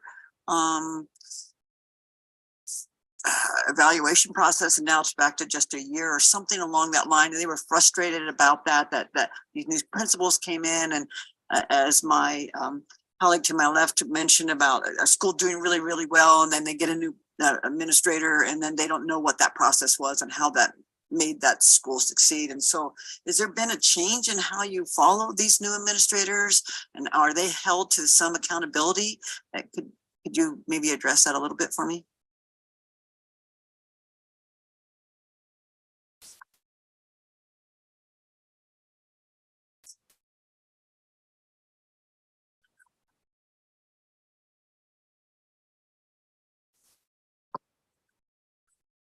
Good morning, Craig Satuki, Interim Deputy Superintendent for Educator Effectiveness and Family Engagement. For the record, Senator Tice, could you repeat the question for me, please? So I met with some, thank you. I met with some teachers from Clark County from several different schools, and they were concerned that the process of evaluating these new principals or administrators has changed. And in the past, they were on like a 3-year program where they were still being evaluated, now just to 1-year evaluations. And they were concerned that the teachers themselves in these schools didn't have the same input as they've had in the past when it came to evaluating their principals. And there was some disconnect there and frustration. And I'm worried that that accountability piece, the teachers are frustrated. And with these 200 new administrators plus, the teachers are feeling somewhat left out in the process.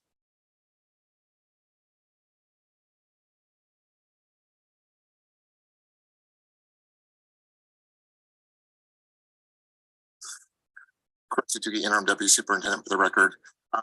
I can go back to the historical piece. I'm not sure. I can go back to the team to see if there was a point in time where teachers were part of that evaluation process. As a former administrator within the Clark County School District, I was not familiar with in terms of having teachers be part of that evaluation, other than receiving like feedback from my supervisor in terms of my performance and my interactions with them. And so I can go back on that piece. The Nevada evaluation performance framework for principals does have them being evaluated on an annual basis, and we'd be able to share that information with you. Great, thank you. Because I think it's critical. I mean, as you said early in your presentation, the loss of your teachers and people are fleeing the classroom literally. And part of that is it's not just about income and pay, but it's about accountability. As you mentioned, it's about them feeling that they're part of a team. And when the teachers are feeling that they're not part of any decision making, not part of any team that's processing here, then their value, they look at themselves as less valued, not only from an economic point, but the professional opinions. And so I'd appreciate if you could give us some more details on how that piece is involved, where you engage the teachers with the administration, because there's a significant disconnect from what I can see. Thank you. Thank you, Madam Chair, for the question. Thank you. Next, we'll move on to Speaker Yeager.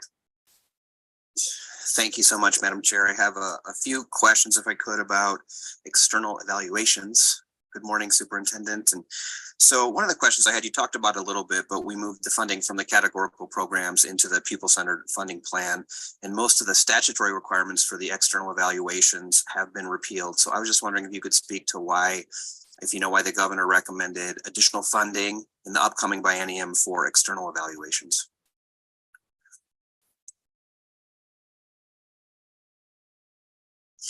Superintendent Ebert, for the record. So it's a system, right? I mean, I sit here in front of you with, years of experience in all of the work. I call upon my colleagues to do that as well. But sometimes you need those external eyes to come in and really look at the work that you're doing. And so we invite, in fact, currently the department received our letter where LCB is coming in and going to do our audit as a department. And so we think it's really important that you get those external eyes because there are researchers out there that have done things nationally that we do not have that experience with. So it's bringing in experts to look at the work that you're doing, give you validation and or mid-course correction with the path that you're following. Thank you. And just sticking on that topic for a moment, do you know yet what K through 12 programs would be intended to be evaluated in fiscal year 2025 with the funding that's asked for in the budget? Superintendent Ebert, for the record, I don't have that list right in front of me, but I can provide you with that information.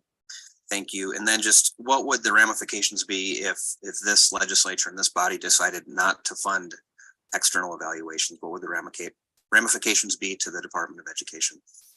Superintendent Ebert, for the record, we would, as I stated earlier, we would not have that added value of having that external evaluator. We would have our own internal evaluations that we would rely upon in the work moving forward. And then, Madam Chair, just one more, if I could. Sticking on the topic of evaluations, back in the 21 session, which seems like a long time ago now, but we funded some external evaluations. And I think we were originally believing that those reports would come back to the legislature by January of this year. And I'm understanding now that there may be some preliminary findings in March, and we are now in March. So if you could just provide an update of those valuations, when you think they'll be completed and when we'll get those results to be able to look at, please. Thank you, Superintendent Ebert. For the record, yes, and I do apologize. I did send a letter in January. We ran into some problems during the pandemic, and that program did not get lifted up as it should have. So at the end of the day, I own that. We had to move forward with a contract and then the procurement process. So UNLV has been awarded that work. They are working on that data, and I will get you an update. I have not touched base with them this week, but we are working to get that information to you as fast as everybody can. And so I apologize for not having that information for you in January. Thank you so much. We look forward to getting that update. And if we can go to Senator Severs-Cancer. Thank you, Madam Chair. I want to follow up on some of the questions. First of all, I appreciate the recognition that $2 billion is a lot of money. So we really think we can move the needle. In looking at the evaluations, in the past, we had to make sure we evaluated the Read by Third Grade program. I mean, there was Zoom, Read by 3, and Victory Schools. And we were able to move the needle on reading literacy in the state. And so I want to get an idea when you get the feedback or provide the information, how much is it to make sure that we evaluate that program externally, because I think we need to keep improving. I know the dollars are significantly more, but they're spread thinner across schools. So if you can provide information on how much that would be.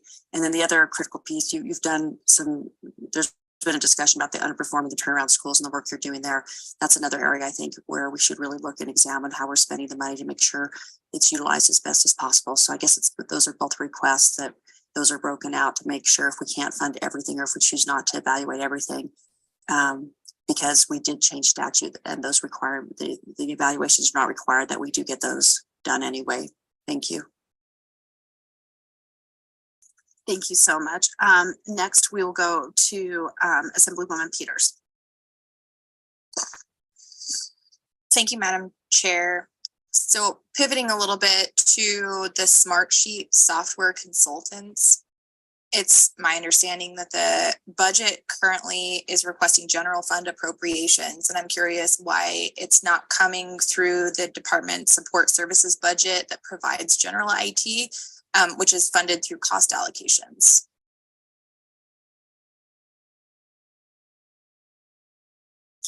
Deputy Superintendent Megan Peterson for the record.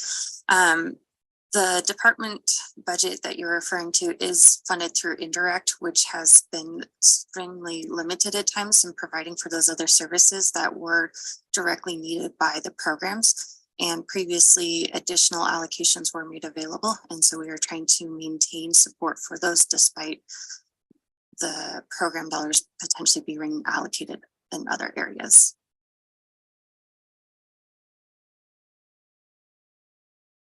So the Department Support Services budget is just spread too thin? Is that generally the response?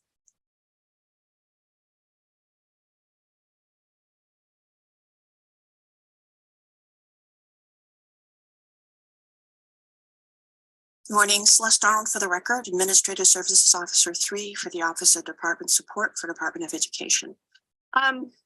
In the last couple of years, I've been with the department for a little over a year and a half now.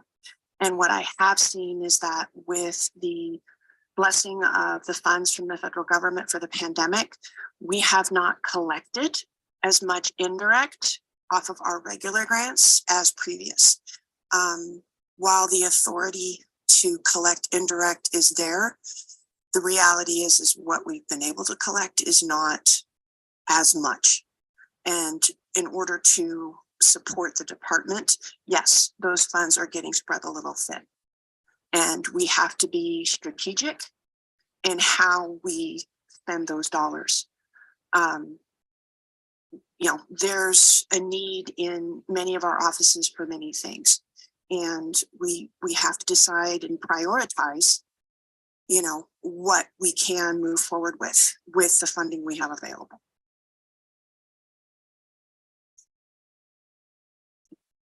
Thank you. We'll go to Assemblyman Miller. Thank you, Chair. And my question it's pretty much a follow-up. It was regarding the Zoom conferencing, the executive licenses for that. And I imagine, you can confirm that the answer as to why we are using the school support budget versus the IT support is probably the same, correct? Deputy Superintendent Megan Peterson, for the record, that is correct. And as our technical assistance grows with supporting our stakeholders, that support does continue to grow as well. Great, thank you. Thank you, Chair. With that, we'll go ahead and move on to the next budget number. And I think it will stay on your slides right now because the next budget number is 2719.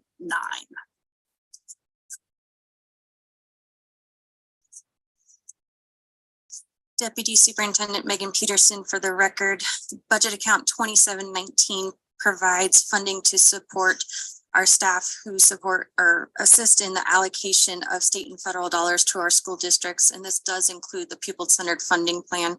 Additionally, reporting requirements such as the class size ratio reporting and allocation and monitoring of our subrecipients is also managed through this account, as well as auditing functions for our enrollment and grants. The first enhancement, E231, provides $7,300 in each year of the biennium for professional development in our Division of Compliance. Included in this is associated travel with that professional development, which will allow the division compliance staff to support pre-award risk assessment and monitoring processes to stay up to date with best practices throughout the country.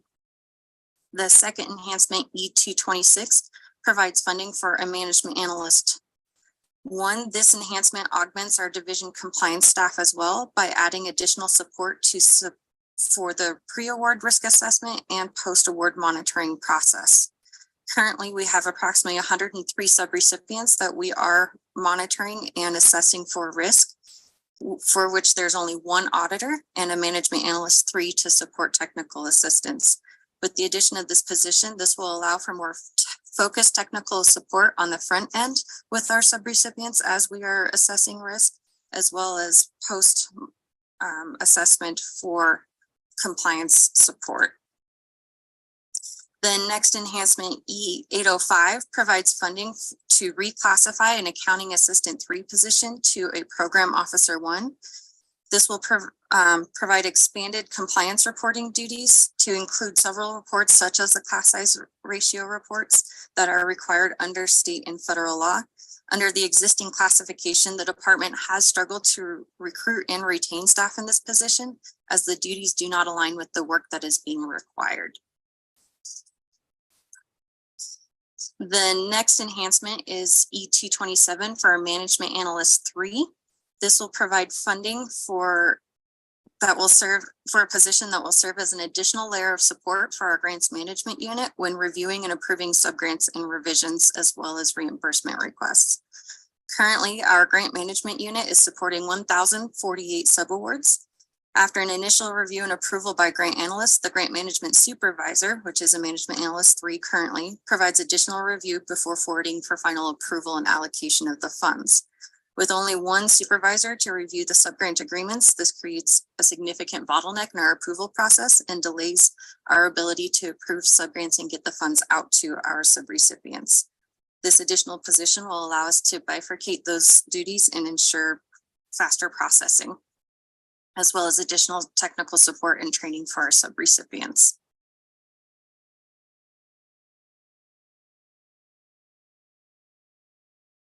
The next enhancement, E228, is also for a management analyst. This is for management analyst 2.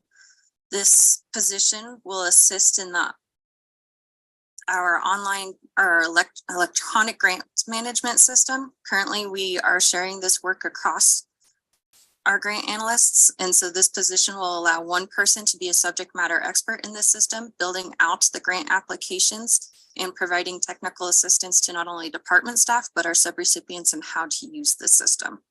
Currently, there are 880 applications in the system for $2.3 billion. Each year, we have to reestablish the applications in the system, and it takes a significant amount of work to coordinate that. And so this position would assist in that process. The last enhancement, E229, also provides funding for our management analyst, which will assist and provide additional support for our state pass-through dollars that are awarded to the department.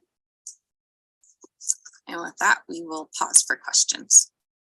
Thank you so much. We'll first go to Chair Dondera. Thank you very much. And it's not lost on me that we do things on a shoestring in Nevada. So I appreciate your hard work, but I also know how important grants are to the education system. So how did you determine the general fund should support the 3 new management analyst positions for the grant management unit? How did you come up with those positions? Deputy Superintendent Megan Peterson, for the record. In most cases, it was to ensure consistency. If we were to fund these with federal funds and the funds were to expire and not be renewed, we would not have consistency in positions to ensure that continuity of operations. And within terms of the management analyst too, because that is also used by multiple grants, including state grants, the federal funds had already been fully allocated to pay for that system. And then the additional support was not identified through other means. And so this is asked to ensure, again, continuity of operations, so that way we do have the support for all of our grants. Thank you. And follow up, Madam Chair.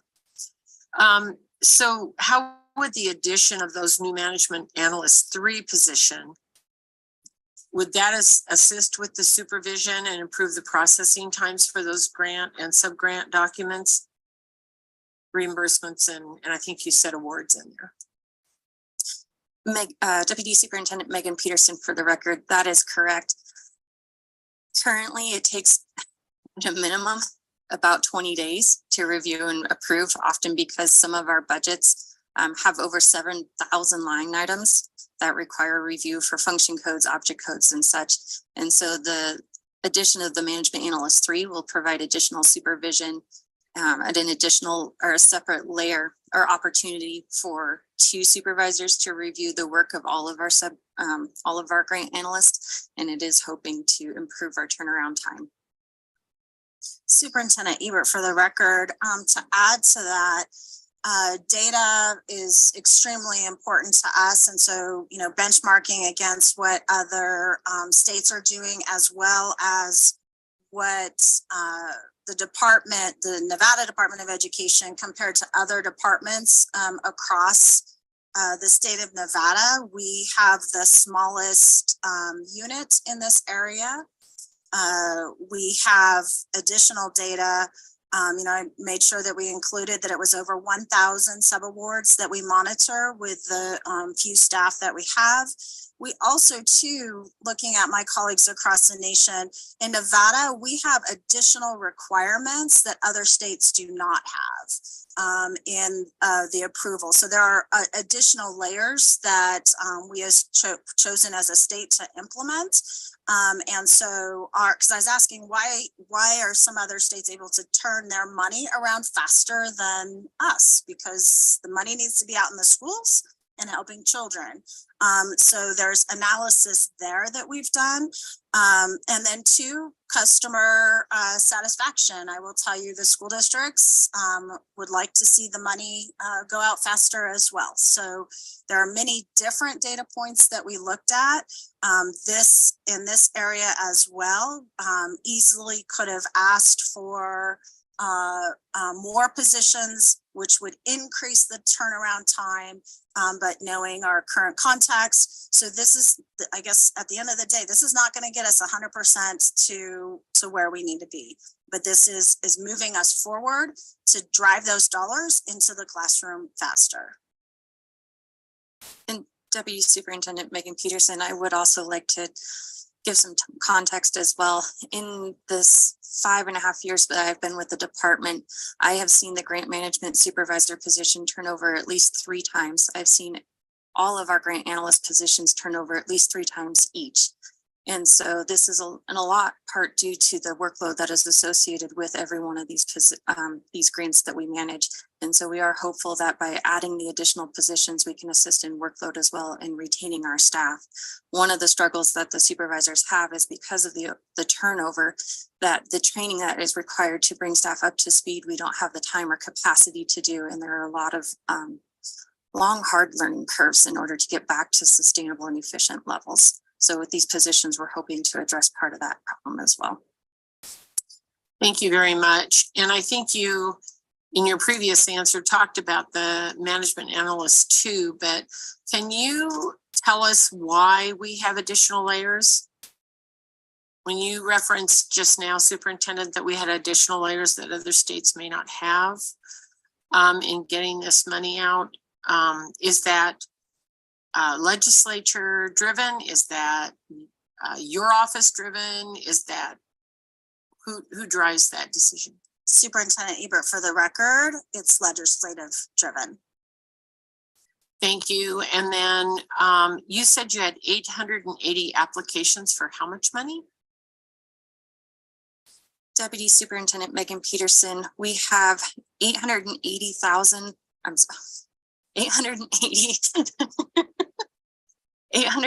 subawards in the electronic management system totaling $2.3 billion. This does include the federal relief dollars as well. I understand how after a while the numbers just all go together. Okay, I think that's it, Madam Chair. Thank you very much. Thank you. We'll go ahead and move on to Majority Leader Hudeke. Thank you, Chair. And my questions are along the exact same lines as my colleagues. And so they're probably going to be very similar answers, but mine's regarding that additional position, the Management Analyst 1 position. And so right now, it's Decision Unit E229. And so right now, it looks like it's taking about 15 to 20 days to process subaward budgets and revisions. And so can you just talk to me a little bit about how, if this position is approved, how that will improve the processing times for 1, the grant award budget reviews, and 2, the request for reimbursements? Thank you. Deputy Superintendent Megan Peterson, for the record, with the addition of this position, obviously the workload can be divided up more equitably. We currently have one person who's, for example, overseeing the Clark budgets.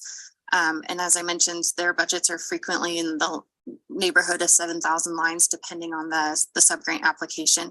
So by having a second position to share the work, we can divide more evenly and improve the process times. We're hoping to get it down to about 10 business days with the additional person. Okay, thank you. And if I could, Madam Chair, okay, that just triggered a follow-up question. So you said you're trying to get it down to 10 days, but I believe the goal ultimately is 5 days, correct? And so is there any, what happens if you're not meeting that 5 day? Is there any impact to those, is there any impact to those award recipients? Deputy Superintendent Megan Peterson, yes, absolutely. The longer it takes us to approve the subgrants and get the awards back to the subrecipients, the less time they have to spend the dollars and the less they're able to serve the students.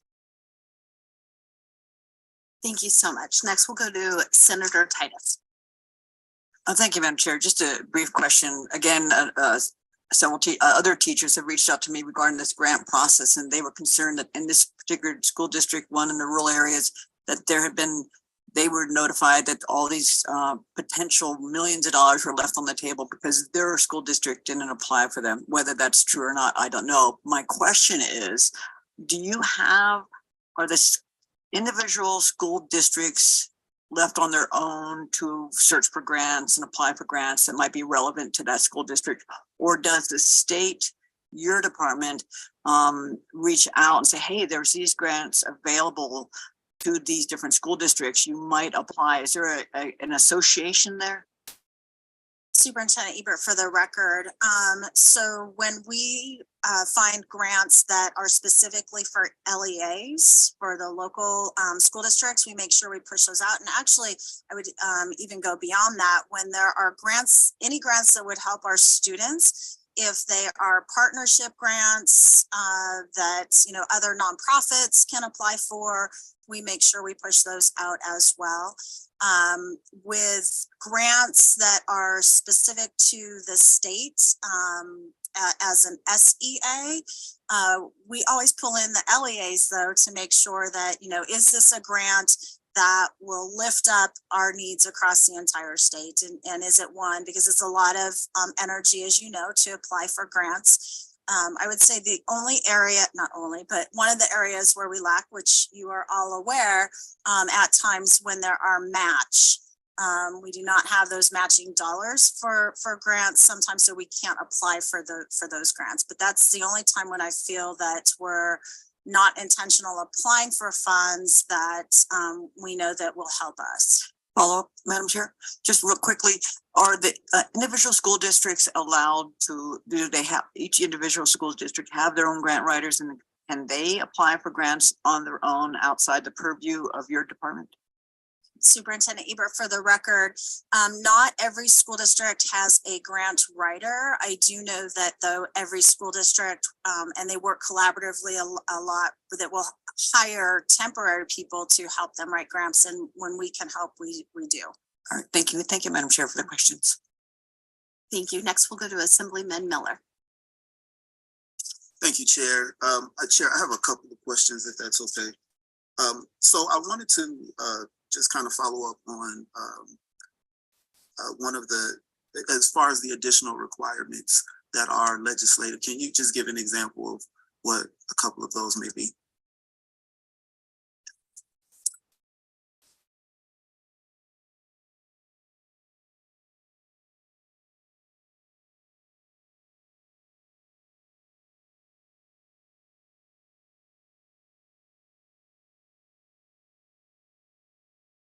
Superintendent Ebert, for the record. So in some of other states, my colleagues are not required to go to, we are required to go to IFC for expenditure. Also, the ask on, especially with the federal relief dollars that we currently have, those were allocated to the states in a very broad category, right? Because all of the states had different needs, whether it's reading, devices. My colleague I was just speaking to yesterday in Utah, she did not need devices. They've been one-to-one since 2016 in their state. And so that flexibility with those dollars has been provided by the federal government. As we have been expending those funds, we have found, and I think I've shared with you before, that school districts cannot find either teachers or counselors or social workers. And so IFC has initially approved those for counselors, social workers, but now the school district, because we don't want to return any funds. We want to make sure those funds are used for students. And so now a school district needs to pivot because they haven't, or the State Department of Education needs to pivot because we can't find those people. So we want to use those dollars. I'm going to use an example of for telehealth or another item that is acceptable by the federal government. We have had to come back to this body because it has been identified as a change in purpose. The purpose is to support students, very flexible. So in our minds, it is not a change in purpose, but we have had to come back. So then that slows down the process for expending those funds. That's one example off the top of my head. Okay, I understand. Thank you for that. And then as it relates to the turnaround time on the sub-recipient awards, I know we're trying to get to 10. We need to be at 5. Where are we right now? How long is it taking to turn around an award? Deputy Superintendent Megan Peterson, on average, it's approximately 20 days, 20 business days. Okay, wow, thank you. Okay, my next questions are about the management analyst position in the risk assessment and monitoring unit E226. So there's currently an existing auditor position that's handling these tasks. How would the new position work in collaboration with them? Deputy Superintendent Megan Peterson, for the record, the management analyst would support on the front side of doing the technical assistance and working with the subrecipients to ensure all required documentation is coordinated and received in order for the auditor to do the work. Supplementary, depending on the workload, and as we move through, this is a relatively new process for the department, assisting and providing auditing support, at least part-time, ensuring that we are staying on track with the monitoring schedule that we have established for our subrecipients based on their level of risk. Okay, thank you. And so the processing times should be improved. Deputy Superintendent Megan Peterson, not only the processing time, but the actual action of doing the monitoring. We are still setting up the program, but we have been struggling to meet the schedule that we had developed because we don't have the capacity to audit everyone that we have identified. Okay. Okay, good deal. Thank you. Thank you, Chair. Thank you so much. We'll go ahead and close the hearing on that account and go ahead to budget account 2720. Deputy Superintendent Megan Peterson, for the record, budget account 2720 is our Department Support Services budget account. This account provides operating and personnel for the staff who support the department in all fiscal matters. This includes development and monitoring of our department budget accounts, including completing work programs, all finance related, including processing payables, assisting in the contract procurement and management process, as well as processing all of the payables for the department. And payroll. The first decision unit, E232, provides funding for an accounting assistant 3. Currently, the department has 3 accounting assistants to provide Pen 3 and Pen 4 approval for all of our payables. One of those accounting assistants also serves as our payroll clerk, and so part of their time is dedicated every month to processing timesheets for our employees. So this position would provide additional support in the form of a Pen 4 to approve all accounting transactions for a quicker turnaround time. Additionally, with the introduction of the pupil-centered funding plan, we moved from approximately 63 transactions a month, 1 for each school district and charter school under the Nevada plan, to approximately 400 transactions every month to process those payments. And this is in addition to all the additional contract payments as well as other payables associated with our work. The next enhancement is E233. This decision unit funds a management analyst that will support our contract position. We currently have 1 that is a management analyst 3, and that position is responsible for all contract management within the department. We currently have 100 active contracts and anticipate approximately 30 more. And so this person is solely responsible at the moment for assisting in the RFP process, ensuring that the contracts are reconciled and the declining balance sheet is tracked as part of the payable process. So this management analyst would ensure that the current position could focus on the front side in the procurement and establishment process, and the second new position would assist in reconciling and ensuring closeout of the contracts and that we have sufficient authority. The next decision unit, E230, provides for an administrative services officer 2. Currently, we have 1 administrative services officer 3 who oversees the entire team.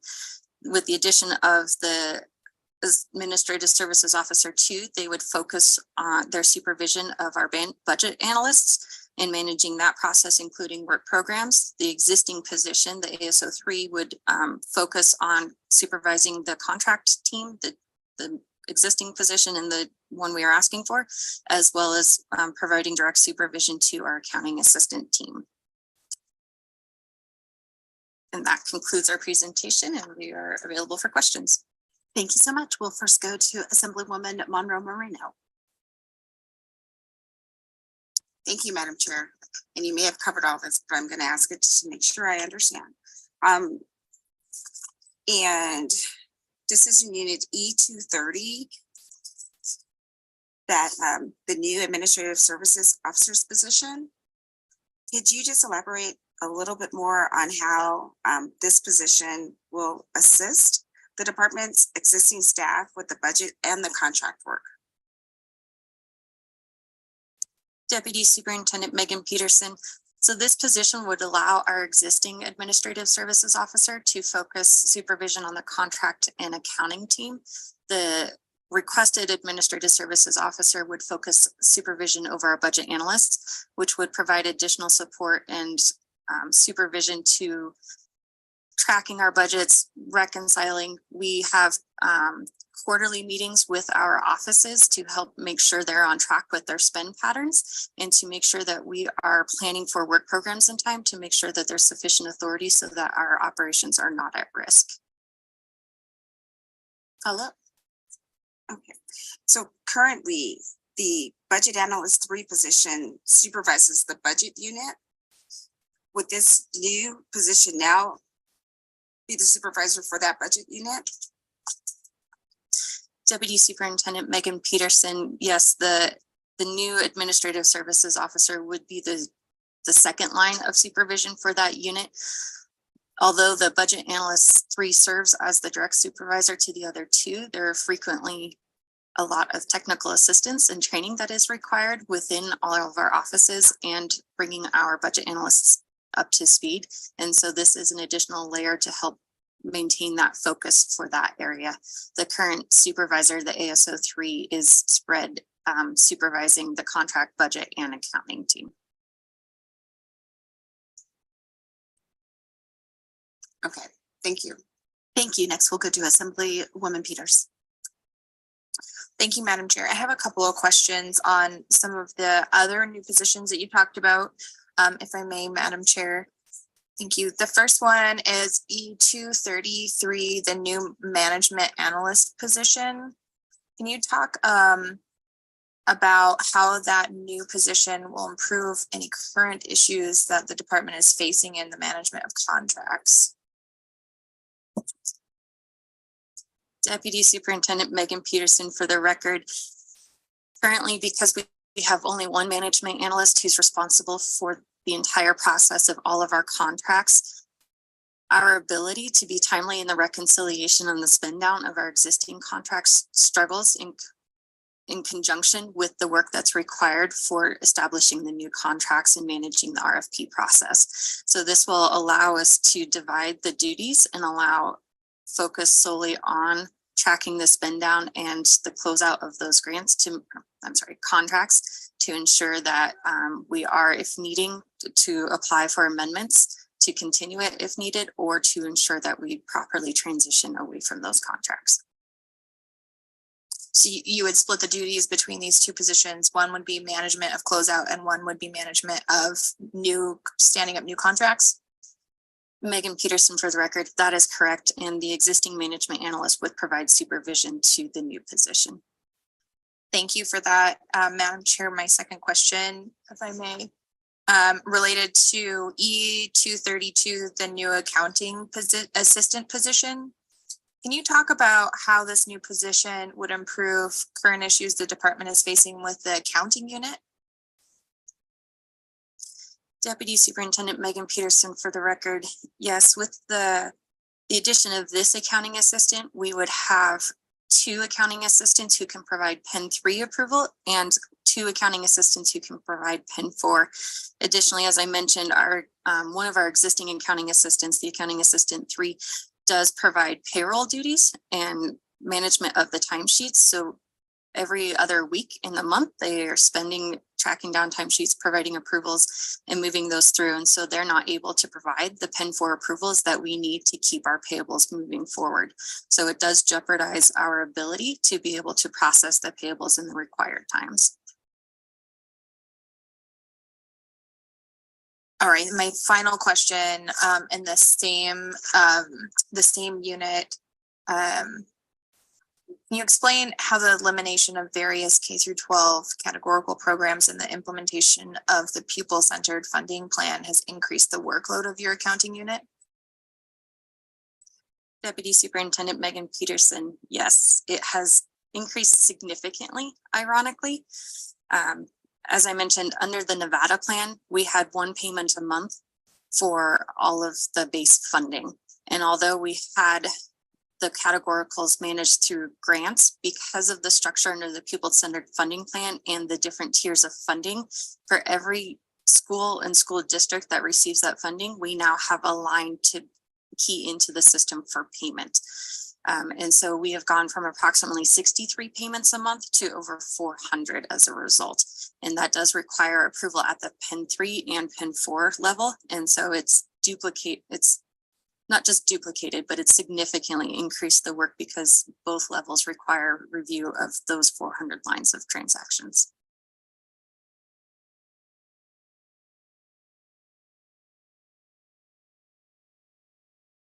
Thank you so much. We'll go ahead and close out the hearing on budget account 2720, and we'll go to budget account 2709. So we'll go back to earlier in your slide. Thank you, Superintendent Ebert. For the record, this budget account provides funding to support the coordination of birth through third grade, state level work to improve access and quality of early childhood education programs. The work focuses on building strong connections between learning experiences and the critical learning period. The first enhancement, E226, provides funding for an education program professional totaling $99,890 in FY24, $123,621 in FY25. This position will lay the foundations for an early childhood integrated data system, working with other early childhood agencies and programs. Additionally, this position will serve as the state's office lead for data steward in the NDE Data Governance Board and the Nevada Early Childhood Advisory Council Data Subcommittee. The duties will include collecting, analyzing, and reporting early learning data such as quality ratings, assessment scores, and program surveys. The second enhancement, E275, provides $8.8 million in FY24 and $11.3 million in FY25, bringing the total investment in pre-K to approximately $60 million for the biennium. FY24 funding includes the restoration of funding lost as part of the pandemic era cuts, totaling $3.1 million, while the remaining funds allow the program to serve an additional 300 children in FY24, and then an additional 300 on top of that. So at the end of the biennium, it will be additional 600 students, children, which brings us to 3,694 seats for pre-K. And I will ask now, I have my amazing colleague, Director Patty Oya, to come to the table because I'm sure there are specific questions in regard to PK that she is well positioned to support as well. As she makes her way up, we'll go ahead and start with Chair Dondero. Thank you very much, Madam Chair. And thank you for being here. Again, can you provide an update on the department's work with West Ed that we're doing with this equity adjustments for the pre-K program?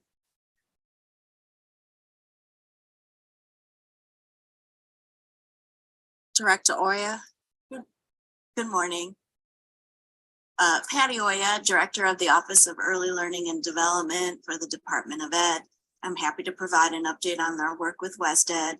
They are currently in the second year of this project, which is a cost study for the true cost of pre-K that includes the equity piece of how do we distribute the funds and who is obtaining the services that we currently provide. We did provide an interim report on June 15th to the Joint Interim Standing Committee on Education and responded as such to the letter of instruction. And the report is scheduled to be completed by June 30th of this year and will be ready for distribution after that. And then what recommendations do you anticipate will be brought forward for the 25 legislative session, considering the funding model of the state pre-K program in this biennium? For the record, this is Patty Oya. what they're looking at is when we originally used the methodology of 84.10 per seat, we knew that was based on expenditures alone and not the best way to determine a per seat cost, but it helped us because we had wide ranges, if you remember from a few years back, on how we allocated the funds. So now they are looking clearly at one, is it more expensive to provide pre-K in rural areas or urban areas? We are also, our pre-K program now has many seats in childcare centers through our partnership with United Way of Southern Nevada. So are those costs more expensive than when we serve children in our school districts? And so, for example, we know that school districts don't generally have rent in their budget, but childcare providers obviously do have to provide rent. So there are some differences there, teacher costs, things like that there are differences. And we want to recognize that, again, that equity piece of how are we distributing those funds. I don't have an exact number of what that will look like for future requests for funding and how that will be distributed yet. Thank you. And one last clarification. So the department indicates that the recommendation for the additional state pre-K programs funding would restore the number of those pre-K seats funded prior to the COVID-19 pandemic of 3,094 seats. However, it appears those seats were previously funded using braided funding in addition to the general funding appropriations. So do any school districts or nonprofits still provide other funding sources to fund those pre-K seats? And I would just add, I know we all know this, but the pre-K is really not only important, but essential to students' success. This is Patty Oya for the record. Thank you for the question. And yes, it is an essential piece of student success. And yes, we do still have some districts reporting braided funding in determining their overall budget. You know, again, when we talk about our new position for data collection, this is part of it. It's how do we collect the funding of what's being braided per district. We do have some rough numbers, and we do know, and especially for special ed, we know that the braided funding is needed to make sure our programs are inclusive of all children. Thank you very much. It just, in my mind, I'm thinking 3,000 seats, you know, seems, or 3,100, if you will, seems so little. And so I just hope that we can continue to build that. Thank you very much. Thank you so much. Along these same lines, has the department received interest from school districts that currently do not participate in the state pre-K program that would be eligible to participate if in the program if there were additional funds? Patty Oya for the record. We are currently, the way we allocate funds, we currently give the same grantees the same amount moving forward if there's no additional funding. We do right now have a survey out that asks for additional, if we are successful in getting additional funding, would you be able to take additional seats? I don't know if other districts have, you know, the few districts that we don't serve right now, if they've applied, but I do know that Clark County School District is saying that they can serve an additional 700 seats. United Way of Southern Nevada has requested an additional 300 seats, and the State Public Charter School has the largest waiting list at 494. And so we know that our current subgrantees could fill these seats that we've put in the enhancement. So, and that's before we even talk about the other districts. Thank you for that. And it'd be interesting to see what the responses were from those other districts. How did the department determine that the additional state funding that would replace the federal governor's emergency education relief funding should be allocated entirely to the Clark County School District?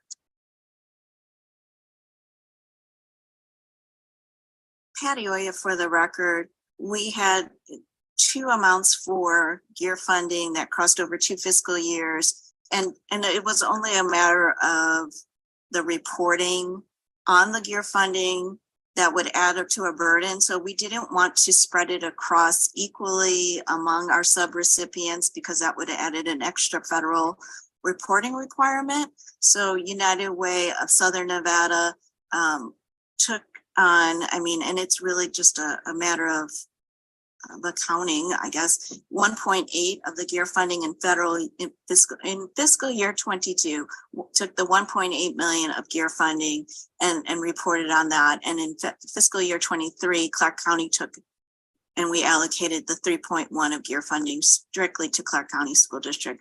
But it was really only for that. So we didn't burden everybody across the board, the federal reporting requirements.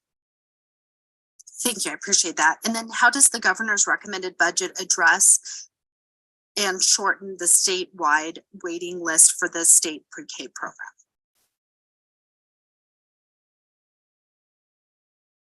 Patty Oya, for the record, it does help us address the waiting list. It does add, to be clear, the 3,094 to restore us to pre-pandemic numbers is an additional 613 seats.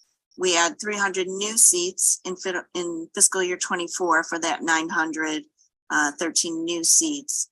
And so that does help. And we do want to continue to grow the program and to continue to work towards universal pre-K down the road. Thank you. Next, we'll go to Senator Severs-Gansert. Thank you, Madam Chair. So in looking at some of the numbers, it looks like we spend about $8,400 per student for pre-K programs, and those are within the school districts themselves, but we also spend tens of millions of dollars in childcare subsidies, which is in a different bucket, right? So we've got all these dollars that we spend for childcare, and I was wondering if you've had any conversations with Health and Human Services about potentially moving some of the children who are perhaps in subsidized childcare into pre-K programs and how those dollars would flow. Patty Oya, for the record. Yes, we work very closely with the Division of Welfare and Supportive Services under the DHHS, who they run the child care subsidy program. And we do, when we look at eligibility, and if you think about the federal poverty limit chart, for Nevada Ready, we're talking about at or below 200% federal poverty limit. We have Head Start that is at or below 100% federal poverty limit, and then childcare subsidy is based on state median income, which is a little bit over our eligibility. So it's kind of it is a little bit tricky to kind of just compare apples to apples when you're talking about eligibility. But we do look at the children who do qualify for Nevada Ready. Remember, it's only 4-year-olds, and childcare subsidy would be the whole range. We do look at their before and after school care out of childcare subsidy, but if they do qualify for Nevada Ready and those sites are participating in subsidy, then yes, we do look at trying to not duplicate those costs and take one from the other. But with only less than 2,500 seats and how many childcare centers we can work with, there's not always a lot of overlap. And childcare subsidy obviously is needed for the birth to and above range. Thank you. I appreciate you working with them because it seems like we had a discussion last night about childcare. We want to make sure there's education related to childcare, and if we are able to move students into pre-K, that I think would benefit the child. So I appreciate you working with them to see how many children we can move over and perhaps use some of that subsidy money towards pre-K. Thank you. Thank you. We'll go ahead to Majority Leader Hadaki.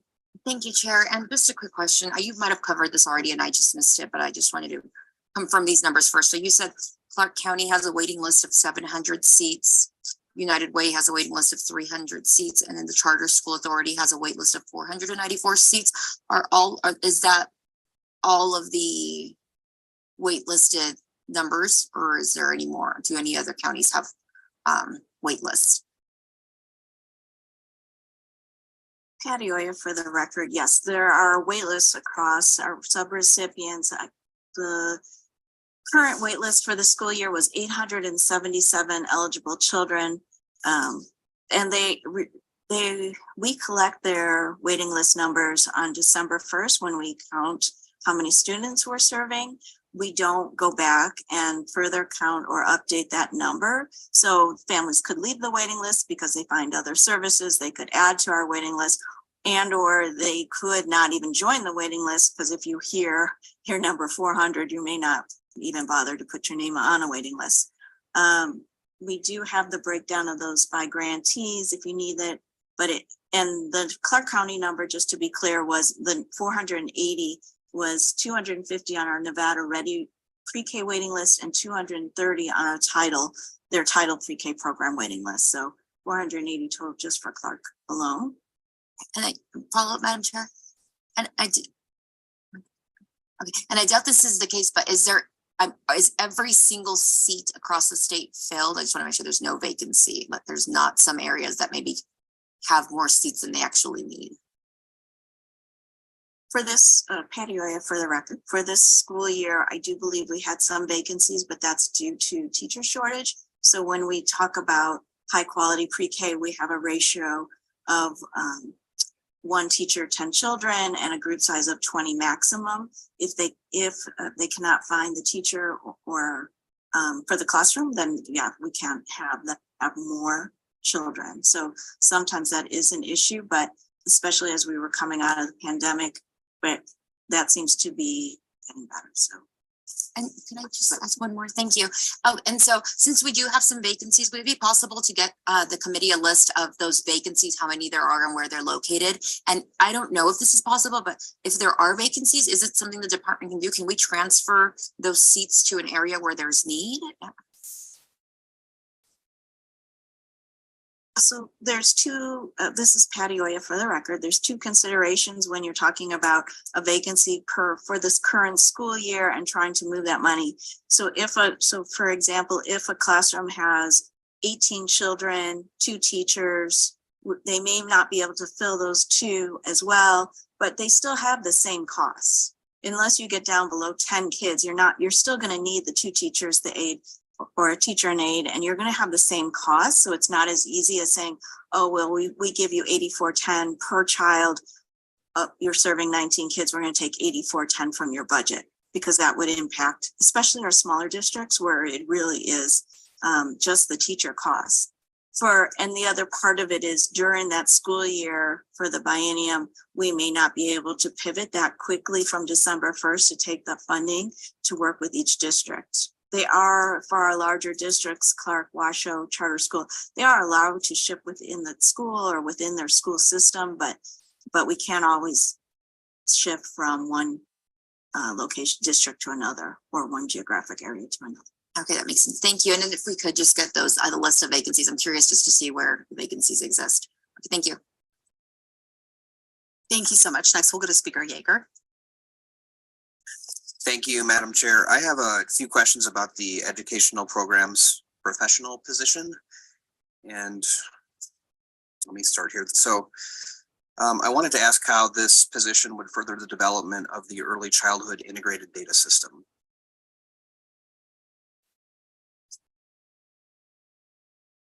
Patty Oya for the record. The position is needed in that the early child, we do not currently have in the state an early childhood integrated data system. So just, first that's put out there. And then second, this position would feed the data from the department into that system and work towards building that system. The position is needed because we do not have someone who can collect across the other types of pre-K. Obviously, I can provide Nevada Ready pre-K numbers, but we also have title pre-K, special ed pre-K. So at first, this position really would focus in on what are the pre-K programs that run out of just the department alone and feed into an early childhood data system, and then further branch out from there and think about the other agencies that would participate in the same data system. Thank you for that response. And my next question was, how would the development of the early childhood integrated data system be expedited if Assembly Bill 113 is approved and the Office of Early Childhood Systems is created in the Office of the Governor? For the record, AB 113, if passed, does make the recommendation that the data system that every agency participate in the data system. And I think that's, it would actually be a great partnership between the Department of Ed as well as other state agencies that they participate in this development. It's a big project. Not every agency has, like us, has a database to feed into the early childhood integrated data system. So we really do need that coordinating piece. Thank you. And if I could, Madam Chair, my last question on this topic is, could you just talk about how the department currently collects, analyzes, and reports on early learning data and how this new position would enhance those tasks? Thank you. Currently, we use a variety of either Excel docs and smart sheets that are submitted either if they have, they can be submitted by email or like a smart sheet form. It's not the best way to coordinate and collaborate data. We also don't have it across even our offices. So we to ensure that we're comparing apples to apples of fiscal year, children served, braided funding, those types of questions are generally collected on Excel docs by our management analyst. And when you collect things by Excel doc and try to aggregate it, there's human error as well. So I think we can come up with a better system for collecting that information. Thank you for those responses. Thank you, Madam Chair. Thank you so much. Next, we'll move to Senator Neal. Thank you, Madam Chair. So I just have one question. Can you please explain the various department activities that would be funded using the recently awarded federal preschool development grant birth through 5 renewal? Patty Oya for the record. Thank you for the question. We love talking about this very recent grant that we received. The purpose of the preschool development grant is to strengthen Nevada's early child care and education system across families. It is an extension of the original preschool development grant that we received 7 years ago that was focused on preschool seats. This one is a little more systems building. We did take the time when writing the grant to partner and get input from other agencies because it is a systems grant. The major activities include an updated statewide needs assessment and strategic plan. And then the major activities of the grant are strengthening approaches to authentic family engagement, stabilizing the early childhood workforce, and expanding high quality supports for programs serving young children. And we do have a new Canvas course, if you're familiar with the Canvas, and that it walks through all the components of the grant. And I would be happy to share that link. Thank you for that. And then I have a quick follow-up. Given the governor is currently recommending the general fund appropriations to replace the expiring federal governor's emergency education relief funds, please indicate if it is the intention of the department to seek general fund appropriation to support any of the expenditures identified to be funded by this grant over the 3-year period after the grant expires. Patty Oya for the record. In the preschool development grant activities this is a 3-year grant, in years 2 and 3, we do have a small amount of seats designated, 100, I believe it's 100 per year, that focus in on expanding the Nevada Ready Pre-K into family childcares. We're currently only in licensed childcare centers. And then we have some seats that focus on the groups that are not currently served in Nevada Ready. So we have heard from some of our districts that the 200% federal poverty limit is too restricting, especially in our rural areas. So there are minimal seats in there, and they're mostly considered more pilot seats, and to see where we can expand our services because of the same sustainability is, we don't want to start new seats in an area that we won't be able to sustain past the grant.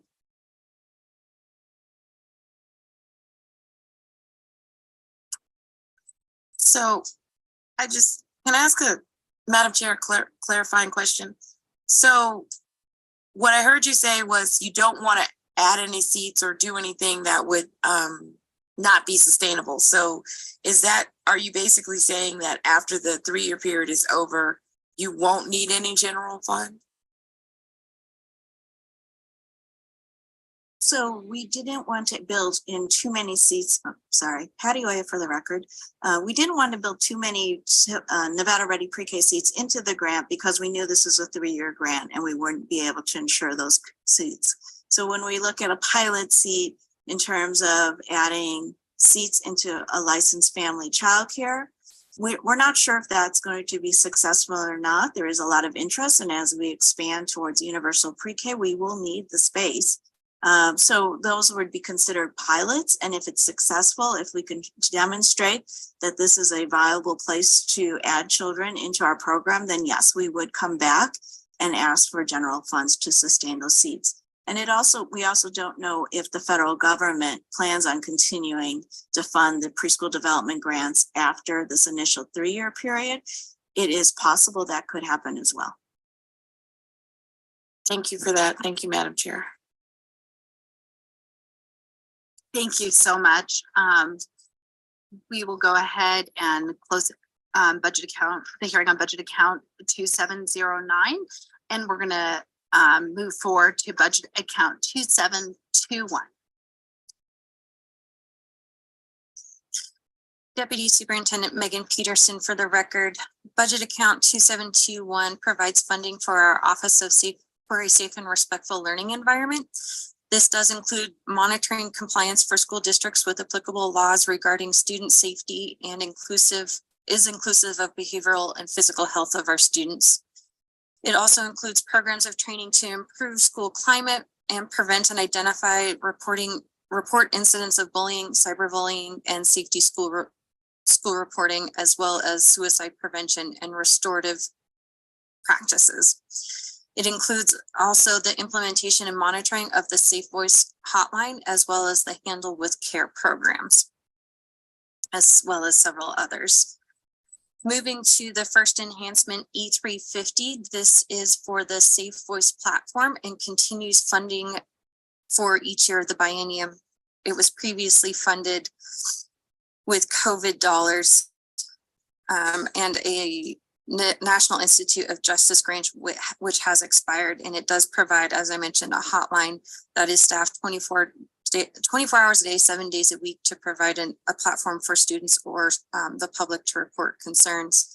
I do want to address that during the recent budget review process, the amounts that were identified, $386,000 in each year of the biennium, were incorrectly built into the budget, and a budget amendment has been submitted to decrease this by approximately half in each fiscal year to $193,000. The next enhancement, E350, is regarding the school climate surveys. This provides surveys to collect information about student and teacher climate and school safety, as well as the school conditions.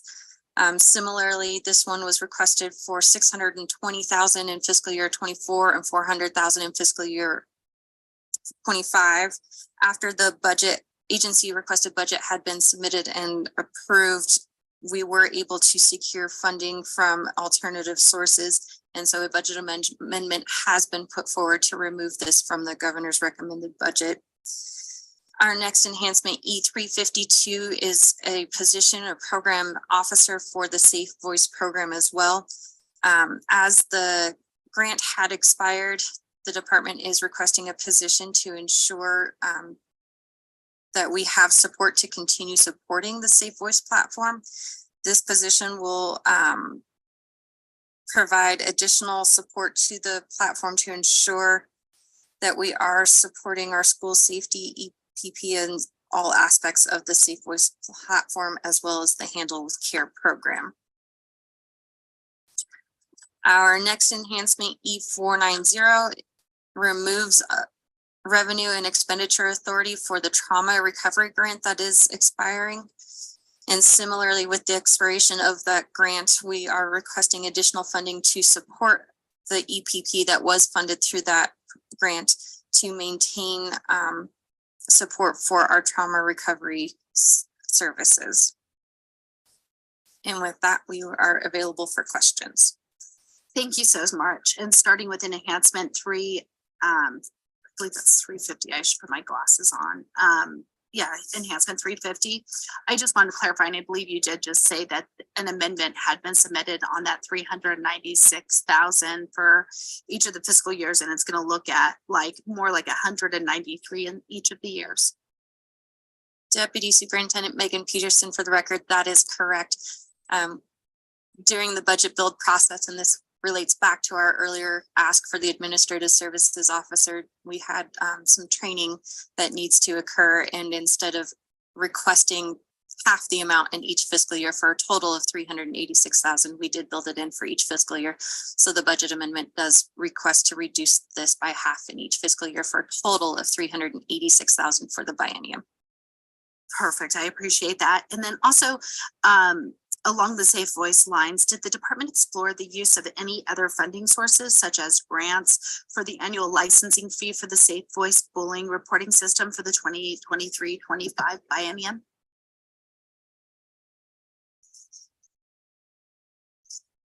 Christy McGill, Interim Deputy Superintendent, Student Achievement. Yes, the Safe Voice has been supported by federal grants, both from NIJ and Department of Justice. So we utilize a blended model right now. It is an NRS and it is a mandate. And so we do need some base state funding. But yes, it is, like, for example, enhancements in the response for case management. We just got a new grant from the Department of Justice to do that, but the base part of Safe Voice needs to be sustained. We really can't have any interruptions in services in that Safe Voice platform, and state money is some of the more stable funding that we have. Thank you for that. And one kind of follow-up question with respect to those federal grants that are obviously being made available, they also look to see that the state is providing the funding to keep Safe Voice online and no interruptions. Christy McGill, yes. Every drop of state money we get, we try to leverage that with federal dollars in these programs for school safety. So absolutely. And we appreciate that. Next, we'll go to Senator Severs-Ganser. Thank you, Madam Chair. I have some questions about the tips. You've got sort of the trends and the count for tips, but I want to know percentage-wise how many are around suicide or students threatening themselves or students threatening others, because in the past it's been a significant number or percentage. Christy McGill, for the record, it depends on the year and it depends upon the month. But suicide ideation and suicide tips either are number 1 tip or number 2 or number 3. So right now, currently this last February was our highest volumes of tips ever in the history of Safe Voice, with 1,141 tips. And suicide was the second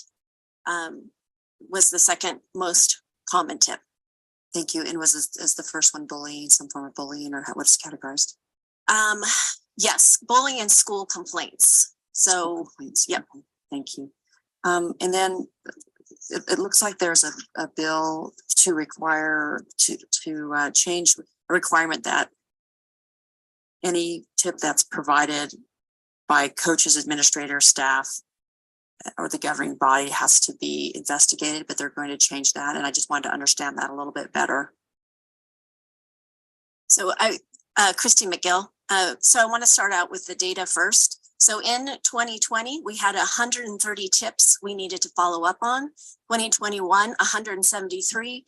2022, 786. So yes, the bill will help us with that initial investigation, that it starts to originate at the school, so we're not duplicating that effort in those 786 tips that we need to follow up on. But we still have an appeal process for our parents and for our communities in case they feel like their needs are not being met at the school or they need an objective review. And so we are doing that, and those increase as well on the, depending upon the volume of the tips. So the bill is going to help us greatly. And we're also needing the position as well. Thank you. And so it sounds like if it went from 130 to 173 to 786, some of the 786 are maybe duplicate. It's around the same topic, or do you think most of them are still unique? There may be some overlap, but when it comes to bullying and complaints, it's usually a 1-to-1 ratio. Like if it's school threat, it could be one school threat with a whole lot of multiple tips. Because, of rumors or, a particularly conversation that was overheard. But in the actual bullying and for suicide, it really is a 1-to-1 ratio. I mean, there may be some overlap there though. Thank you. And I appreciate the work that you've been doing over the years. I mean, I think the system's been incredibly important. So thank you. Thank you. Next, we'll move to Assemblywoman Peters. Thank you, Madam Chair. Those numbers are incredible. First of all, I think it's amazing to see students using their voice, and maybe even adults using their voice when it has historically been stuffed under the rug or the bed or considered to be the social norm to treat people with disrespect and to threaten people in different ways. And unfortunately, we still see that even as adults in this building. We still see that stuff happening. But maybe this work will encourage this next generation to be better. I have a couple follow-up questions. I'd like to start with some follow-up on my colleagues' questions. What does the turnaround time of your complaints currently look like?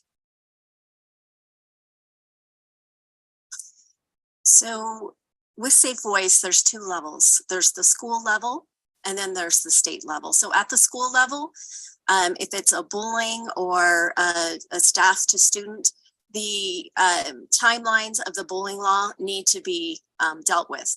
And, that's also in a BDR where we are looking to extend the timelines for investigation, but not the safety plan. So at the school level, a safety plan and parent notification has to be that day within, notify the parent, safety plan. The actual investigation of the issue, we are requesting for a longer amount of time because some of these have to do with discrimination, with large groups, and it starts to get more complex. So the turnaround time at the school is based upon the 388 bullying laws. At the state level, we too make sure that if we get a complaint this way, like adult to child bullying, we check in with this district, is there a safety plan in place? And then we kind of move on from there to going to investigate. And that can take anywhere from 2 weeks to 6, depending upon the complexity of the complaint and appeal. Thank you for that. So the program officer position, can you talk about how that will enhance the existing education program professional position that serves the Safe Voice coordinator and how that impacts the scope of your program? Yes. Christy McGill, the project officer is really going to be that first line of defense in the Safe Voice. So you can, again, the tip volume has increased a lot. And we really want to make sure that we're doing a good job of checking, like making sure those safety plans are in place. And we work really closely with the districts, even on the weekend hours and those kinds of things. We work with DPS as well. So that kind of daily work increase that project officer will take care of. The EPP is over school safety. We have one EPP for school safety. I mean, it's a lot of work.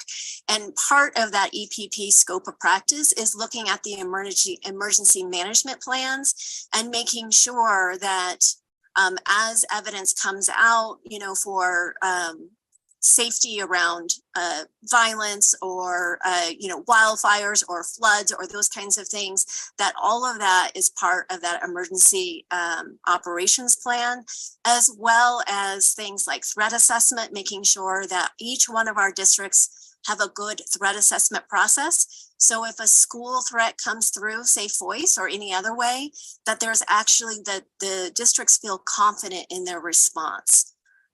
So that piece is related to the school safety. So it's a lot of work, and this project officer will really take that day-to-day of the safe voice tips off of the EPP. Thank you for that description.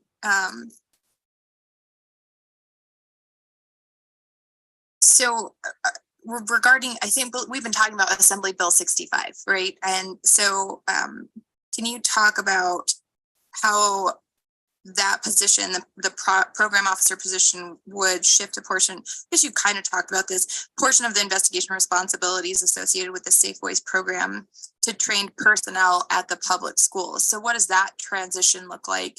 And what, like, will the schools have to ramp up, you know, their professionals? And I'm thinking particularly of our social workers and mental health specialists in our schools. What does that look like as it impacts schools? And how does AB 65, if approved, shift some of that burden onto our schools? Christine McGill, it's not a shift of burden onto the schools. The schools are already doing it. What we're trying to do in the bill is trying to reduce any kind of duplication. The schools have to operate really lean and mean, and so do we. And any kind of duplication, as we really learn how to do this well, we learned that there was a duplication between, you know, because we want to make sure kids are safe, but there was a duplication of the schools and the Department of Education doing an initial investigation on teachers. So we wanted to eliminate that duplication so that we could be more efficient in our time, so that schools could focus in on that first brush of investigation, making sure kids are safe. And then we could really focus in, if the parent really did feel like their child continued not to be safe, we kind of pick up that baton. So it's a really coordinated approach, and it's really trying to get systematic and strategic. I think that this is an interesting way to do this.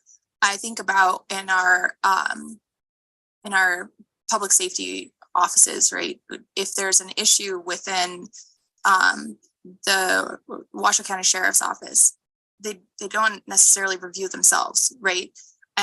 So I have some initial concerns, and obviously we're not hearing AB 65 at the moment, but of what the implications of that could look like for schools and people in a school self-regulating within the school, and how that could impact students and their families as they pursue complaints and issues. And that comes to my final question. Can you talk about how the addition of this program officer position would ensure the office, for your office, remains in compliance with statutory requirements related to Safe Voice and handling with care programs? Christy McGill, again, the volume of tips have increased so much that it really is, we're not doing a good job now with just one EPP and myself, like toggling the Safe Voice tip. So this person will really ensure, and what you said about, you know, that division of duties, parents can still call us at any time that they feel like their child is unsafe and the school's not addressing the issue. And at any time we can stop and, you know, address that issue. What this really does is this program officer will really be able to take the time to go through the tips. The other piece we also want the program officer to do is, as they review the tips and they see the kinds of response, is to craft a training plan from that data. And so that we have training plans and materials and supports and on-demand kind of trainings that meet the needs of the districts as they come up. So if we see, for example, that there is an issue, a compliance issue around the investigation piece or around the discrimination piece, and instead of waiting, we can really start to put training plans in place, and that's what additional staff will allow us to do, is that raise that capacity. Thank you so much. Next, we'll go to Chair Monroe Marino. Thank you, Madam Chair. And I'd like to go to decision unit E275 and E490. And I first want to thank you for sharing that data. As depressing as it is, I'm over here. Thank you for sharing the data. As depressing as it is, but you've talked about it, but could you discuss just a little bit more why the ongoing duties of that grant funding program officer are other folks are unable to handle the duties if this was not funded? The remaining staff couldn't handle those duties. Could you just elaborate a little bit more on that? Christy McGill. Overtime. So I just, I don't want to burn out my staff. And working on Safe Voice is difficult. Seeing those tips every day and being able to knowing that in your heart that the kids are safe and you're doing a good job is difficult work. And it's not something someone should ever be doing 50 hours a week. I mean, I really got to be careful in this work with burning out staff. And so, we have been doing it this way. And, I've been very blessed to keep my staff, but it's the toll, right? Going from 100 tips to almost 700 tips that you have to lay eyes on. And the diversification of issues that are coming through is difficult. And so, and then also having to parcel out, making sure their emergency management piece is, covered, and that the threat assessment piece is covered, and the bullying training is covered, and then discrimination is covered. It just gets too much. And so this position is really important for us to get that day-to-day work of the Safe Voice off some of the EPP. I'm sure may ask. Relationships are extremely important, right? And especially when dealing with situations that kids, sometimes educators and parents with trauma issues. Would this position, eliminating this position, have a direct impact on some of those relationships that have been established? Christy McGill, I apologize. I think I got the Safe Voice and the trauma position mixed up. So apologies for that. I'm referring to both, so you're fine. So although the grant is going away in trauma, we are requesting to keep the position. And for two reasons, and they're both rooted in evidence and good practice. So I was just reading a brief today from Nevada's Psychiatrist Association, really highlighting the impact that trauma has on our students. Some of the data and the anecdotal data and the stories, and you look at Handle with Care and Safe Voice, and you look at the tips in Safe Voice, we have many students toggling traumatic episodes, as well as kind of this chronic stress. And so what this position will continue to do is three things. One is they'll continue to support the districts in evidence-based training as it comes up. Trauma-informed schools is a very new approach. And so as we are learning how to do it well, we want to make sure those lessons are learned and that we give that information to our districts. Also, we've really learned outside of the pandemic and with the increase of youth suicide, that some of our smaller districts or schools or charters that may be experiencing some of these community traumatic events for the first time need additional supports. And so this person helps coordinate that. For example, in a rural area, you may need to have people coming out from an urban district to help support in a traumatic event. And to have that fluidity of support between our districts is extremely important in a time of crisis. And that this person would help support that as well. And then third is we currently have a fund. So that's kind of the systems approach to trauma, because the evidence tells us that if a system is trauma informed, that we can actually reduce some of the angst that the students are going through.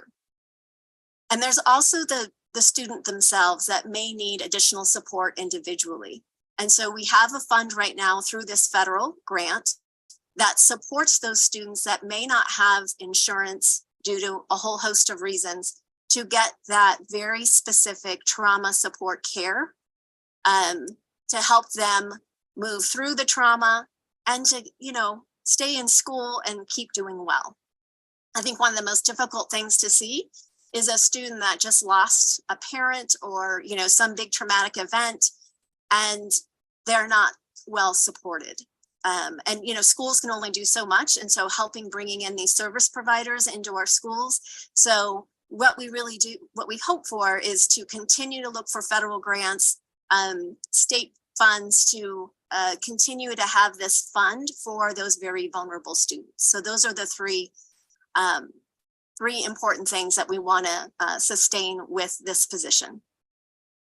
Thank you so much for that answer, because students today and schools are dealing with things that I know I didn't have to deal with when I went to school. And there's so many things that happen outside of the school before that kid even, you know, goes through the doorway of the school that the teachers and the staff have to deal with. So thank you for sharing what you said about putting those this position together with local, you didn't say it, but nonprofits or organizations that can help the student, but also help the parents deal with those issues that are happening outside that have a direct impact on what's happening inside the classroom. So for that, thank you, Madam Chair. Thank you. Next, we'll go to Chair Gondera. Thank you very much, Madam Chair. And before I ask my question, I just want to say out loud that I've been that teacher who has had a very young student in second grade, entire family killed and in a tragic car accident, and having to face kids the next day in the morning is daunting. And so those support services as a teacher, because I've had it happen more than once, are just crucial. So thank you very much for what you're doing there. So can you confirm that the 1 million that we're recommending for the biennium for the school climate and working condition surveys is no longer needed due to funding provided in the October IFC meeting? I always worry when we start taking away funding, what's really happening. And so if you could kind of talk about that a little bit, I'd appreciate it. Christy McGill, yes, I checked like 5 times because I had the same response. I wanted to make sure everything was covered. But at least for this biennium, we were able to find federal funds to do this. We will probably come back next session if we don't continue to get those federal funds, but we found federal funds to do the surveys and continue on with that important work. And we're really, these funds here, or this program here, is really focusing on staff. You know, as we learned that their voice needs to be heard as well. Thank you. And back to the original comment, because when something happens in a school like that, it happens to everybody. It just doesn't happen to that one classroom. I mean, in the case I just spoke about, I had a daughter in the 5th grade class that it touched. So it not only affected my classroom, but the entire school, all the teachers, everybody that's there, all the parents. So, you know, you can affect 800 people real quick and need support services. So I hope that when schools have tragic events, that we can continue to support them and have the funds to do that. Thank you very much, Madam Chair. Thank you so much. We'll go to Assemblyman Miller. Thank you, Chair. And just kind of following up on that, I know, I guess in October there we approved the $4 million for the school-based mental health programs. Can you just give us a kind of an update on where you are in getting that funding out? Thank you.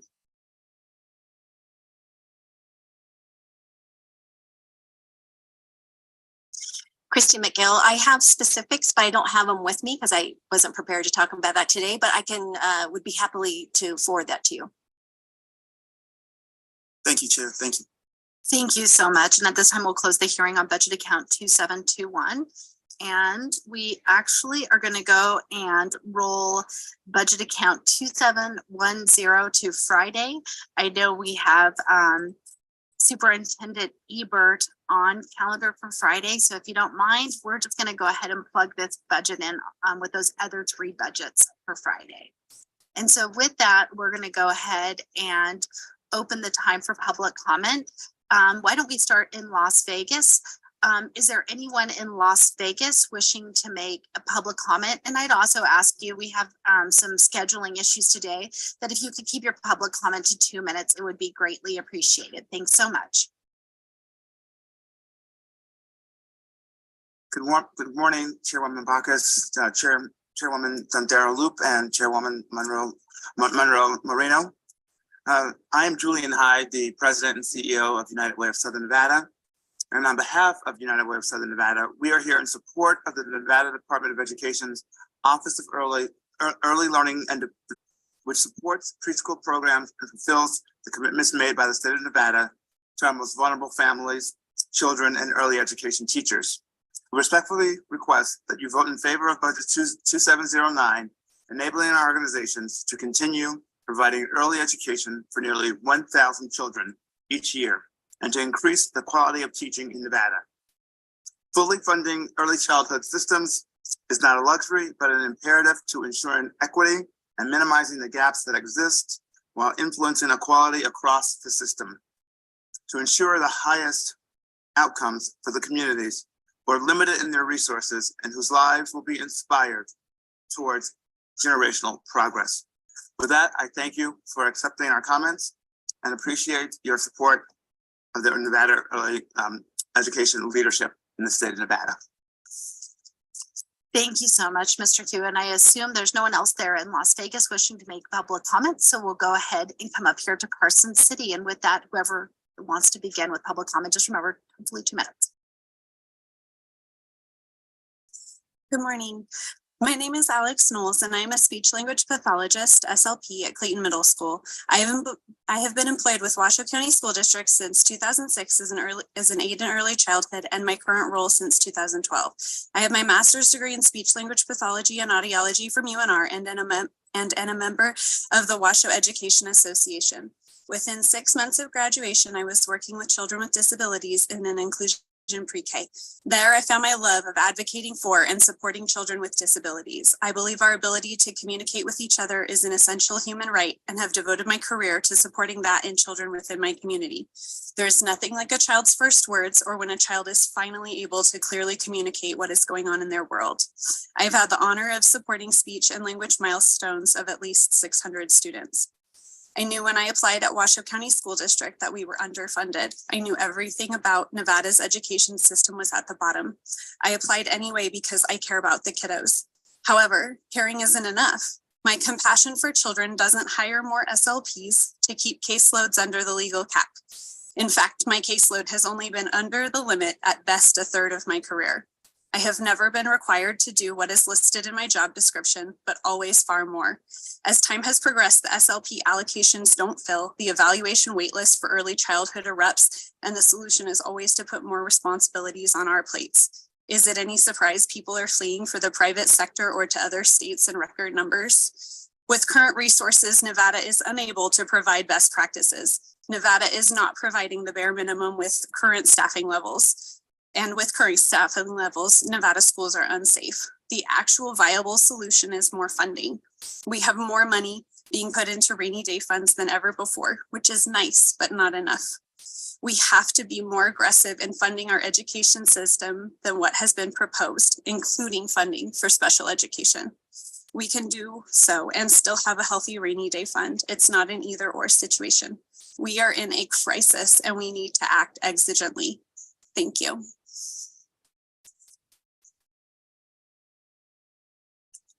Hello, committee. My name is Elise Monroy Marsala. I'm with Bells and Case Government Affairs, and I'm happy to be here today on behalf of our client, the Children's Advocacy Alliance. CAA supports the request to restore pre-pandemic funding to budget account 2709 for early childhood learning. CAA also supports the eventual goal to offer high-quality pre-K to all 4-year-olds statewide or universal pre-K. We also agree, and it was mentioned by one of the great committee members here, that 3,000 seats seems like a small number for providing pre-K. So we would just note, as you all are turning up over the next couple of weeks, your budgetary couch cushions, if you will, that an additional $8 million investment in the Nevada Ready Pre-K program would allow 475 4-year-olds to access 5 hours of in-classroom time Monday through Friday. CAA would like to see funding for early childhood education, high quality in-person pre-K class time. Thank you. Good morning, members of the committee, and thank you for allowing me to speak with you today. My name is Maggie Babb, and I'm a 2nd grade teacher in the Washoe County School District. I have a master's degree in elementary education from the University of Northern Colorado, and I've been living and teaching in Nevada for 8 years. I'm also a member of the Washoe Education Association and serve as an at-large director for the association. I love teaching. I have been dreaming of being a teacher since I was a little girl. There is nothing better than creating a community of learning with students and growing through the year with each other. I can't imagine a more fulfilling career. Unfortunately, in the last few years, I have witnessed as education in this state has deteriorated to the point of crisis. Over the past few years, I have sincerely considered leaving teaching in order to work a job that is more sustainable. At this point in time, my wages do not keep up with the cost of living in Reno, and even with my husband's salary, we are not able to afford to buy a home in the community. Going into this school year, Nevada had around 2,500 job vacancies in education. Every morning, I receive an email from my school admin outlining the staffing for the day, including who will be out. I tell you about this because in the last 2 years, it has become a tricky puzzle where if we have more than 1 or 2 people out that day, the whole structure of the school must adapt. Let me be clear, my school has only 1 or 2 unfilled vacancies. But the minute our school has more than 1 teacher out for the day, we are looking at having classes double up, losing prep time, having to find coverage for recess and on. I worry that without an increase in pay, this trend will only continue. However, we know the solution to these shortages. It is to pay educators what they are worth. It's time to show respect to educators by investing in our careers. We have more money being put into rainy day funds than ever before, and we can be more aggressive in our funding system. Education in Nevada is in crisis, and if we don't act with a sense of urgency now, we risk losing our public education system altogether. Thank you for the opportunity to speak with you all today.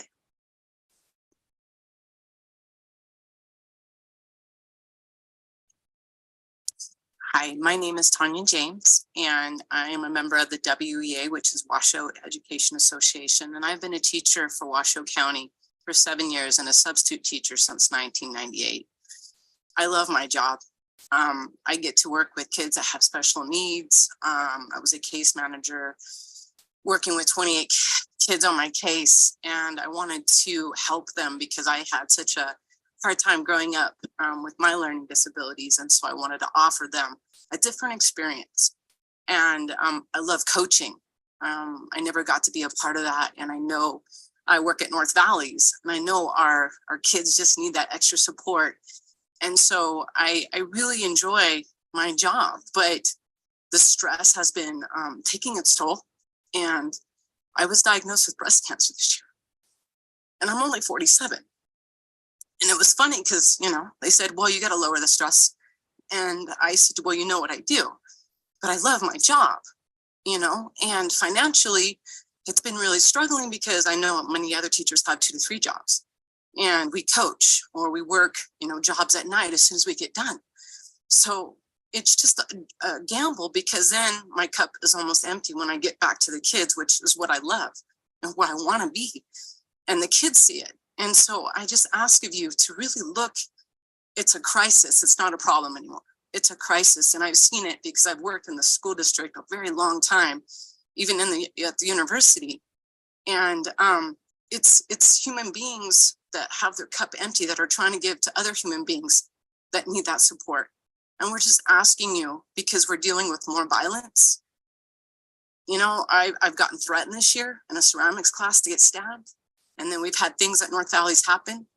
We need the support from school police. You know, we need these fundings. It's no longer just a cushion.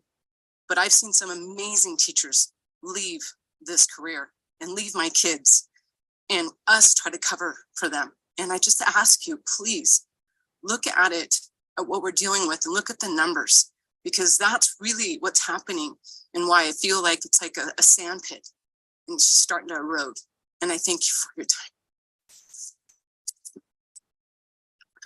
Hi, my name is Kaylin Evans, and I'm the president of the Washoe Education Association, and I appreciate the opportunity to address you today.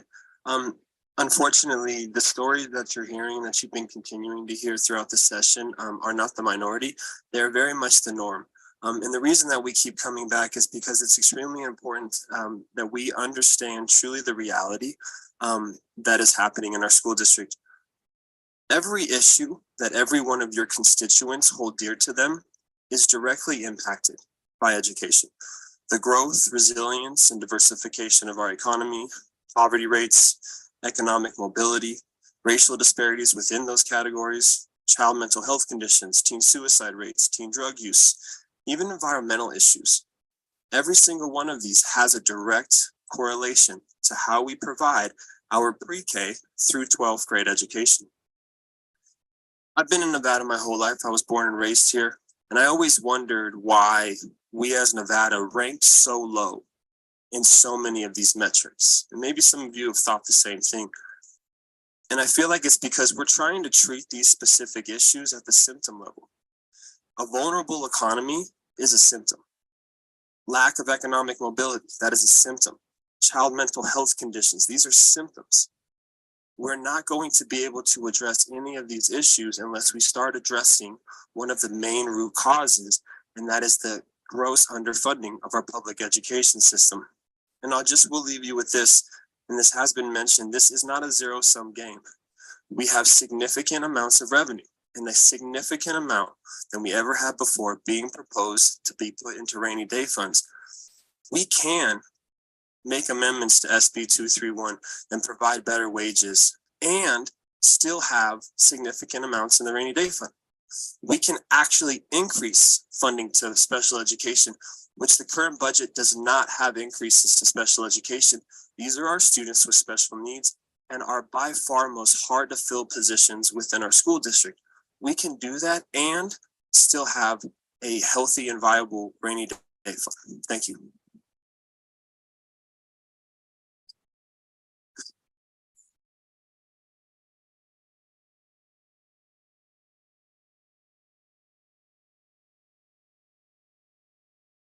Madam Chair, Chris Daly, Nevada State Education Association, the voice of Nevada educators for over 120 years. We've submitted comments on the COVID-19 budget. We'll reserve those for Friday. But since we've heard some stories from several of our teacher members, I wanted to talk a second about some of our education support professional members who make as little as $11 an hour, an overwhelming majority of whom earn less than a living wage. You may have seen reports that last year over 1,600 Clark County School District workers were actually enrolled in Medicaid, most of them education support professionals. And ESPs reflect generally the communities they serve. About half of education support professionals across the state are people of color. So when we talk about Time for 20, and I do say our call for Time for 20 now is over a year old. Obviously, our colleagues at SEIU Local 99, who represent education support professionals and the Los Angeles Unified School District, they've come over the top of our call for a Time for 20, as they're on their second day of their 3-day strike right now in the second largest school district in the country, calling for 30% increases. And for those who said our Time for 20 call was unrealistic over the last year, LAUSD came to the table this weekend with a package they say is worth 23% increase for those ESPs. In 2014, Local 99 in SEIU won a $15 an hour minimum wage for every school employee. Their call for a 30% increase also calls for a $2 bump to the lowest pay scales at LAUSD, which would bring their lowest paid workers up well over $20 an hour. So $20 an hour is what workers here in Nevada need to live with the cost of living. And we call on this committee to take a look at monies available and to deliver time for 20. Thank you. Thank you so much. Is there anyone else here in Carson City who wishes to give public comment? With that, I don't see our little phone line. Do we still have BPS available to see if there's anyone on the phone line wishing to give public comment? If you would like to provide public comment, please press star 9 now to take your place in the queue.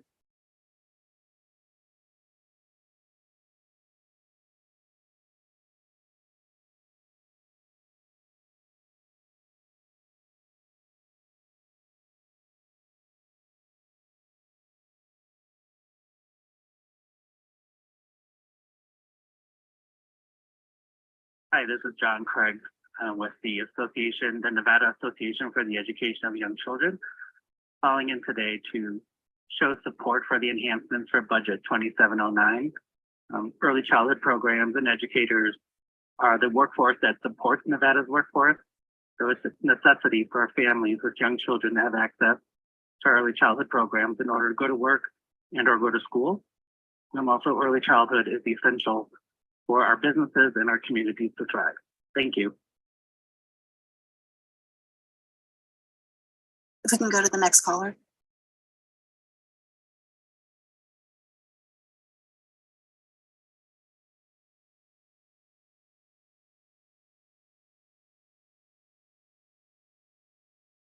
Good morning. My name is Tina Springmeyer, and I'm the Director of Early Childhood Education at Washoe County School District. I'm in support of the enhancement budget to 2709 to expand services for our early childhood students. The Nevada Ready State Pre-K program has provided our Washoe County School District eligible students and families greater access to high quality early childhood programs. And our families are experiencing the high risk factors that give them priority for enrollment. It's important that we continue to support these programs to support our youngest learners. Our programs are largely housed in Title I schools, so our families are most vulnerable and most at risk for needing these services. Thank you. If we can go to the next caller. Chair, there are no additional callers at this time. Thank you so much. And with that, we can go ahead and close our hearing for today. Thank you.